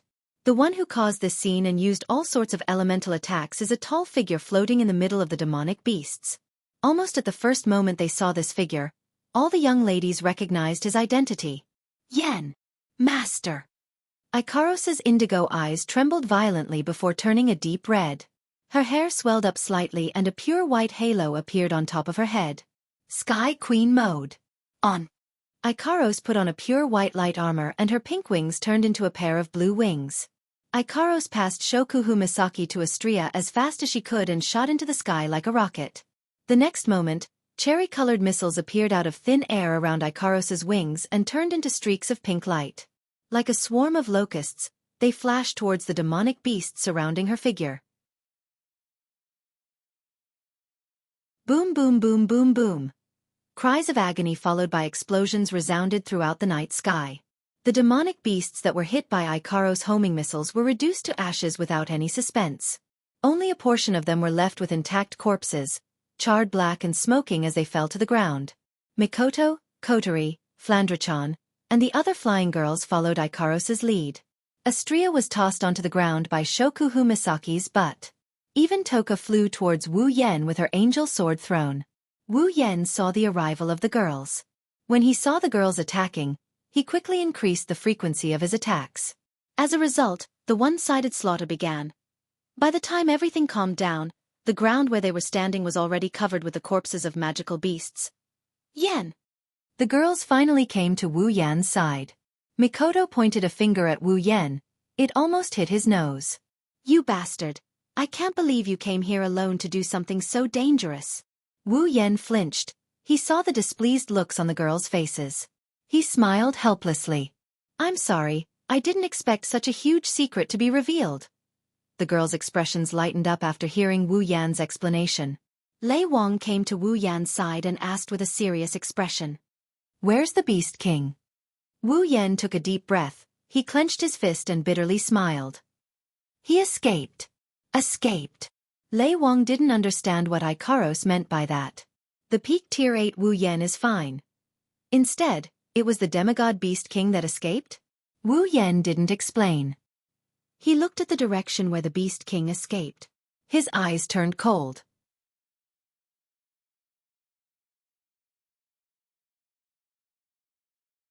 Chapter 849. Ding! Congratulations to user for leveling up. Current level 80. Suddenly, a system notification rang in Wu Yan's mind. Wu Yan, who was staring at the direction where the Beast King disappeared, was jolted out of his daze. Before he could react, a thick blood-colored aura rose from Wu Yan's body and quickly spread throughout his body. The sudden change startled everyone, including Wu Yan himself. But before anyone could react, Mikoto, Kotori, Astria, and Toka also experienced the same phenomenon. Mikoto's body flashed with a large amount of blue-white electricity. Kotori's body also ignited with a scorching flame. The color of the flame deepened as it enveloped Toka. Even Astria's body glowed brightly, illuminating the space around them. For a moment, blood-red, blue-white, fire-red, purple, and white lights flashed from the 5 people's bodies. They emitted a dazzling light in the dark night, eroding the surrounding darkness. Even the ground where the 5 people were standing began to crack under the effect of an inexplicable force. With a loud bang, 5 holes were blasted out. Everyone's expression changed. The girls who were closer to Wu Yan's group were almost caught in the shockwaves caused by the phenomena. They all shrieked in shock and hurriedly retreated. Lei Wang, who was closer to Wu Yan, was the first to suffer. He was hit by a few streams of blood qi and the shockwaves forced him to retreat. Everyone looked at Wu Yan, Mikoto, Kotori, Toka, and Astria in a confused manner. If they didn't see the people involved, they wouldn't know what's going on. They thought the other party was playing a prank on them. What's going on? Lei Wang clutched his aching chest as he stared at Wu Yan and company. His face was filled with shock. He could feel that as the 5 people's strange phenomena occurred, their auras were becoming stronger and stronger. Their auras were slowly rising until now. It had already surpassed the strength of an ordinary peak tier 8. The Thunder Emperor did not know what was going on with the strange phenomenon that was happening to Wu Yan and the others. However, it was not as if the Thunder Emperor had never seen the phenomenon of their auras gradually rising. In fact, he had even experienced it himself. This was a phenomenon that would only happen during a breakthrough. A breakthrough. The moment this thought appeared in the Thunder Sovereign's mind, he was stunned. Although the Thunder King wasn't very clear about the strength of the girls, he was still very confident. However, he had only inquired about Wu Yan's strength during the day. At that time, Wu Yan had told him that he was already at the peak of the 8th rank. Wouldn't the peak of the 8th stage be the 9th stage? The The Thunder King's mouth slowly opened wide. Little fellow. Is ascending to the 9th stage? 9th order? Hearing Lei Wang's words, the rest of the girls were stunned. Even Mikoto and the rest who didn't know how to react to the strange phenomenon on their bodies were stunned for a moment. Then they were overjoyed. That should be it. Shokuhu Misaki pretended to be calm. However, the sparkle in her starry eyes revealed her current mood. The other girls also had joyous looks on their faces. Wu Yen, Mikoto, Kodori, Toka, and Astria were already at the peak of the 8th rank. Now that the Beast King was defeated by Wu Yen, the experience of a demigod allowed the 5 of them to take the crucial step into the 9th rank. Lei Wang was the only one who was stunned. He looked at the happy faces of the 5 in front of him and couldn't close his mouth for a long time. Right in front of his eyes, 5 Tier 9 powerhouses were about to be born. Lei Wang felt dizzy just thinking about it. When he first found out that Ikaros and Flandrachan were already at the 9th rank, he couldn't accept it at first. It was only when he saw it with his own eyes that he had no choice but to accept it. But now, the 5 of them who were at the same level as him were ascending to the 9th rank right in front of his eyes. If it was just one of them, Lei Wang's reaction wouldn't be that bad. But the problem was, there were 5 of them ascending to the 9th rank right in front of him. At the same time. Who could see 5 people ascending to the 9th rank at the same time? And they were all still young kids? Even the 4 god-tier powerhouses of the Spalier world didn't have the luck to witness this. Lei Wang was in a state of confusion. The 5 of them were overjoyed. They closed their eyes and started adjusting the energy in their bodies.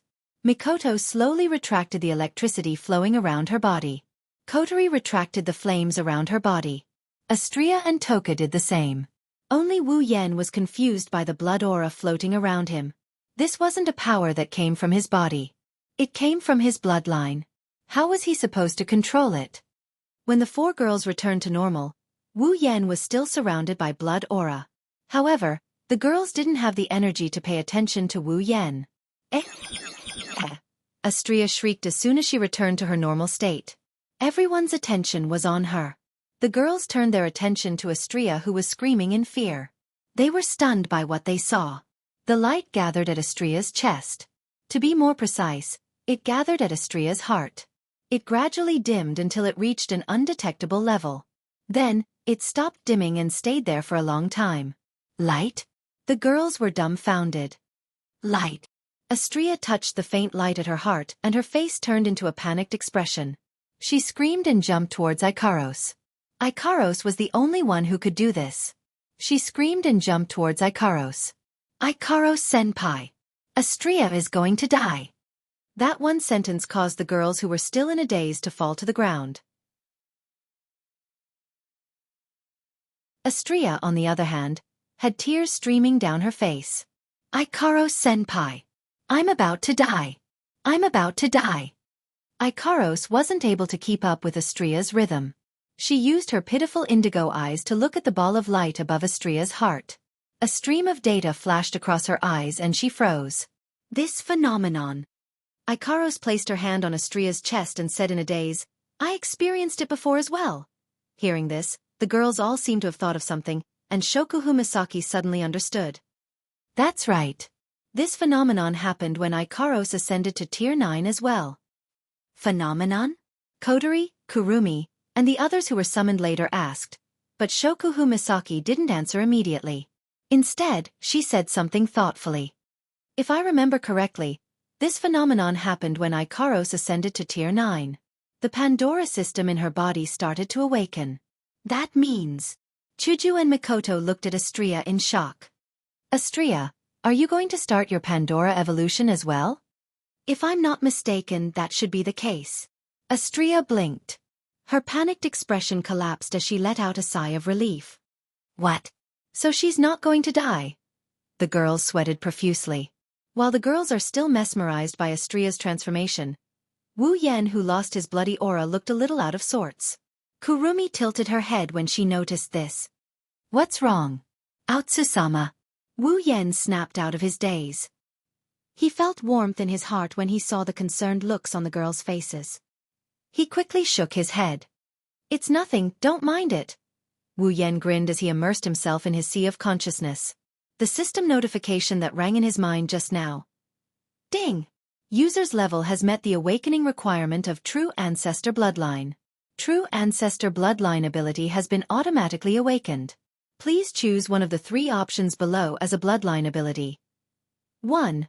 Mist Transformation. 2. Blood Pact. 3. Vassal Beast Summon.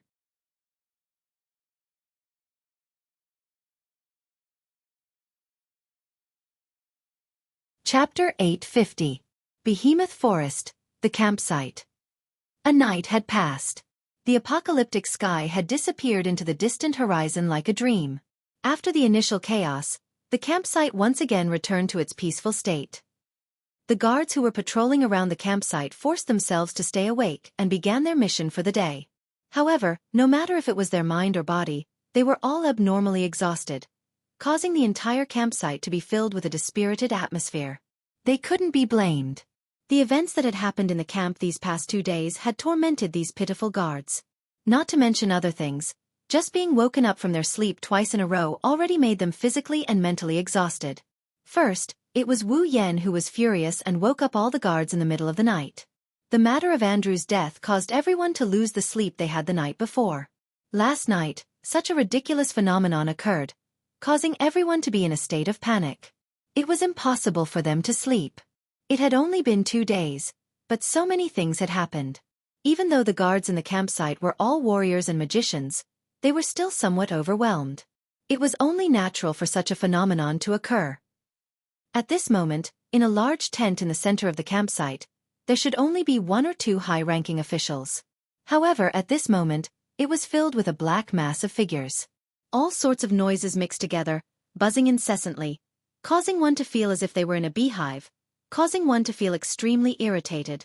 Almost all of the high-ranking officials in the campsite were present, discussing animatedly. At the same time, all of them were looking at the main seat in the tent. Over there, a figure was seated on a high seat. That dignified face that had intimidated all the guards yesterday was currently in a state of absent-mindedness. For a long time, he did not speak. Although it had only been a day since the Thunder King had arrived at the campsite, the impact he had received was definitely greater than that of the other garrison members. That was only natural. Think about the council, formed by the 3 great empires and the 9 great clans. There were only 12 ninth-grade powerhouses. However, in the campsite, there was a small group that didn't belong to the council. There were 7 ninth-grade powerhouses, and the rest were all peak 8th-grade powerhouses. Although the overall strength of this small group couldn't compare to the entire council. That wasn't too far off. Regarding last night's collective advancement event, the Thunder Sovereign had yet to recover from his shock. Even when they followed Wu Yan and the others back to the camp, they were still in a muddle-headed state. How great was the impact on the Thunder Sovereign? The Thunder Emperor thought very highly of Wu Yan. He knew that there would come a day when this mysterious little fellow would stand at his level, or even surpass him and become a demigod. That wasn't impossible. However, the Thunder King hadn't expected this day to come so soon. Not to mention Wu Yan himself, even the girls around him were all extremely talented. They were not weaker than Wu Yan, and some of them were even more talented than Wu Yan. Now, the small group that he used to take care of as his juniors had become a force that he, or the entire Spalier world, couldn't ignore. It was only at this moment that the Thunder Sovereign felt that he had underestimated them in the past. Of course, the Thunder Sovereign was more surprised. He still couldn't let go of the fact that 5 kids who weren't even 25 years old had advanced to the 9th grade at the same time. The Thunder Sovereign didn't believe that it was a coincidence. Wu Yan and the others might have an alternative cultivation method that allowed them to have such terrifying potential and speed of advancement. Realizing this, even the Thunder Sovereign couldn't help but be tempted. If he could obtain such a cultivation method, the Lori family would become the pinnacle of the continent in just a matter of time. As for himself, it was very likely that he would obtain the opportunity to advance to the demigod level. Demigod. The Thunder Sovereign's heart began to heat up. His ancient eyes were filled with an unusual fanaticism. However, when he remembered that the one who had such a method was Wu Yan, he had no choice but to suppress the desire in his heart. He clenched his fists and exhaled deeply as if he had given up on his greed. Lei Wang might be tempted by this so-called cultivation method, but Wu Yan's close relationship with his granddaughter Lulu aside, Lei Wang's upright and plain-spoken personality wouldn't allow him to have any dirty thoughts towards a group of juniors he's on good terms with. What's more, Wu Yan is very likely to get together with his granddaughter. When the two of them get married, this little guy with limitless potential would be on his side. Also, with the attitude of the girls around him, it's unlikely that they would leave this little guy. When the time comes, what's the difference between this little group of people with terrifying potential and strength and joining his own family? The Thunder Sovereign's biggest headache was the fact that Princess Sylph was already engaged to Wu Yan. When Lulu married Wu Yan, wouldn't she have to be his concubine? How could that be? Old patriarch. Thunder Emperor's thoughts had already started to drift away. As the second in command of the Lori family, Pelosi couldn't help but cough when he saw Thunder Emperor's state. This caused Thunder Emperor to wake up from his daze. The Thunder Sovereign hurriedly suppressed his fanciful thoughts and slowly swept his gaze across the room. All the noise in the room disappeared. The Thunder Sovereign nodded slightly and looked at the empty space in the center. There, a figure was kneeling there with a pale face. It was as if he had lost all hope. It was Marcus. Sigh. The Thunder Sovereign let out a long sigh. The excitement from his fanciful thoughts vanished when he saw Marcus. Only regret and sympathy remained in his heart. All the upper echelons present also looked at Marcus, and their expressions gradually changed. Some were resentful, some were indifferent, and some were taking pleasure in his misfortune. Pelosi looked at Marcus, whose face was ashen, and sighed softly. He then looked at the Thunder Monarch. Old Patriarch, how should we deal with Marcus? Do we even need to ask? One of the higher-ups said sternly. He colluded with the Beast King and harmed his comrades. He betrayed the entire Spalier world. He must atone for his sins with his death. Yes. Atone for his sins with his death. Everyone expressed their anger one after another, causing the scene to become noisy. However, these people did not notice that Marcus, who was kneeling in the middle, had a sinister expression on his face for a split second, but it quickly disappeared. The Beast King wiped his face and waved his hand. His voice was a little hoarse as he said, Marcus' actions have indeed betrayed all of humanity. However, it's still up to us to decide whether to execute him or not. The Thunder Sovereign glanced at Marcus. The sympathy in his eyes disappeared. All that was left was indifference. No matter what, he is the brother of the head of the Saito family. His father is also an elder of the council like me. I have already reported his punishment to the higher-ups. The final decision will be made by the council. Hearing this, the group of higher-ups had nothing more to say, and they all stopped talking. Just then, Marcus suddenly looked up. Lord Thunder Sovereign, since you have heard my conversation with the Beast King, you should know that I was forced to do this, right? So what? The Thunder Monarch glanced at Marcus indifferently. In the end, you still betrayed the entire human race. That is an undeniable fact. In other words, Marcus smiled. It was a strange smile. Am I going to die this time? The Thunder King frowned. He had a vague feeling that something was amiss with Marcus, but he still said, This is not something I can decide. The true judgment will be carried out by the entire council. Ha ha. Marcus laughed softly. Soon after, his laughter grew louder and louder. In the end, it turned into a loud laughter. Ha ha ha ha. Hearing Marcus' laughter, everyone present felt an inexplicable palpitation. Even the Thunder King felt an inexplicable sense of irritation.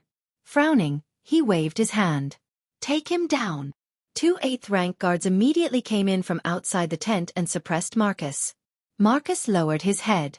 His lips curled into a twisted smile.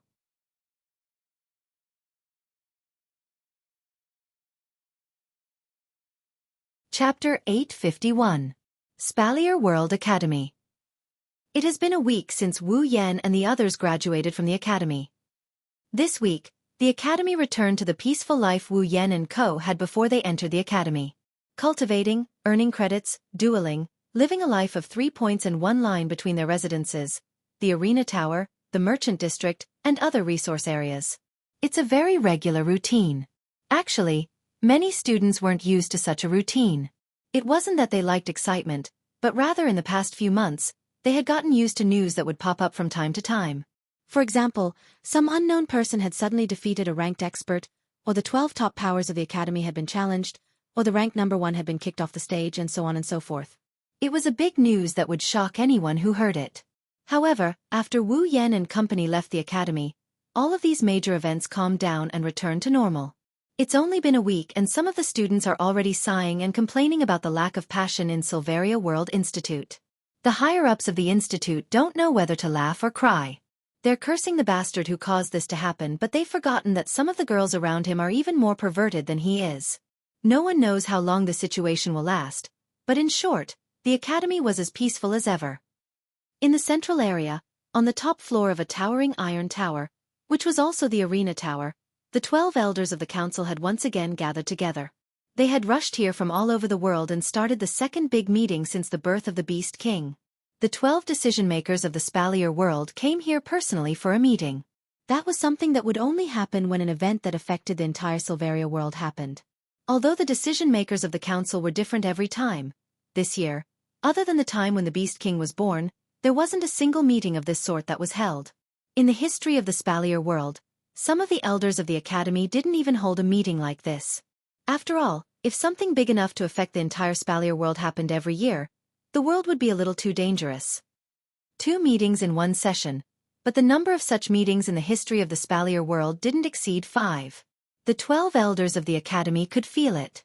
The Spalier world is becoming more and more restless. It was as if the peace had already begun, and there was even a premonition that a storm was coming.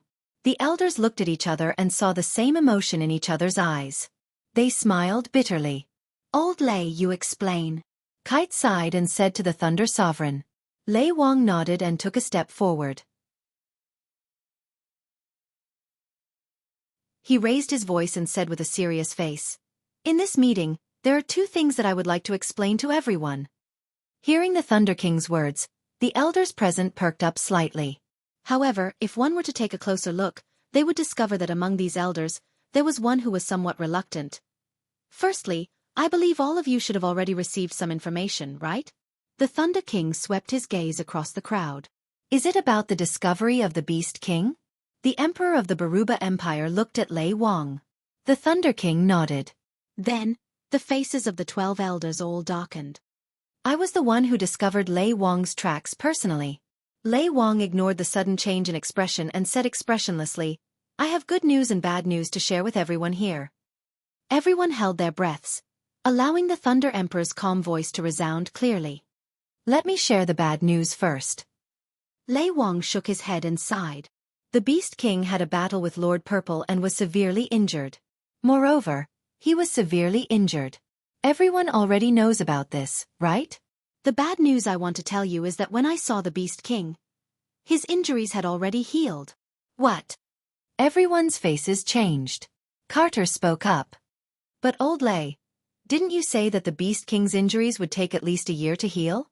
"That's right," the Emperor of the Fea Empire said. "That was something that Lord Purple personally promised." "That's right." Lei Wang smiled bitterly. "This is the worst news of all. The Beast King seems to be able to quickly recover from his injuries by devouring human cultivators." Devouring human cultivators. The expressions of the Tier 9 powerhouses changed. "Based on what you said, Old Lei." Carter closed his eyes and said slowly, "Do we have to declare war on the entire behemoth forest?" "This is the good news I'm about to share." Everyone was stunned. Seeing this, the corners of the Thunder King's mouth curled up slightly. Although the Beast King's injuries were healed, he was severely injured again. Severely injured again. Everyone's expressions turned strange and then joyful as they asked in unison, "What happened? Hurry up and explain." "Actually, I'm not too sure myself." Lei Wang scratched his face awkwardly. "At that time, I discovered the Beast King with that little fellow. That little fellow immediately persuaded me to leave. By the time I rushed over with reinforcements, that little fellow said that the Beast King was once again heavily injured and had escaped." "Little fellow?" Carter narrowed his eyes and smiled faintly. "Is it Wu Yan?" Lei Wang nodded, causing Carter to laugh. "That little fellow is really involved in every major event." "Wait. I have a question." Fei Air Emperor waved his hand and looked at Lei Wang. You said that you and that little fellow Wu Yan discovered the Beast King's tracks and he persuaded you to leave, right? Yes. Lei Wang paused for a moment before replying. Isn't that strange? The Baluba Emperor also spoke up. His eyebrows furrowed. According to the reports, Wu Yan is a peak tier 8, right?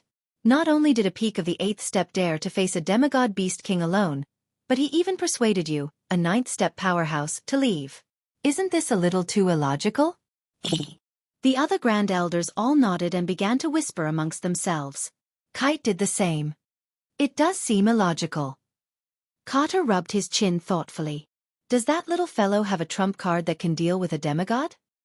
How is that possible? Carter's words caused many Tier 9 experts to laugh out loud. If there was something in this world that could allow a peak Tier 8 to defeat a demigod, then demigod would not be the pinnacle of this world. Unless the legendary mythical armament reappeared in Silveria, even Carter himself couldn't believe it, let alone the other elders. Do you think? At some point, one of the elders spoke up.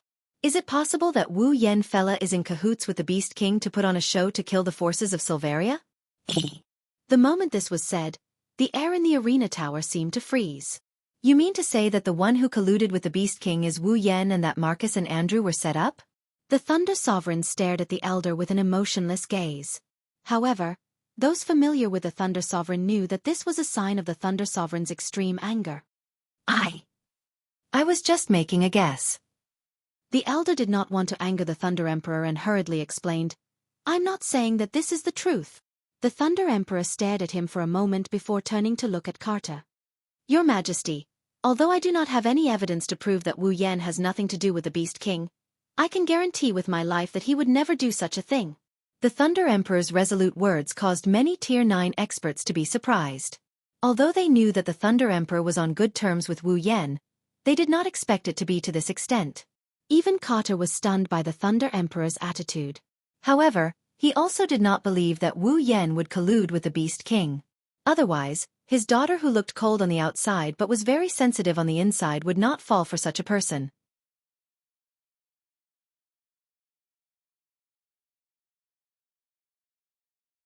Chapter 852. I also think that Wu Yan wouldn't collude with the Beast King. Kite played along with the Thunder King's words, indicating which side he was on. Sylph, Fei Fei, and the others were also part of the expedition to the Behemoth Forest. According to them, the Beast King wanted to kill Wu Yan and the girls around him. Based on Wu Yan's personality, it's unlikely that he would help the Beast King. After saying that, Kite looked around at everyone. Also, don't forget that the one who defeated the Beast King was the demigod behind him. With Lady Violet as his backing, why would he collude with the Beast King who is weaker than Lady Violet? That's right. That's true. Everyone looked at each other, seemingly agreeing with Carter's words. Only the Baruba Emperor was still frowning. But this still doesn't make sense. The Baruba Emperor crossed his arms and glanced at Lei Wang. Lei Wang said that Wu Yan told him that the Beast King was heavily injured again. At that time, he was the only one facing the Beast King, right? Could it be that he really injured the Beast King? The Baruba Emperor had a slight smile on his face. No one answered the Baruba Emperor's question immediately. However, from the looks of disdain on their faces, it was obvious that they thought that Wu Yan was the one who injured the Beast King. Carter, who was standing with the Baruba Emperor and Fei Emperor in front of all the Tier 9 powerhouses, felt helpless.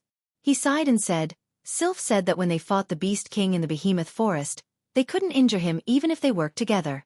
In the end, it was Lady Violet who stepped in and injured the Beast King. Lady Violet wasn't originally in the Behemoth Forest. However, at the critical moment, Wu Yan used some sort of summoning magic to summon Lady Violet to their side. Carter's eyes lit up. I think so. That little fellow must have used that summoning magic again to summon Lord Z over. That was why the Beast King was injured again, wasn't it? This statement received the unanimous approval of the senior elders, including the Thunder King. That should be the case. Lei Wang pursed his lips. There was a hint of envy in his eyes. It was the same for the rest of the Board of Elders. There was a hint of jealousy on their faces as well. To have a demigod realm expert at his beck and call to support him, what a great honor this was. One must know. Even if the Ailu, Baruba, and Fea empires each had a semi-god guardian deity behind them, they would only appear when the royal family or Silveria was facing a true calamity to help them survive. Normally, those semi-god guardians deities would hide behind the scenes. Don't even mention ordering them around, they wouldn't even respond if you called out to them. Yet, Wu Yan has a demigod who can call. That's a good thing. In the end, all the good things were taken away by Wu Yan. Not only does he have a demigod to support him, he also has a group of girls with heaven-defying combat power and potential. It's as if he has all the good things in the world. The three emperors couldn't help but feel jealous. Not to mention the Tier 9 powerhouses from the families without a demigod. Humph. A white-haired elder sneered. I agree with the previous speculation. Maybe the reason for all the trouble in the Spalier world is because of this brat. Hearing this, Kites and the Thunder Emperor's faces sank. Lei Wang sneered. I know your Ladin family suffered a loss in his hands. Andrew deserved it. Using public office to avenge a private grudge. That's all you can do. What did you say? The elder's expression froze. Anger flashed across his face. Is that not the case? Lei Wang curled his lips. Don't forget, Andrew is in cahoots with Marcus. They colluded with the Beast King to harm the entire Spalier world. You! The elder's face turned red. At this time, another elder with a gloomy expression lifted his head. He asked in a hoarse voice, Old Fogey Lei, the second thing you want to talk about should have something to do with Marcus, right? The sound of the scene fell silent in an instant, and even the atmosphere became heavy. Seeing the old man's dispirited expression, the rest of the Type 9 powerhouses, including Kite and the Thunder Emperor, could not help but turn their heads away, their hearts filled with pity. Marcus and Andrew were the second in command of the Saito clan and Ladin clan respectively. However, with Andrew's death, while the Type 9 powerhouses of the Ladin clan were infuriated, they were not too sad. After all, while Andrew was a member of the Ladin clan, he did not have the bloodline of the Ladin clan and could be considered half an outsider. However, Marcus was different. Not only was he a direct descendant of the Saito family, he was also the son of the gloomy elder. His own son betrayed the human race and was about to be executed. No one would feel worse than him. Lei Wang felt bad, but he still spoke up. That's right. How should we deal with Marcus for colluding with the Beast King to harm the people of the camp? The gloomy old man clenched his fist and took a deep breath of cold air, as if he was trying to suppress his emotions. He said, As far as I know, Marcus betrayed us because the Beast King planted a foreign object in his body that could threaten his life. He had no choice, but he shouldn't have died, right? What a joke. The Balba Emperor roared. No matter how much he had no choice, he still committed a crime that would endanger the entire Spalier world. The gloomy elder clenched his fists and turned his head away. No one could see his expression, but his back seemed to have aged considerably. Suddenly, the Thunder Sovereign's expression changed, turning incomparably ugly. Old Lei. Kata frowned when he saw this. What happened? The Thunder Lord clenched his teeth and said hatefully, The magic cage I used to imprison Marcus has just been broken. I'm afraid Marcus has already escaped. What? The gloomy elder stood up and jumped in front of Lei Wang. He grabbed him by the collar. Old Lei, are you telling the truth? Lei Wang looked at the gloomy elder calmly. He didn't say anything, but the elder already knew the answer. Letting go of the Thunderlord's collar, the gloomy old man's mouth trembled. He shook his head with a bitter smile and let out a long sigh. Then, he turned around. His originally tall and straight back had bent down quite a bit, as if he was an old man on his deathbed. An aura of someone past his prime enveloped his body, causing many people present to sigh. Although Marcus's crime was unforgivable, but at the very least, he was forced. Even if he was sentenced, he might not necessarily be sentenced to death. In view of this, and with the gloomy old man's words, it was still possible to keep him alive. But now, Marcus had absconded for fear of punishment. There was no longer any possibility of survival. After taking a look at the gloomy old man, Carter turned around and announced, From now on, Marcus will be listed as a felon. All families can dispatch teams to capture Marcus.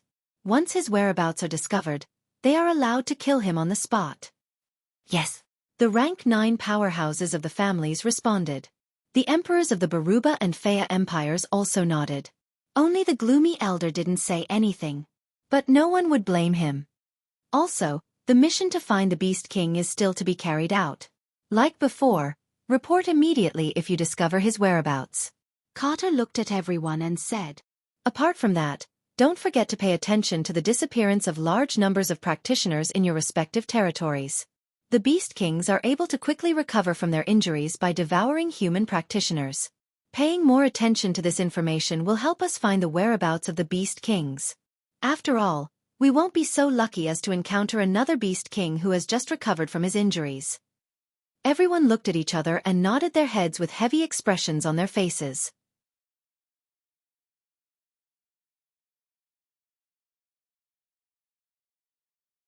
Chapter 853. Behemoth Forest Base. Inside the tent, Wu Yan and the girls were gathered in a circle. They stared at Astria, who was sitting in the middle of the circle with a serious expression on their faces.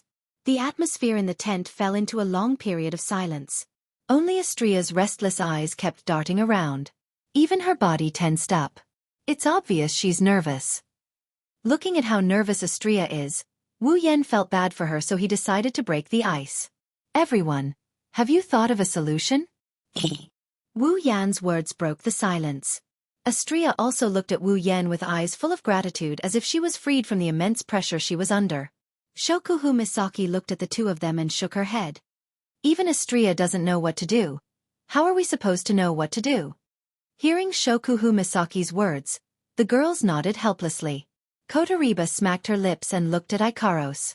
Hey, didn't you already experience it once? Don't tell me you don't know how to make Astria evolve? That's right. Make Astria evolve. Pandora system. It's the evolution system installed in Ikaros and Astria.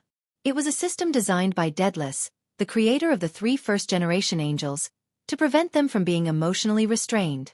It was an existence that allowed the angels to evolve when their emotions were at their peak.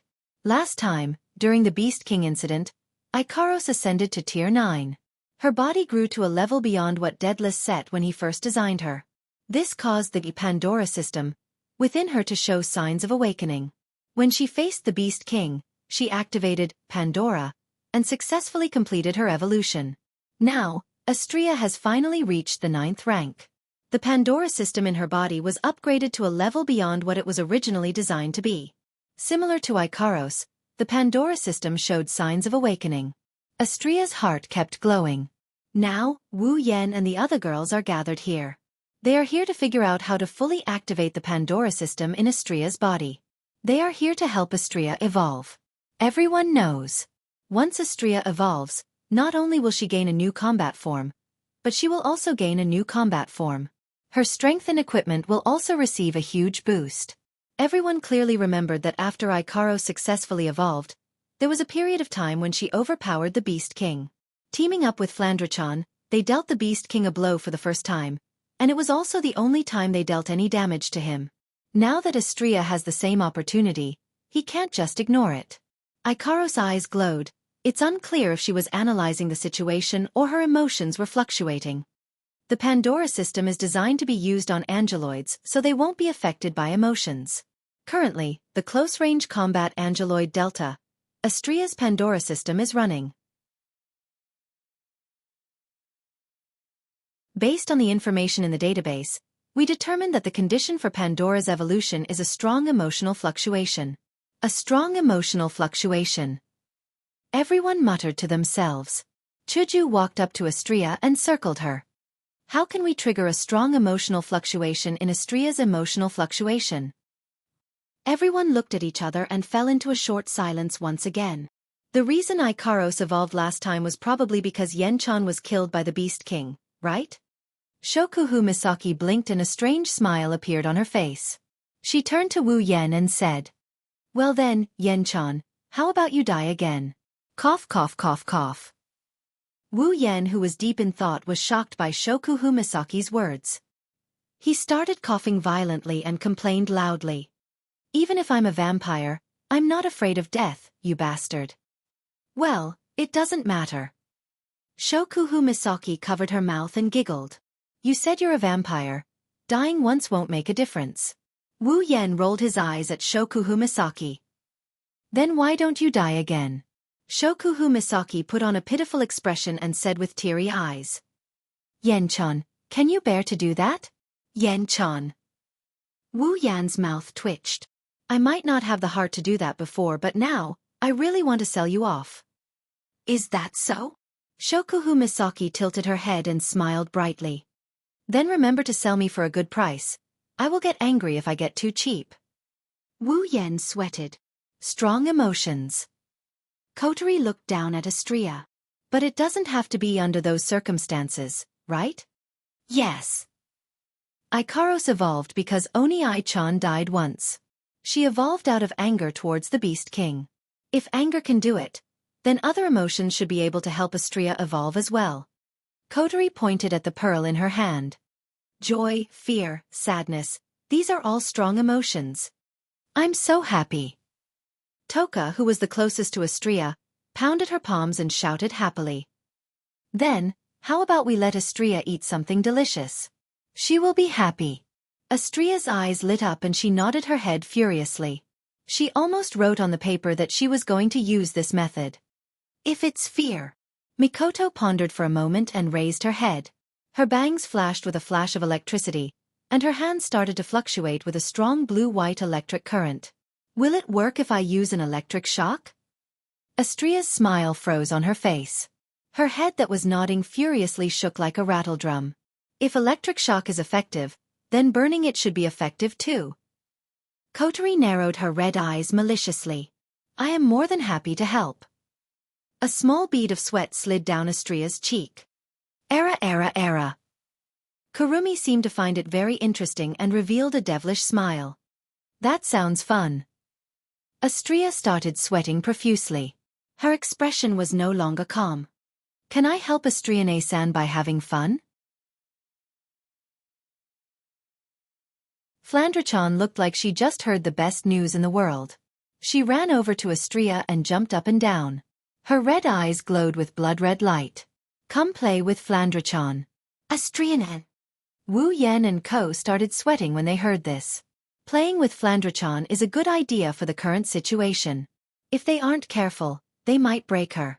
That would cause a lot of emotional turmoil. Yua. Astria couldn't hold it in anymore. She jumped up from the ground and cried. Everyone is bullying me. Astria-chan, we're all trying to help you. Shokuhu Misaki smirked. She looked like a sly person. That's why you have to listen to us. I don't want to. Astria shook her head without hesitation. However, the previous discussion had awakened some kind of terrifying nature in the girls. Each of them had a bone-chilling smile on their faces as they approached Astria. Astria-chan. Mikoto raised a ball of lightning with an excited expression on her face. Don't worry, it won't hurt. Hee hee. Flandre-chan jumped up from the ground and licked her lips. Come play. Come play with me. Astria backed off in fear until she reached the wall. She stopped when she had nowhere else to run. The girls pounced on her with sinister grins on their faces. No, in the sky above the campsite, an extremely tragic scream began to slowly fluctuate. The sound was extremely mournful, causing one to be unable to bear to listen to it.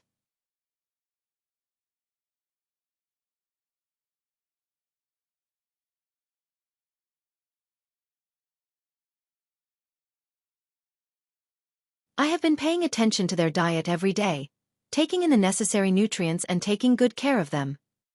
Shokuhu Misaki said in a casual tone that caused the girls to stiffen up.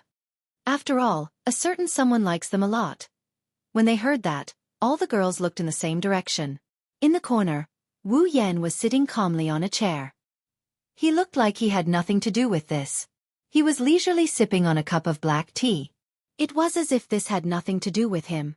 Not just Mikoto, even Hinajuku, Shokuhu Misaki, and Kotori couldn't help but feel angry. Humph. Kotori snorted and turned her head away. Sit by the side and watch the members of your own backyard fight with each other? What a disgusting hobby. Chuju walked up to Wu Yan and snatched the cup from his hand. She glared at him with a scary expression. Of course, Wu Yan thought she was just trying to act cute. I say. Chuju put her hands on her hips and frowned. We're all busy dealing with Astria's matter. Why are you sitting here leisurely drinking your tea?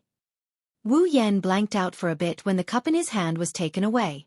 Only when he heard Hinajika's voice did he raise his head and asked her with a blank face. Are you guys done playing? Done? You're the one who's finished.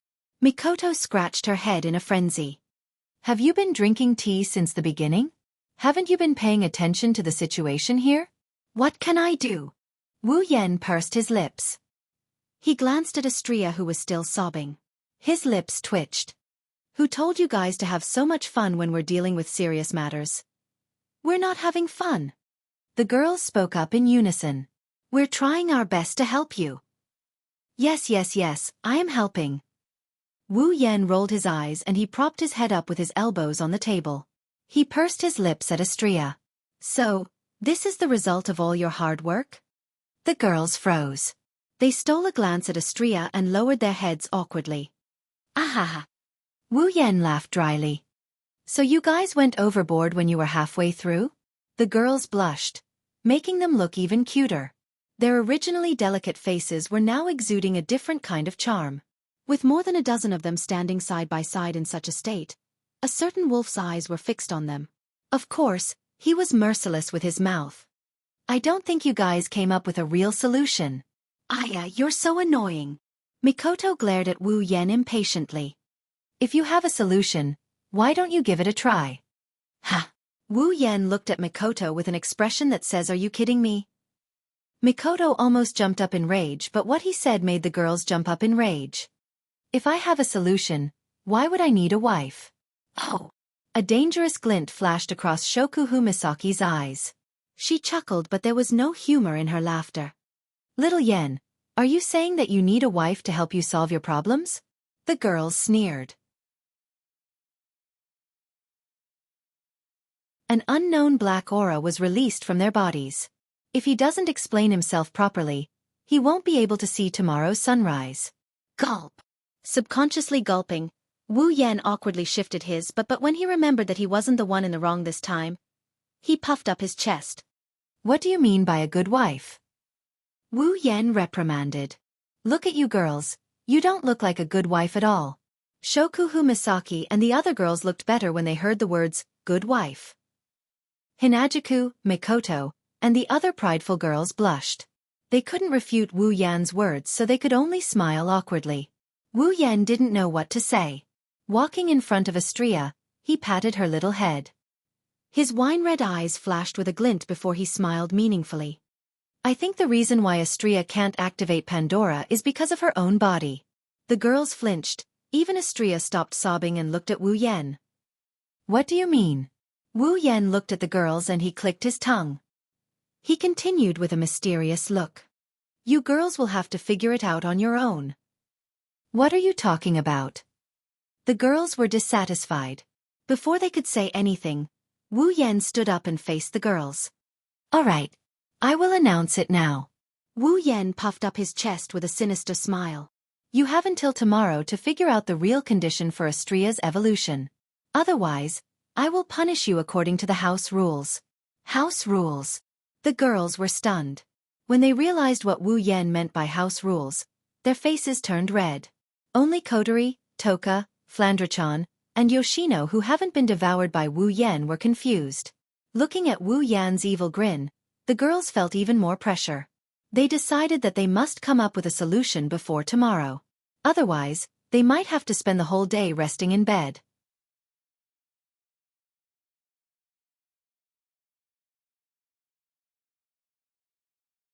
Chapter 855. At the southeastern end of the camp, there is a mountain range that is neither big nor small. There were many natural caves in the mountain range, surrounded by rocks, so it was impossible to set up tents here and provide a resting place for the garrison in the camp. In the past, the caves in the mountain range were only used to store some resources and act as a small base for warehouses. However, a few days ago, the nature of one of the caves here changed. From a warehouse of supplies and provisions, it had turned into a prison. The person imprisoned in the cage was none other than Marcus, who was awaiting the council's verdict. While the girls are racking their brains trying to figure out a way to activate the Pandora system for Astria, Wu Yan is happily watching from the sidelines. Something big is happening here. Illusory waves of light rippled faintly at the entrance of the cage cave. Strange sounds rang out from the waves of light, sounding like a bubble that would burst upon contact. However, those who were in the know knew that this was a magic spell personally cast by the Thunder King. As long as the person inside isn't above Tier 8, they won't be able to break it. Moreover, there were 2 8th tier guards guarding the magic cage. Trying to escape from here wouldn't be that easy. Inside the cage cave, there were 2 dim magic lamps that provided a weak light. After illuminating the interior for 3 breaths of time, 2 8th order guards stood at the entrance of the cave as if they were standing guard. Their gazes frequently glanced towards the inner walls of the cave, their eyes filled with contempt and disgust. Look, look, look. That's the former second-in-command of the Saito family, one of the people in charge of the camp. Yeah, that's a big name. He's a peak Tier 8. He can deal with normal Tier 8 guards like us in a matter of minutes. I'm so scared. Too bad. He is now a traitor of humanity. He colluded with the Beast King and is now a prisoner. Ha ha ha ha. Marcus, who was sitting in front of the cave wall, didn't respond to the undisguised mockery. He didn't even raise his head. He looked like he was about to be sent to his death. The disheartened criminal made the 2 Tier 8 guards laugh even louder. The heavy iron shackles dragged on the ground, producing a series of ear-piercing clanging sounds. Marcus' face, which was covered by shadows, didn't have the slightest trace of death. Instead, it gave off a chilling aura. Marcus had been locked up for almost 3 days since he entered this place, but these 3 days felt like a century to Marcus. Sensing the taunting and thought-provoking gazes from the 2 guards, his expression became even more indifferent. His heart, however, was filled with hatred. He wished he could immediately kill them, destroy their corpses, and leave this damned place. Unfortunately, his huge ice attribute aura was sealed by the 50 kilograms of shackles on his hands and feet. This kind of torture tool that could seal aura and magic power wasn't something that Marcus could break at will, unless he relied on his own physical ability. But Marcus wasn't a magical beast. How could he have such a powerful physical ability to break free from the heavy shackles? In his current state, the 2 Tier 8 guards can easily press him to the ground with a finger and kill him on the spot. In addition to the layer of magic cage, let alone a peak of the 8th tier, even 10 peak of the 8th tier wouldn't be able to escape. Therefore, no matter how angry and hateful he was, Marcus could only endure it and not flare up. Otherwise, these 2 guards who usually didn't like him wouldn't hesitate to teach him a lesson when he was down in the mountains. Lowering his body, Marcus hid his figure and expression in a dark corner of the cave as much as possible. Only a soft murmur that no one could clearly hear reverberated in the cave. It's about time. The heads of these figures turned and shook a few times, as if they were looking at each other, then nodded to each other. Hiding behind the trees like this, their breathing was so light that it was almost non-existent. Even if a Tier 8 powerhouse passed by here, they wouldn't be able to find any trace of these people. They maintained this posture and didn't move at all, like corpses. Until the night was at its darkest, when the bright moon in the sky was covered by dark clouds, they finally moved. Like torpedoes shot out from the water, they leaped out with a whoosh, and arrived in front of the cage cave in an instant. 2 of the figures at the front gathered their do chi and used their battle skills to heavily smash the magic cage that enveloped the entrance of the cave. Looking at the level of their do chi and the power of their battle skills, these 2 were at least 8th order intermediate powerhouses. Bang! With a muffled sound, the magic cage shook violently. Without any suspense, it was broken, and several figures flew into the cave at the same time. By the time the 2 Tier 8 guards realized what was happening, several figures had already arrived in front of them. Combat skills that contained the sound of breaking air landed on the 2 guards who were caught off guard. Bang! Bang! Ah! With 2 muffled sounds, the 2 guards screamed as they fell backwards. Before they could even react, their necks were grabbed by 2 pale white hands. Crack! Crack! A teeth-numbing gotcha sound rang out in the next second. 2 Tier 8 guards were killed by a sneak attack just like that. They could no longer make any sound. Whoosh! Whoosh, with the sound of flying, a black figure flashed in front of Marcus. A total of 4 people lined up in front of Marcus. Boss! Low and powerful voices sounded from the 4 figures.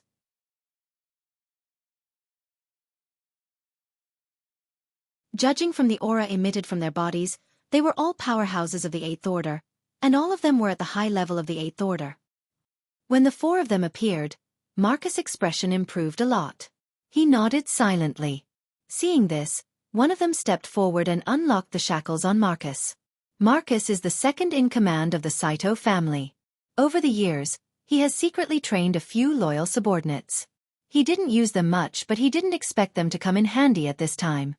Is everything ready? Marcus moved his hands and said with a cold face. The person who unlocked the shackles nodded. We've already arranged our escape route. Some obstacles have also been cleared.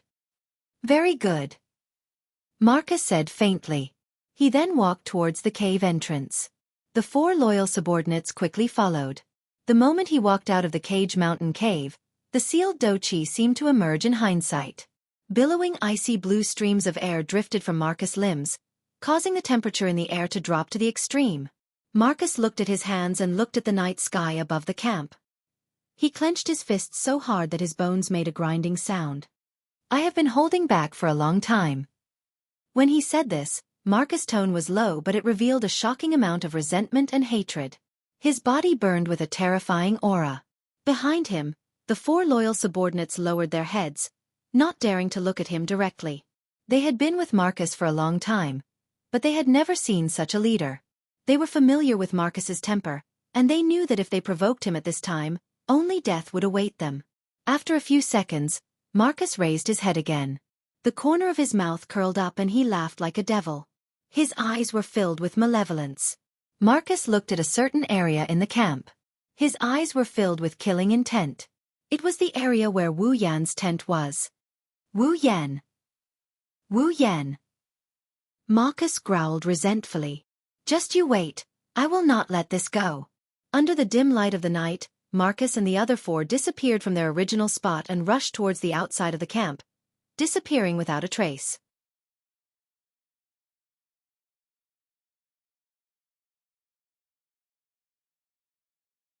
Chapter 856. Behemoth Forest. Rows and rows of trees are scattered across the uneven terrain. Part of the weak moonlight managed to pass through the thick layer of leaves and illuminate the area. Sounds of birds, beasts, and insects can be heard all around. Rustling sounds of wind and sand can be heard continuously. If you remove the magical beasts here, then the Behemoth Forest is a very good environment. It is very peaceful. However, this tranquility is quickly broken by a series of rhythmic footsteps. As the footsteps grew louder and louder, under the faint moonlight, a few figures were slowly revealed. Their appearances also became clearer and clearer. Among them, one person was walking at the very front. It was very obvious that he was the leader. The remaining 4 people were guarding around him like guards. Their faces were filled with vigilance and vigilance. It is Marcus and his 4 loyalists who escaped from the camp. If you look carefully, you can see that there are people lying on the waists or shoulders of the loyalists behind Marcus. Rubbing against the withered leaves on the ground, the 5 people slowly walked in a certain direction. To be more precise, Marcus was rushing in a certain direction, while the 4 loyalists followed closely behind him. Seeing their leader walking without looking back and changing directions from time to time, the 4 loyalists looked at each other, lowered their heads, and continued to be vigilant. From Marcus's actions, the 4 loyalists could tell that he wasn't wandering around aimlessly. Rather, he was walking in a regular pattern, or rather, he was looking for something. Although they were puzzled by Marcus's frequent changes in direction, as loyalists, they wouldn't ask their master about his plans. Marcus also did not talk to the loyalists. It is as if they do not exist. He only has a gloomy face. As he walked, he observed his surroundings. From time to time, he would close his eyes as if he is recalling something. Every time this happens, Marcus will change direction and even go back. It is very puzzling. Don't know if it is because of good luck or if the 5 of them used some kind of method, but the group has been walking for about 3 hours. They are lucky to not encounter a single magical beast. Otherwise, in the depths of the Behemoth Forest, Any magical beast that comes out of the forest could cause them a lot of trouble. With the passage of time, the surrounding trees became denser and denser, and the road became more difficult to walk on. Even the undulations of the terrain began to increase, but the five of them didn't feel the slightest bit of disgust as they walked quietly. It wasn't until they reached a certain area that Marcus, who had his eyes closed, suddenly opened them. He raised his head and looked. What appeared in front of them was a high cliff. It was very steep, but the surface was very smooth. It was about 100 meters high, which was relatively high. Marcus and the others were standing on a thick layer of withered leaves, and they could even see centipedes and unknown insects crawling inside. It is obvious that this place has not been visited for at least a few years. Facing this high cliff, Marcus didn't continue walking. Instead, he calmly looked at it, his expression uncertain, as if he was struggling with something. Behind him, the loyalists are waiting for their master to make a move. It was not until almost 10 minutes later that Marcus finally made a move. Up. Simple. It is a simple sentence. If it was someone else, they might be surprised or hesitate for a while. After all, the cliff is too steep and the surface is very smooth. Even if a powerhouse of the 8th rank wants to go up, it would be very difficult without some support magic. Marcus loyalists are all warriors and they are carrying people. It is even more difficult. So much so that even loyal as they were, they couldn't help but be startled for a moment when Marcus spoke. But in the next instant, they disappeared and followed behind Marcus to climb up the cliff. Do-Chi covered the surface of their bodies and was controlled into a needle shape by them. Once they were placed on top of the high cliff, a couple of holes would appear on the precipitous wall of the high cliff to provide them with a foothold. The 5 of them were able to smoothly move toward the top of the high cliff. However, the further they went, the slower their speed became. After all, using Do-Chi in such a manner consumed quite a lot of Do-Chi. When the 5 of them arrived at the top of the cliff, even Marcus's forehead was covered in a layer of sweat. His breathing was slightly chaotic, and his fighting aura had been greatly consumed. It was not easy for him to reach the top of the cliff, but Marcus still raised his foot and walked to the front. At this time, the 4 loyalists behind Marcus also saw the situation at the top of the cliff. There are cliffs to the left and right. There is no way to go. Behind them is a steep wall, which is the only way out. But in front of them is a tall rock wall, blocking the way forward. Here, there is only a platform in the center. But upon seeing the platform, Marcus, who had been wearing an ice-cold expression, revealed a look of joy for the first time. He quickly strode to the platform, rubbed the dust off the surface, and cleaned up a small ravine. As the ravine appeared, Marcus' joy intensified. He continued to clean up the platform, creating more and more ravines. Marcus stared at the ravine on the platform, an indescribable light flashing through his eyes. Sometimes he hesitated, sometimes he was resentful, sometimes he was bitter, and sometimes he was ferocious.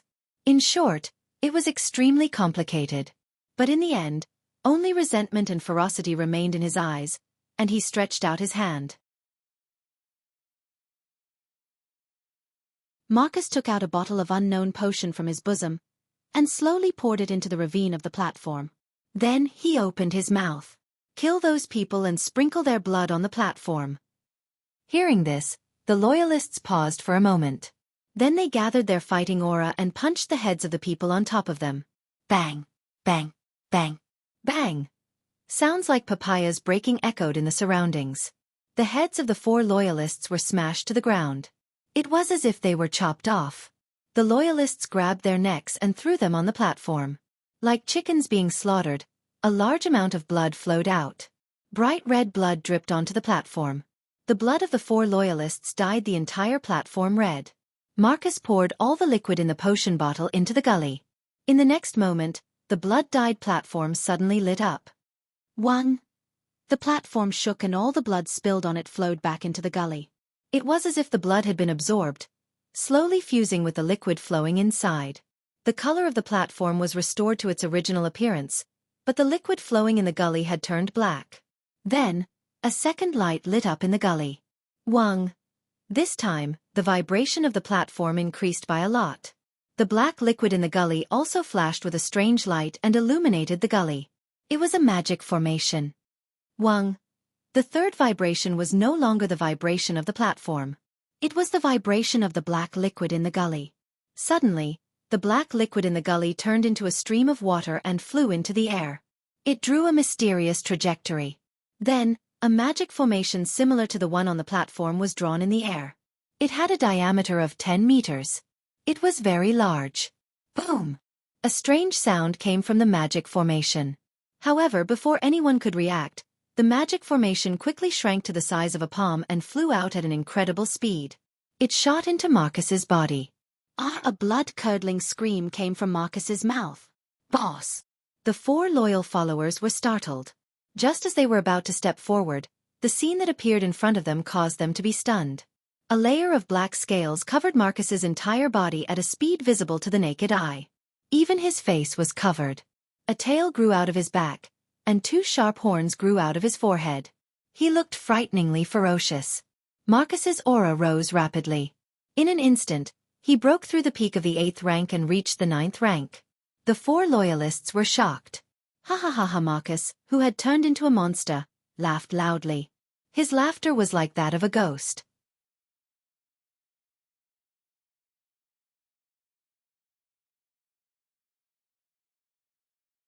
Chapter 857. Marcus escaped. By the time the news spread throughout the camp, Marcus had already fled the camp. It had already been an hour since the news had spread throughout the camp. It couldn't be helped.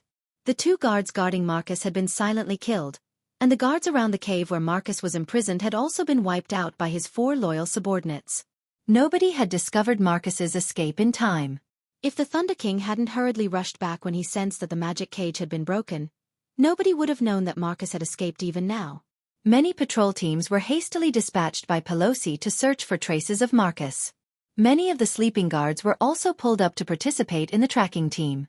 Those who were not pulled up were almost all woken up. The entire camp was in a mess. Not being able to rest in the middle of the night caused the garrison in the camp to howl in grief. Including this time, they hadn't had sufficient rest for 3 whole nights. For a moment, the sound of complaints resounded throughout the camp. All the garrison cursed Marcus thousands of times, then turned their resentment into motivation, and began to search for Marcus as if they had been injected with chicken blood. If Marcus really fell into their hands, he probably hasn't returned to the camp yet. Who knows how many times they'll have to wear their little shoes. Of course, this is all inside the camp.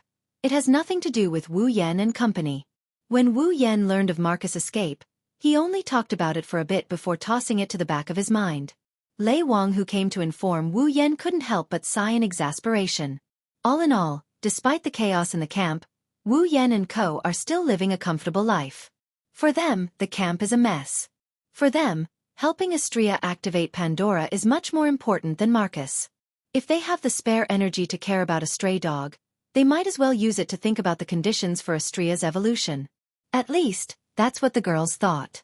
They don't want to be subjected to the so-called family discipline. As for Wu Yan, he has his own matters to attend to. While the girls are still researching Pandora, Wu Yan returned to the camp. Wu Yan returned to his tent. He climbed into his bed. He didn't lie down to sleep. Instead, he opened the system interface and clicked on a tab that appeared a few days ago. Ding! User's level meets the awakening requirement of True Ancestor Bloodline. True Ancestor Bloodline ability automatically awakened. Please select one of the following 3 options as a bloodline ability. 1. Mist Transformation. 2. Blood Pact. 3. Familiar Summon. He looked at the information displayed on the tab. Wu Yan fell silent. A few days ago when he, Mikoto, Kodori, Toka, and Xianxia reached Tier 9 and reached level 80, this tab has been there ever since. Every day, he would be prompted by the system to choose a bloodline ability. At that time, he had a lot of things to deal with, so he put this matter aside for the time being. It's only now that he's bringing it up again. Wu Yan isn't unfamiliar with the awakening of a bloodline ability. His ruby mode was awakened when he was level 70. Without it, he would have to run when facing a beast king. Now that he's about to awaken a bloodline ability, Wu Yan has to be careful. According to the system, the True Ancestor Bloodline had many bloodline abilities, but because his own strength was not enough, There was no way to awaken the abilities hidden in his bloodline. They had always been hidden in his body, but once his strength grew to a certain level and met the requirements of the bloodline ability would be awakened. Based on the current situation, he awakened his bloodline ability once when he was level 70. Now that he's level 80, his bloodline ability will awaken again. When he reaches level 90 or even the max level 100, he'll have to face the problem of awakening his bloodline ability again. In other words, the awakening of the true ancestor bloodline will come with his rank. However, Wu Yan didn't expect to have to choose a bloodline ability. After the system's explanation, he finally understood. Every person and every life had their own limits. Even vampires with incomparably strong vitality had their own limits. True ancestors were much stronger than ordinary vampires, but they also had their own limits. In some of the system's dungeon worlds, other true ancestors also exist. Moreover, the true ancestors in each dungeon world have different natures. For example, the true ancestors in the world of Shape Moon are more like elves than vampires. The true ancestor in Teacher of Magic, Evangeline, is a man-made product. There are also true ancestors in some dungeon worlds that weren't born naturally. There are also true ancestors that were born due to environmental or man-made reasons. Some true ancestors were even born due to curses. The most common thing about each true ancestor is that they are immortal. However, due to their different natures, the true ancestors themselves have different abilities. The true ancestor bloodline in the system is more like the true ancestors in the world of Shape Moon, similar to elves, but its nature doesn't limit its abilities. In other words, Wu Yan's true ancestor bloodline is the same as the true ancestors in the world of Shape Moon, but the bloodline's ability is a combination of the advantages of all the true ancestors in the world of Shape Moon, including the ability. In this way, a problem arises. True ancestors are also creatures with limits. With so many bloodline abilities squeezed into one body, it is impossible to awaken all of them. Otherwise, the bloodline itself will become chaotic. Therefore, when awakening a bloodline ability, the system will sort out these abilities and allow Wu Yan to choose which bloodline ability to awaken. Wu Yan stared at the system list in front of him. Looking at the 3 abilities displayed, he scratched his cheek and checked them one by one. Atomization, exclusive true ancestor bloodline ability. Cannot be exchanged. The body will turn into a mist of nothingness and blend into the atmosphere. In this state, the user will be able to freely enter and exit any place. The user will have the ability to move quickly and will not receive any damage. However, the user will not be able to use any attacks in this state. Blood contract, exclusive ability of the true ancestor bloodline. Unexchangeable. The true ancestor has the embrace ability. The target whose blood is sucked by the true ancestor will become a vampire.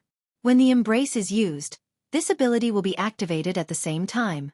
The target of the embrace will be given a certain level.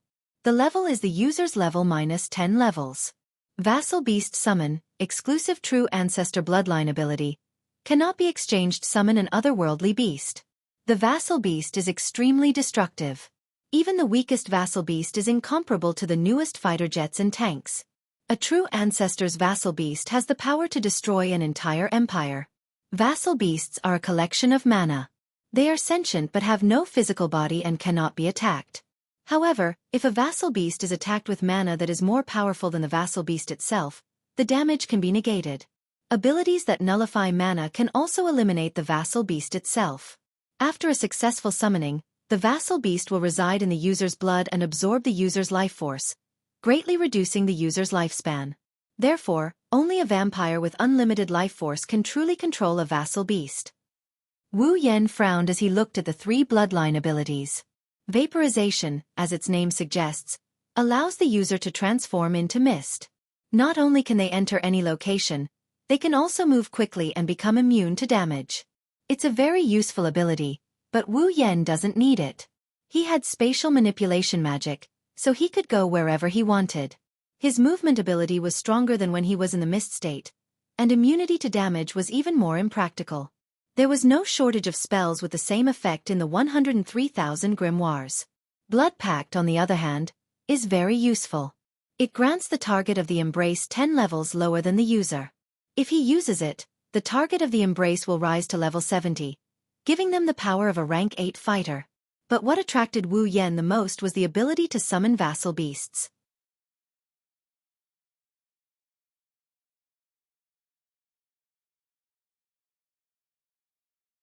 Chapter 858. Vassal Beast Summon, ability exclusive to the primogenitor bloodline, cannot be exchanged. Summon an otherworldly beast under the wielder's command. Vassal beasts possess immense destructive power. Even the weakest vassal beast is superior to the most advanced fighter jets and tanks. A primogenitor's vassal beast possesses the power to destroy an entire empire.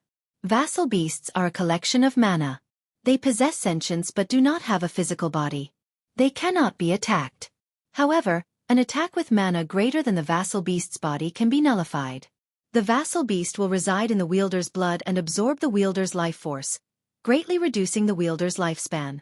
Therefore, only a vampire with unlimited life force can truly control a vassal beast. Without a doubt, this is a terrifying ability. Even the weakest vassal beast is superior to the most advanced fighter jets and tanks. A primogenitor's vassal beast possesses the power to destroy an entire empire. And I am a primogenitor. In other words, if I can obtain this ability and summon a vassal beast, it will possess enough destructive power to destroy an entire empire. Vassal beasts will become my most powerful means of attack at this stage of the game. On top of that, vassal beasts are a collection of mana. They do not have a physical body and cannot be attacked. Vassal beasts are even more powerful than before. Wu Yan can already imagine what would happen if a monster like this was thrown into the Ailu Empire and wreaked havoc as it pleased. Even though using mana greater than the vassal beast's body to nullify the damage, vassal beasts are a collection of mana. A primogenitor's vassal beast is a source of mana. Who can possess a greater amount of mana than a vassal beast? With my current strength, I can summon a vassal beast. Even a demigod expert who is proficient in magic would not be able to block one of my attacks. Even a demigod expert would have to exhaust most of his mana. After 2 attacks, the opponent's mana would be depleted. Without mana, the vassal beast is just a paper tiger. What's there to worry about? Of course. A demigod expert isn't that stupid. If they understood the nature of a vassal beast, they wouldn't be foolish enough to take it head-on. However, that doesn't diminish the power of a vassal beast. Moreover, vassal beasts had their own consciousness, so he didn't need to control them. Being able to fight on his own saved him a lot of trouble. With his current power level, he can summon a familiar to fight alongside him. He's confident he won't lose to a Tier 9 combatant. If one had 2 familiars, or more than 2 familiars. Thinking about it, Wu Yan felt that this ability was a bit abnormal. The only thing they had to be wary of was the ability to deal a fatal blow to a familiar, but that didn't matter. Familiars didn't have a physical body to begin with. Once they were wiped out, they could just summon them again.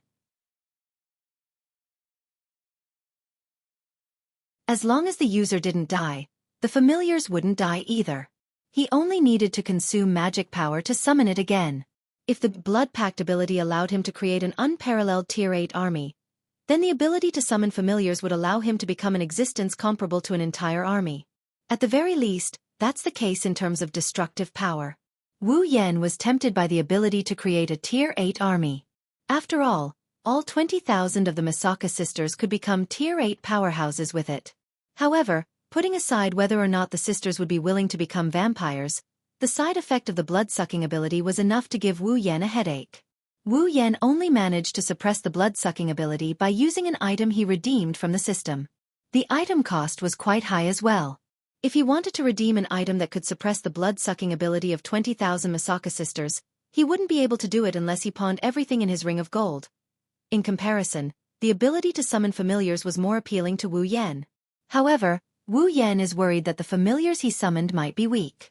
After all, there are strong familiars and weak familiars, isn't there? Wu Yan didn't know that his worries were unfounded. When a familiar is first summoned from a different world, it will reside in the blood of the summoner and feed on the mana and life force of the summoner. The stronger the mana and life force of the summoner, the more powerful the familiar will be. This was why vassal beasts summoned by true ancestors were known as the strongest vassal beasts. A true ancestor's mana was the pinnacle of all life forms, and their vitality was limitless. Vassal beasts that fed on mana and vitality were naturally the strongest vassal beasts that resided in a true ancestor's body. Wu Yan was reassured after learning this from the system. He made his decision. System, I choose the third option, summon familiars. Beep. Third bloodline ability, summon familiars is a bloodline awakening of the primogenitor bloodline. Confirm? Reminder: after confirming the bloodline ability, the other two bloodline abilities will be removed from the user's bloodline. You will never be able to use them again. Please make your choice carefully. Wu Yan paused when he heard the system's notification.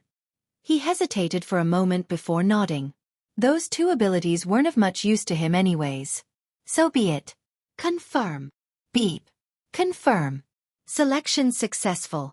Removal of atomization and blood pact. A dense blood-red light burst forth from Wu Yan's body. With the appearance of the blood-red light, Wu Yan's body trembled slightly. A strange wave of energy surged out from his body and rippled across Wu Yan's body.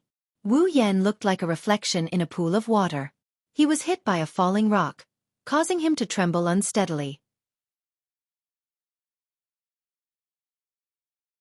At the same time, Wu Yan's veins bulged.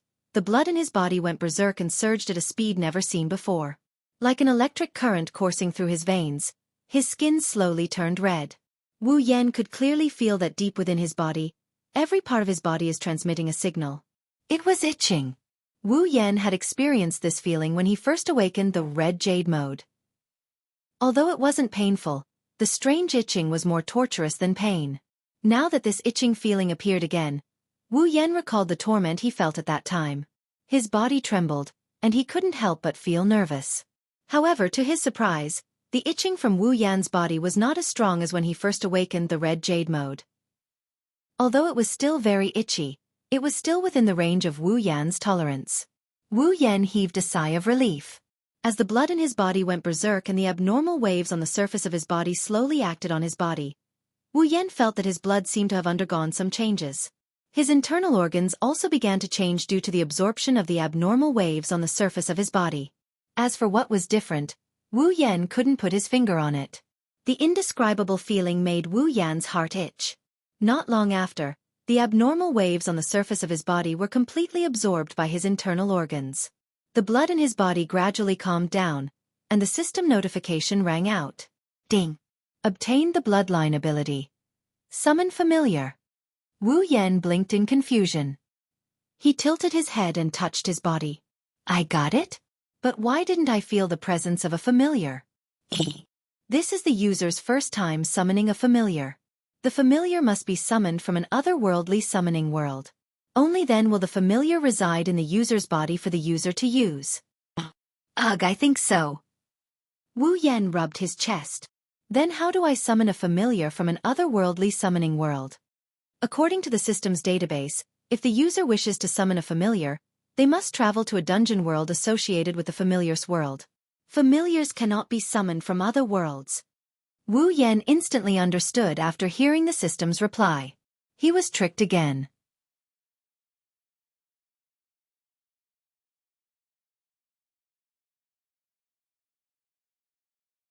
Chapter 859.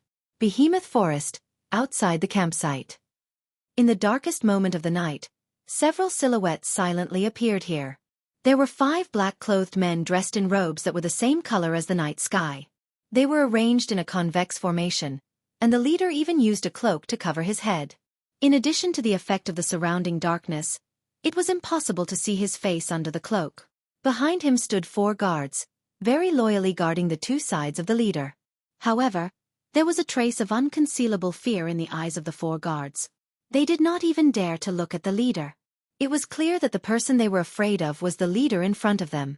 It was unknown if the leader had realized that his subordinates were afraid of him. His face, which was hidden under the cloak, was facing a certain direction in the camp. He did not speak, but a wave of ferocious aura, like that of a wild beast, flashed from his body. Seeing this scene, the fear in the eyes of the 4 guards became even stronger. The identity of the 5 people was already obvious. They were Marcus and his 4 loyalists who escaped not long ago. Perhaps even the Thunder King would never have guessed that Marcus, who had escaped not long ago, would actually return a few hours later. The 4 loyalists secretly glanced at Marcus and opened their mouths. They seemed to want to say something, but in the end, they did not say anything. Because they knew why Marcus had come here. And they also knew that even if they tried to persuade Marcus, he would not listen to half a word. They might even anger him and become the target of his anger. Rather than that, it was better to be obedient. Thinking of this, the 4 loyalists returned to their expressionless appearance. They slightly raised their fighting aura. As long as Marcus and his group moved, they would follow him and break into the campsite. Yes, break into the campsite. This was equivalent to courting death, but now they had to follow Marcus and do it. Of course. If it was in the past, then this action would be courting death. But now, the 4 loyalists tacitly recalled the scene they saw last night that would be engraved in their minds for a lifetime. Their hearts could not help but twitch, and fear appeared in their eyes once again. And at that moment, Marcus finally made his move. Without even greeting his subordinates, his cloaked figure flickered and turned into an afterimage, rushing into the camp like a gust of wind. Marcus had already entered the camp without even the guards in the surroundings noticing his presence. Seeing this, the 4 loyalists' faces changed. They hurriedly avoided the eyes of the guards and rushed into the camp. In the camp, inside Wu Yan's tent, leaning on his bed, Wu Yan stretched. There was an unconcealable joy on his face, showing his mood. In his arms, Chuju was lying there, pressed against Wu Yan's chest. Listening to Wu Yan's heartbeat, she was panting non-stop. Her eyes were as soft as water, and her face was still red from the joy. Wu Yan caressed Chuju's pink hair that was covered in sweat. Smelling Chuju's natural fragrance, he felt an inexplicable sense of calmness. Other than that, there was also a trace of pride and regret. After a day of research, the group of girls still couldn't find a way to activate Pandora. They all returned home in disappointment. Since the girls returned in defeat, Wu Yan's declaration came as expected. Thus, tonight, Hinajaku fell under his vicious hands, becoming the first victim of the family law. Isn't this enough for Wu Yan to be pleased with himself? As for his regret, it's the fact that he didn't manage to capture all of the girls tonight and execute the family law. He really wanted to, but how could the girls who are familiar with Wu Yan not know of his evil intentions? Thus, before night fell, they all went into their tents one by one, not giving him the chance to catch them all in one fell swoop. The only way he could do that is if he went into the tents one by one, but that's not going to work either. If he went into the tents, the girls he caught earlier would run away. Therefore, Wu Yan could only execute his house discipline over several nights. This was the reason why Wu Yan felt regret. After some time, Chuju finally let out a sigh of relief. She raised her head and looked at Wu Yan. Yan! Chuju looked at Wu Yan's face and called out softly. Wu Yan looked down in confusion. Her yellowish-green eyes met with Wu Yan's deep wine-red eyes. Hinajika's expression became slightly dazed, but she quickly regained her senses. Blushing, she hurriedly opened her mouth to distract herself. When can we leave the camp? Wu Yan blinked when he heard that. What? Are you tired of staying in the camp? It's not that. Chuju shook her head. I just feel that we're not from the camp and we don't bring any benefits to the camp. If we keep staying here, I feel like I'm lazy in someone else's home. After listening to Hinajika's explanation, Wu Yan agreed with her. It seems like their current situation is just like a lazy worm living under someone else's roof. Wu Yan scratched his head and sighed. Actually, I don't really want to stay here either. However, once we leave, will my sisters be able to leave with us in a grandiose manner? Then what should we do? Chuju wrinkled her nose. Do we have to stay here forever? That's not the case. Wu Yan looked up at the top of the tent. Katsu-chan is already thinking of a way to let the girls live a normal life while also solving the current situation. Is it okay? Don't worry, it's fine. Wu Yan rested his head on top of Hinajika's head. He smelled her hair and he grinned. In terms of strength, Misaki-chan might not even be a match for you. However, when it comes to brains, other than coterie, none of us can beat her. Leave it to her.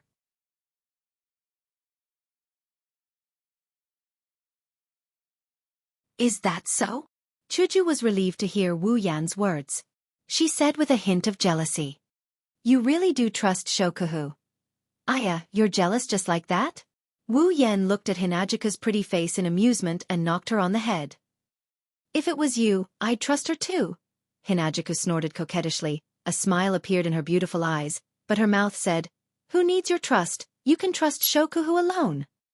Oh, you're quite jealous. Wu Yan raised an eyebrow. His hand on Chuju's back slowly moved down. Do you need me to comfort you? Yua. Chuju was shocked. She quickly pressed Wu Yan's hand down. Her face turned red. She only has the strength to speak. If he continues, she won't be able to get up tomorrow. But it's clear that the wolf doesn't intend to stop. His hand kept moving down. Chuju couldn't stop it.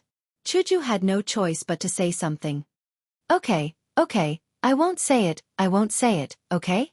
Hinajuku pouted and said in a wrong tone. Wu Yan had no choice but to stop.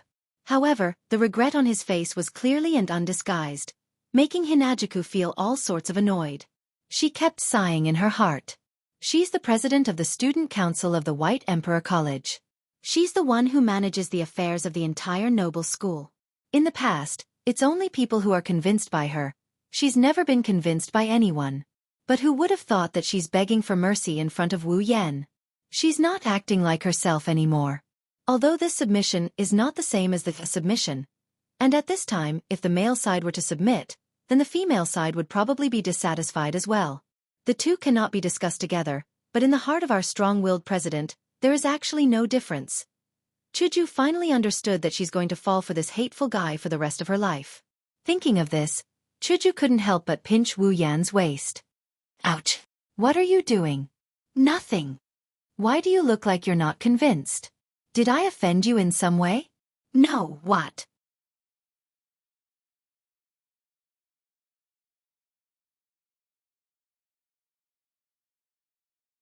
Chapter 860. The Behemoth Forest encampment is huge, comparable to a small city. There are several thousand people stationed in the encampment alone. Every night, there are a lot of guards patrolling the area. They are at least at the 6th rank, most of them are at the 7th rank, and there are even a few at the 8th rank. With the strength of these patrols, it would be extremely difficult for outsiders to infiltrate the encampment. However, this is not a problem for the 4 loyalists who infiltrated the encampment yesterday. It is also not a problem for Marcus, who is much stronger than the 4 loyalists. Under the cover of the night, the 5 of them easily avoided the patrols. Even the 8th rank guards didn't notice them. The 5 of them rushed towards one of the areas in the encampment at a moderate speed. Hey, brothers! The teams that just finished gathering came over and greeted the patrols that have been patrolling for half the night. It's time to change shifts. You should go rest. The night patrols had to be changed as well. Otherwise, after a night, even if nothing happened because of their cultivation, it would inevitably affect their work during the day. Therefore, it was very necessary to change the shifts of the guards. Especially recently, the camp was in the midst of troubled times. Sometimes they couldn't even sleep, so it was even more necessary to change shifts to rest. Ah, it's finally time to change shifts. Finally, we can rest. Let's go to sleep. One of the patrolling team members sighed. They chatted with each other as they walked towards their own tents. When they arrived at the encampment area, they naturally split up and walked towards their own tents. A guard who was separated from his teammates was walking back to his residence alone. Suddenly, he felt a blur in front of his eyes, and a black shadow suddenly appeared in front of him. He was shocked and opened his mouth wide. Just as he was about to scream, the black shadow quickly raised its head. A black gas shot out from under the cloak. It shot into the guard's eyes. The guard felt dizzy, and soon his consciousness blurred. His eyes gradually became dull, and the fluctuations of his emotions slowly disappeared from within. He was like a puppet. Tell me. A hoarse voice came from under the cloak. Where is Wu Yan? Marcus used to be the person in charge of the entire camp. He knew where Wu Yan and the others lived. However, ever since Andrew failed to assassinate Shokuhu Misaki, they had changed their residence, so Marcus wasn't sure where they were. He only had a rough idea that it was in this area. However, it couldn't be ruled out that Wu Yan and the others had changed locations in the past few days. Marcus had no choice but to take control of one of the garrisons, and he didn't have such means in the past. It's in the east, the guard said in a daze. That. Inside the cloak, a blood-red light flashed. What about his women? It's also in the east, the guard said mechanically. Marcus nodded slightly. Take me there. The guards didn't resist. They turned around and led Marcus and the other 4 loyalists towards the east side of the area. Along the way, many patrols discovered this garrison, but they didn't discover Marcus and the 4 loyalists beside him. They seemed to know this garrison, so they didn't come forward to ask anything, saving Marcus a lot of effort. After advancing for a while, they arrived at the edge. The garrisoned personnel suddenly stopped moving forward. Marcus and the 4 loyalists raised their heads and looked ahead. There, nearly 10 tents were set up in a very isolated corner and didn't converge with the other tents. Marcus understood that those tents were where Wu Yan and the others were staying. The body hidden in the cloak began to tremble slightly, but it didn't take long for Marcus to suppress it. Holding back the roar that was about to erupt, Marcus whispered, "Why did you stop? Which tent is Wu Yan in?" The guard's voice was emotionless. "I only know that several sirs are staying here, but I don't know which one is staying in which tent." Marcus flinched for a bit before he understood. The guards couldn't enter the area Wu Yan and Co. are staying in. That's why they know where they are staying, but they don't know who is staying in which tent. Looking at the several tents in front of him, Marcus clenched his fists and didn't immediately enter them. After all, Wu Yan wasn't the only one there. There were 2 other 9th-rank existences. He didn't know that there were more than 2 9th-rank existences there. There were 7 of them. In the tent area where Wu Yan and the others were staying, the lights were all dimmed. It meant that the owners were asleep. Looking from the outside, although there was no way to know the situation inside, the faint sound of breathing that could be heard would only give others the impression that the person inside had already fallen asleep. But unexpectedly, there was an exception. In one of the tents, the lights were all dimmed. However, the 2 girls living there weren't asleep. No, they weren't asleep, they couldn't fall asleep. Angeloids don't have dreams and they can't sleep. Icaros and Astrea laid on the bed, but they didn't close their eyes. They looked at each other in silence. Icaros and Astrea's cheeks were fiery red. Icaros was no exception. Before they came to Wu Yan's side, the nights were filled with loneliness and solitude for these 2 beauties. They're already used to it. However, ever since they came to Wu Yan's side, their habits started to crumble. That's because they couldn't fall asleep at night. Only by staying beside Wu Yan would they feel safe and fulfilled. Without Wu Yan, they would feel lonely and lonely. That's why when their master fell asleep at night, the 2 angeloids would sneak into Wu Yan's tent and spend the entire night looking at his sleeping posture. That's the only way they wouldn't feel lonely. Of course, Wu Yan knew about this, but he didn't point it out. Once he feels the 2 girls beside him, if he's tired, he would fall asleep while holding their hands. If he's full of energy, Icaros and Astrea would have to roll in the sheets with him. Of course, Icaros and Astrea didn't accompany Wu Yan every night. For example, in this situation, they knew Chuju was in Wu Yan's tent doing something shameless. They didn't dare to enter his tent. If they entered, they would end up like Chuju. A certain wolf would take advantage of them. Thus, the 2 girls returned to their tents. Blushing, they're probably imagining the scene where they did it with Wu Yan. But at a certain moment, the red-faced Icaros lifted her head. Her pair of indigo pupils flashed and contracted. Then a square frame appeared as her pupils turned crimson red. Icaros-senpai. The sudden change surprised Astrea. Before she could ask, Icaros stood up abruptly. With a flap of her wings, Icaros dashed out of the tent. Astrea reacted and a square frame appeared in her eyes. As an angel like Icaros, even though her brain wasn't that bright, she knew Icaros wouldn't do something so meaningless. Icaros must have noticed something, that's why she flew out in such a hurry. Astrea flapped her pure white wings and flew out of the tent at a speed comparable to Icaros. She arrived beside Icaros, who was standing at the entrance of the tent. Astrea saw what was happening outside the tent. Astrea saw. In front, not far away, 5 black figures were standing beside a guard. The one in the lead was emitting a very ominous aura. Even an idiot like Astrea eliminated the possibility of the other party being friendly when she sensed the ominous presence. Are they trying to harm Master? With this thought in mind, the square frames in the 2 women's eyes suddenly expanded, and a halo flashed above their heads for a moment. The 2 girls shot out like cannonballs.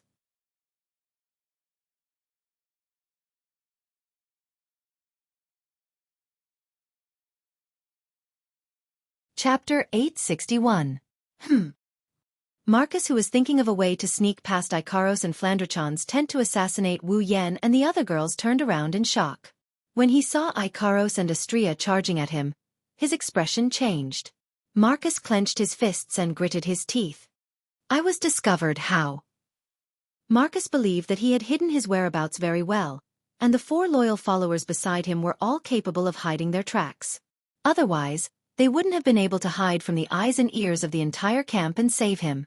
But he didn't expect that in the end, he was still discovered. Marcus miscalculated. He didn't know anything about the girl's abilities. Just like how Andrew didn't expect Shokuhu Misaki to have the ability to sense other people's psyche waves, Marcus didn't expect Ikaros to be able to detect him when he thought he had hidden himself well. But he didn't expect Ikaros to be able to detect him. If that's the case. His cloak fluttered despite the lack of wind. Wisps of black gas came out of it and enveloped Ikaros and Astria like a dark cloud.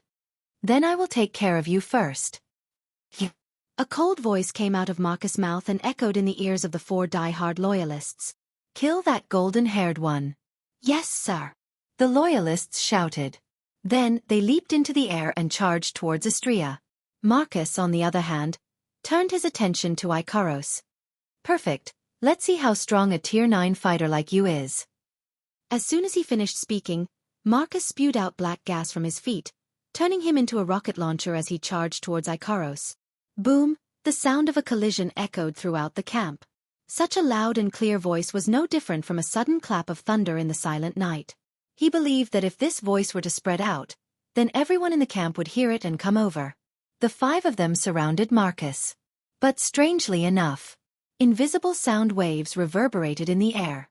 When they spread out, they were wiped out by the black gas that enveloped the area. There was no sign of the sound waves spreading out. Because of this ability. That's why Marcus dared to assassinate Wu Yan and Co. one by one. Otherwise, the sound of the battle would attract Wu Yan's group and everyone in the camp. No matter how arrogant Marcus was, he wouldn't be able to do anything about it. He wouldn't be able to kill a single one of them. Since it was able to block sound waves, it would naturally be able to block combat aura, mana fluctuations, and the aura of the person inside. With this ability, Marcus's wishful thinking of defeating them one by one would definitely be successful. Of course, that's when he's dealing with others. While Ikaros, Astria, and Marcus clashed with each other, inside Wu Yan's tent, Wu Yan, who was hugging Chuju, opened his eyes. He shot up from his bed like a spring, startling Chuju. What's wrong? Wu Yan didn't answer Hinajuku right away. Instead, he closed his eyes as if he's sensing something. When he opened his eyes again, a terrifying killing intent erupted from his eyes like a volcano. His wine-red pupils turned blood red as he spoke with a voice filled with killing intent. Every word he uttered came out from the gaps between his teeth. Go, da, Yan. Seeing Wu Yan's ruthless expression, Chuju froze. He clenched his fists so hard that his knuckles cracked. Taking a few deep breaths, he suppressed his rage and opened his mouth to Hinajuku. Chuju, go gather Mikoto and the others. Hearing that, Hinajuku immediately understood that something must have happened. She grabbed her clothes and quickly put them on while asking, "What happened?" Wu Yan took a deep breath. If he didn't do this, he was afraid he wouldn't be able to hold himself back and rush out without giving his orders. The mind transmission spell I set up inside Ikaros and Astria's body was triggered. Telepathy technique. Hinajuku was stunned, and her expression changed as well. On the first day they arrived at the camp, Wu Yan gathered all the girls and set up a mind transmission spell in their bodies. According to Wu Yan, the heart transmission jutsu is a jutsu that allows the user to set up certain conditions in advance and then engrave them into the user's body. Once the preset conditions are triggered, the user who set up the jutsu will be able to sense it. Wu Yan set up a mind transmission spell in the girls' bodies.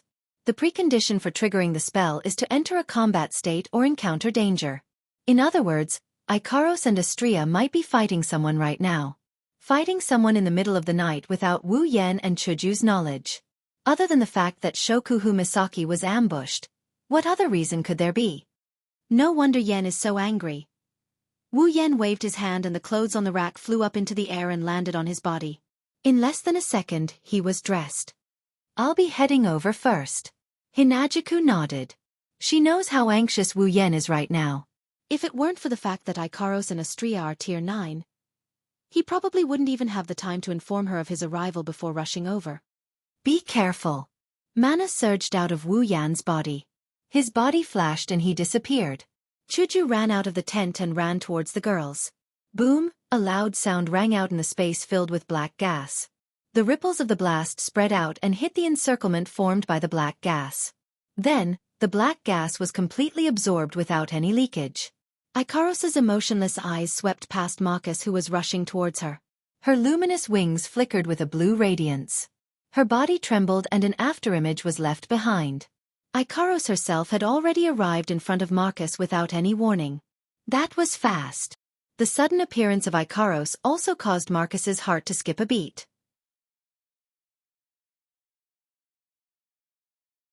The Do Chi in his body surged violently and ignited on the surface of his body. However, the icy blue Do Chi of the past had already disappeared without a trace. Instead, it had turned into a black stream of air with a decaying aura. The black gas swirled and condensed into whips. Carrying a rotten stench, the whips lashed out at Ikaros and smashed into her body. Before Marcus could reveal a happy expression, several black gas whips suddenly stopped a meter in front of Ikaros and struck her with a muffled sound. At the place where the black gas whips stopped, a crystal-like beehive barrier reverberated. It was Ikaros' absolute defense circle. In an instant, the black whip dissipated. Ikaros' body suddenly leaned forward and flew directly into Marcus' chest. With a twist of her slender waist, all the strength in her body was concentrated on the wings behind her back. Then with a fierce flick, she smashed Marcus' chest. Boom! Humph! A powerful force surged from the illusory wings and landed on Marcus. A low groan came from the face under the cloak and Marcus was sent flying back a few steps. Obviously, Ikaros' fierce wing attack caught him off guard and caused him to suffer some injuries. Damn it! Furious and alarmed, Marcus channeled his black Do Chi and retreated hastily.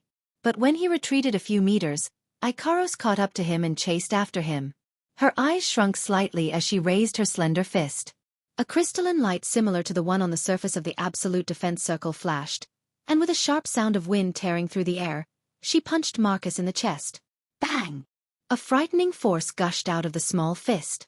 Marcus' expression couldn't be seen under the cloak, but it was like a waterfall crashing into his body with a muffled rumble.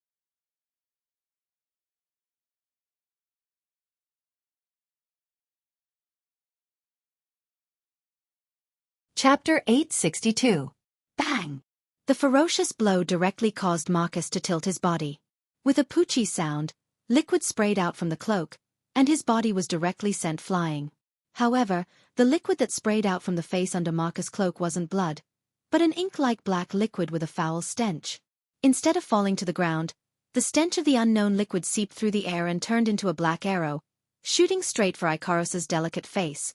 Ikaros raised her head. A stream of data flowed out from her crimson pupils as if she's analyzing the data of the entire battle.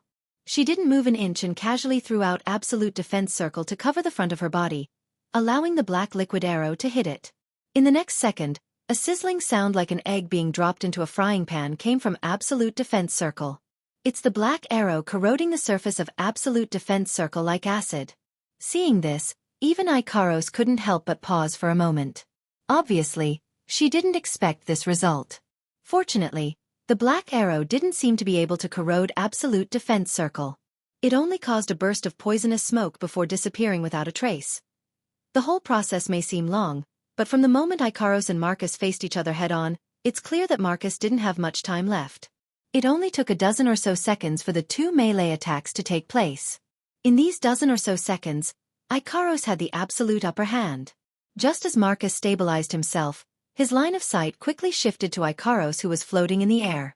Seeing Ikaros's unscathed appearance, he gnashed his teeth in hatred from under his cloak. This woman is so strong. In just a dozen or so seconds, he already suffered 2 losses at the hands of the opponent. At this point, no matter how stupid Marcus is, he finally understood. He finally understood. This woman called Ikaros isn't what he thought she was. She's like him, relying on some kind of method. She's a fake who forcefully raised her strength to the 9th stage. But how is this possible? This woman. She's still so young. How can she rely on her own strength to reach the 9th stage? Marcus' voice was filled with uncontrollable jealousy and hatred. One must know. He had paid a rather painful price to reach the 9th stage. Looking at Ikaros' unwavering eyes, Marcus cautiously took a few steps back. His face under the cloak was terrifyingly gloomy. The heterogeneous Do Chi in his body had been pushed to the limit. Now, in his heart, he no longer dared to underestimate Ikaros in the slightest. However, even if Ikaros' strength is beyond Marcus's expectation and is much stronger than the current Marcus, he has nothing to fear. He can't win against Ikaros alone, but if they entangled, she won't be able to defeat him.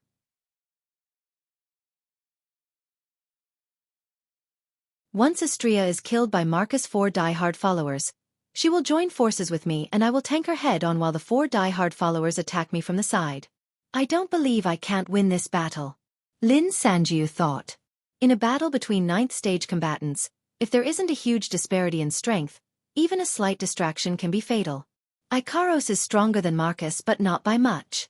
Under such circumstances, with 4 more die-hard followers harassing her, she'll definitely die.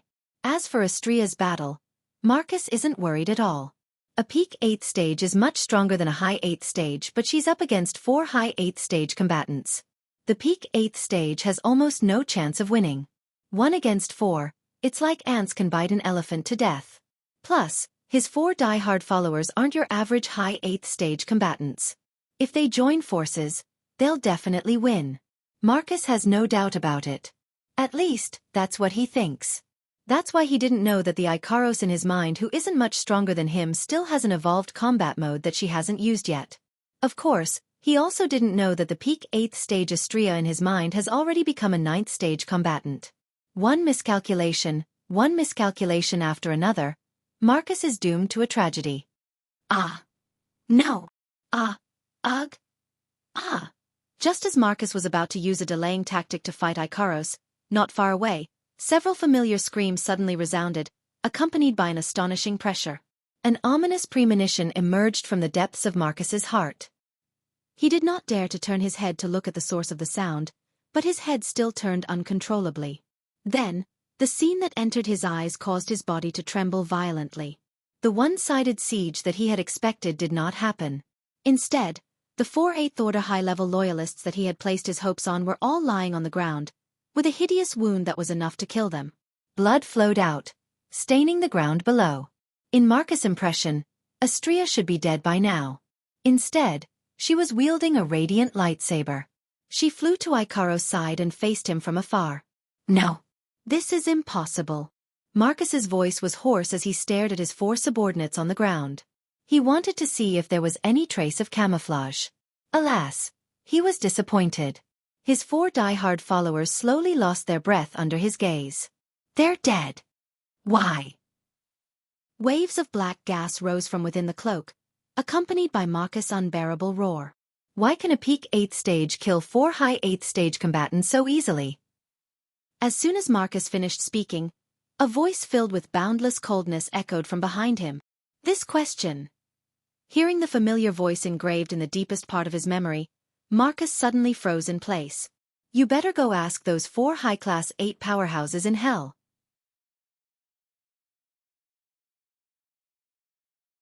The body hidden under the cloak began to tremble at a far higher frequency than before.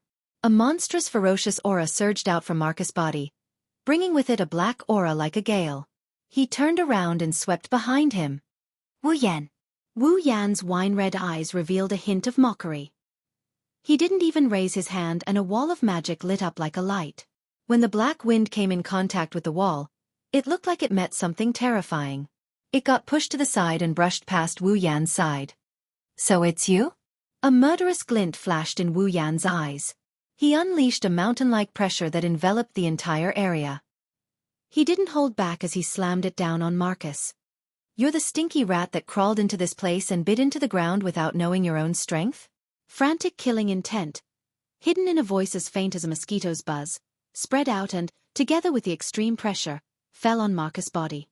Marcus, who was still in a state of madness just a moment ago, felt his breathing become sluggish and his shoulders sink.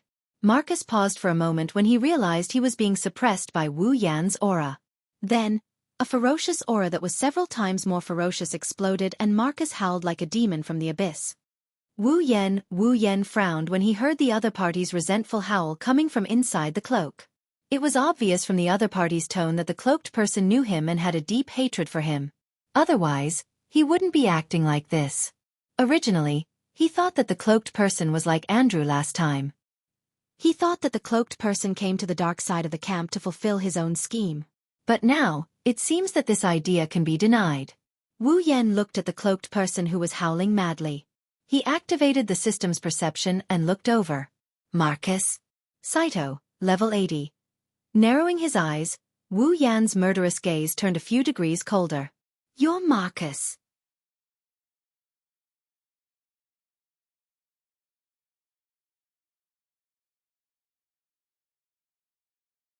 Chapter 863. You are Marcus. Ha ha ha ha, Wu Yan confirmed the answer in his heart. When Marcus heard it, he laughed out loud. His laughter was filled with hatred and resentment. So you still remember me. You still remember me. Just like how I painstakingly engraved you in my heart, wishing that I could cut you into pieces to remember you. Wu Yan's lips curled into a cold smile.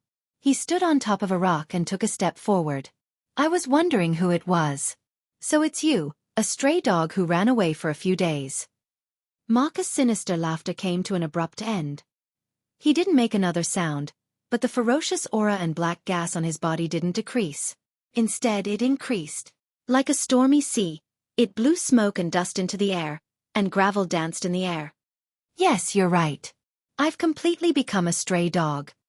The hood that covered his head gently rose and fell. Negative emotions that were like turbid gas vaguely leaked out from within.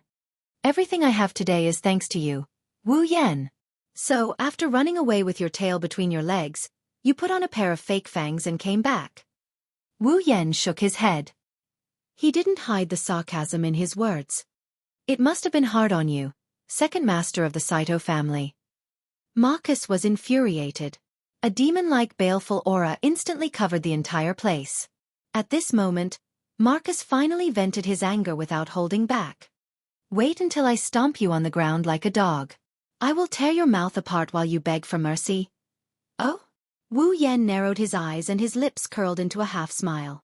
Perhaps, with your current strength, you really have a way to do it. You want to be stubborn?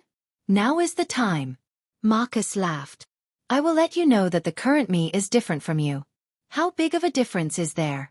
After saying that, a murky dark fighting aura surged from Marcus' body. It carried an inexplicable explosion. The aura of a ninth order powerhouse was revealed. Marcus looked forward to seeing Wu Yan's shocked expression. He let out a strange laugh. The current me. I have become a ninth order powerhouse. I am no longer someone an ant like you can compare to. Wu Yan's face turned gloomy. His eyes flashed with a strange light as he stared at Marcus. He was silent. It wasn't that he was afraid. Although Marcus had become a powerhouse of the ninth step, it wasn't enough to make him afraid. Even a demigod-rank beast king had been defeated by him. Marcus's current actions to him were nothing more than a clown's show. Wu Yan's expression darkened not because he's curious as to how Marcus became a tier 9. Before this, Marcus was already at the peak of tier 8. It's not surprising that he broke through to the next tier. Wu Yan is more curious as to why Marcus's ice do chi, which is exclusive to the Saito family, turned into this murky black do chi.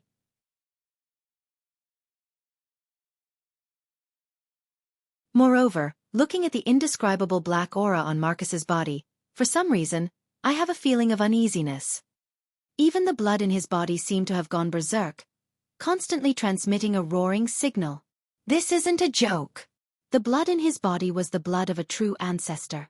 For a vampire, blood was more important than the heart and the brain, and it was the same for a true ancestor of vampires. Now that the blood of a true ancestor is rioting, it proves that what he's seeing isn't as simple as it seems. Wu Yan can clearly feel the blood in his body speeding up without him noticing. It's as if he's the king of all beasts in the forest, encountering another king of tigers in his territory, he's itching to tear the other to death.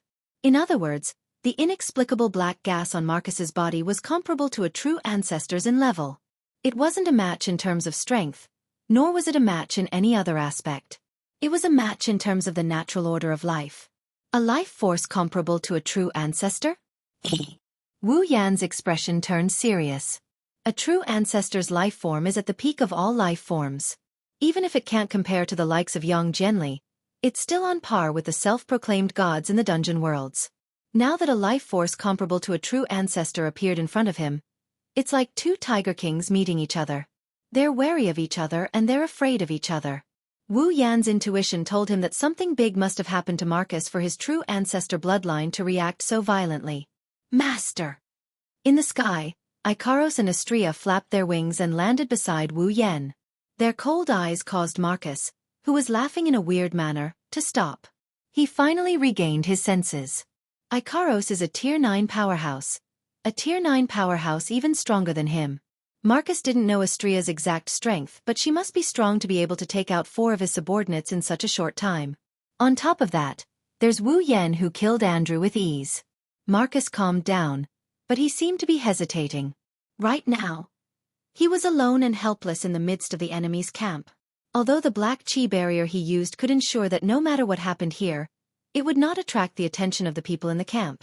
However, with his own strength, he probably had no chance of winning against the 3 people in front of him. Retreat? Marcus doesn't want to just give up like that. However, if he did not retreat, it was very likely that he would be left behind. If he was captured again, then he would definitely not be able to survive in his current state. What should I do? Marcus hesitated. On one hand, his grudge against Wu Yan is driving him to stay. On the other hand, the current situation is putting him in a disadvantageous position. He didn't want to leave, but he didn't have a chance of winning if he stayed. He didn't know what to do. He didn't know what to do.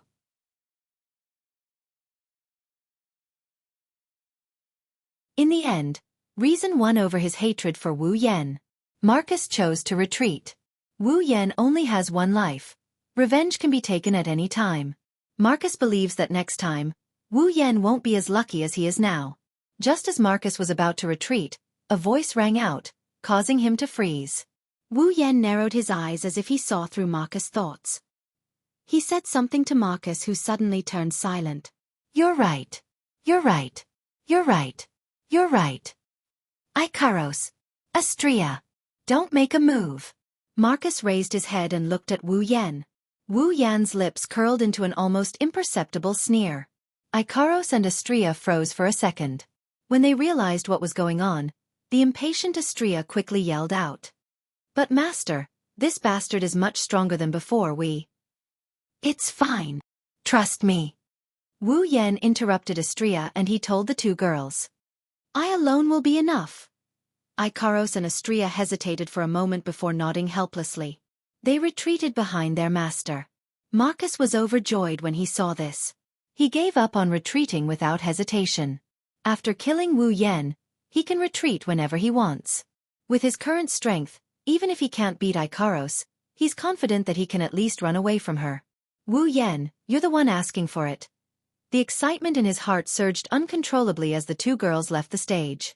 Marcus let out a hearty laugh as the black dough chi on his body swelled up once again. Bang! Marcus stomped on the ground and with a dark cloud of dough chi, he turned into a black lightning bolt and leaped towards Wu Yan, who is standing on top of the boulder. You're tuning into the Wisdom Diary YouTube channel. Don't forget to subscribe and join us on this journey to catch the most captivating stories.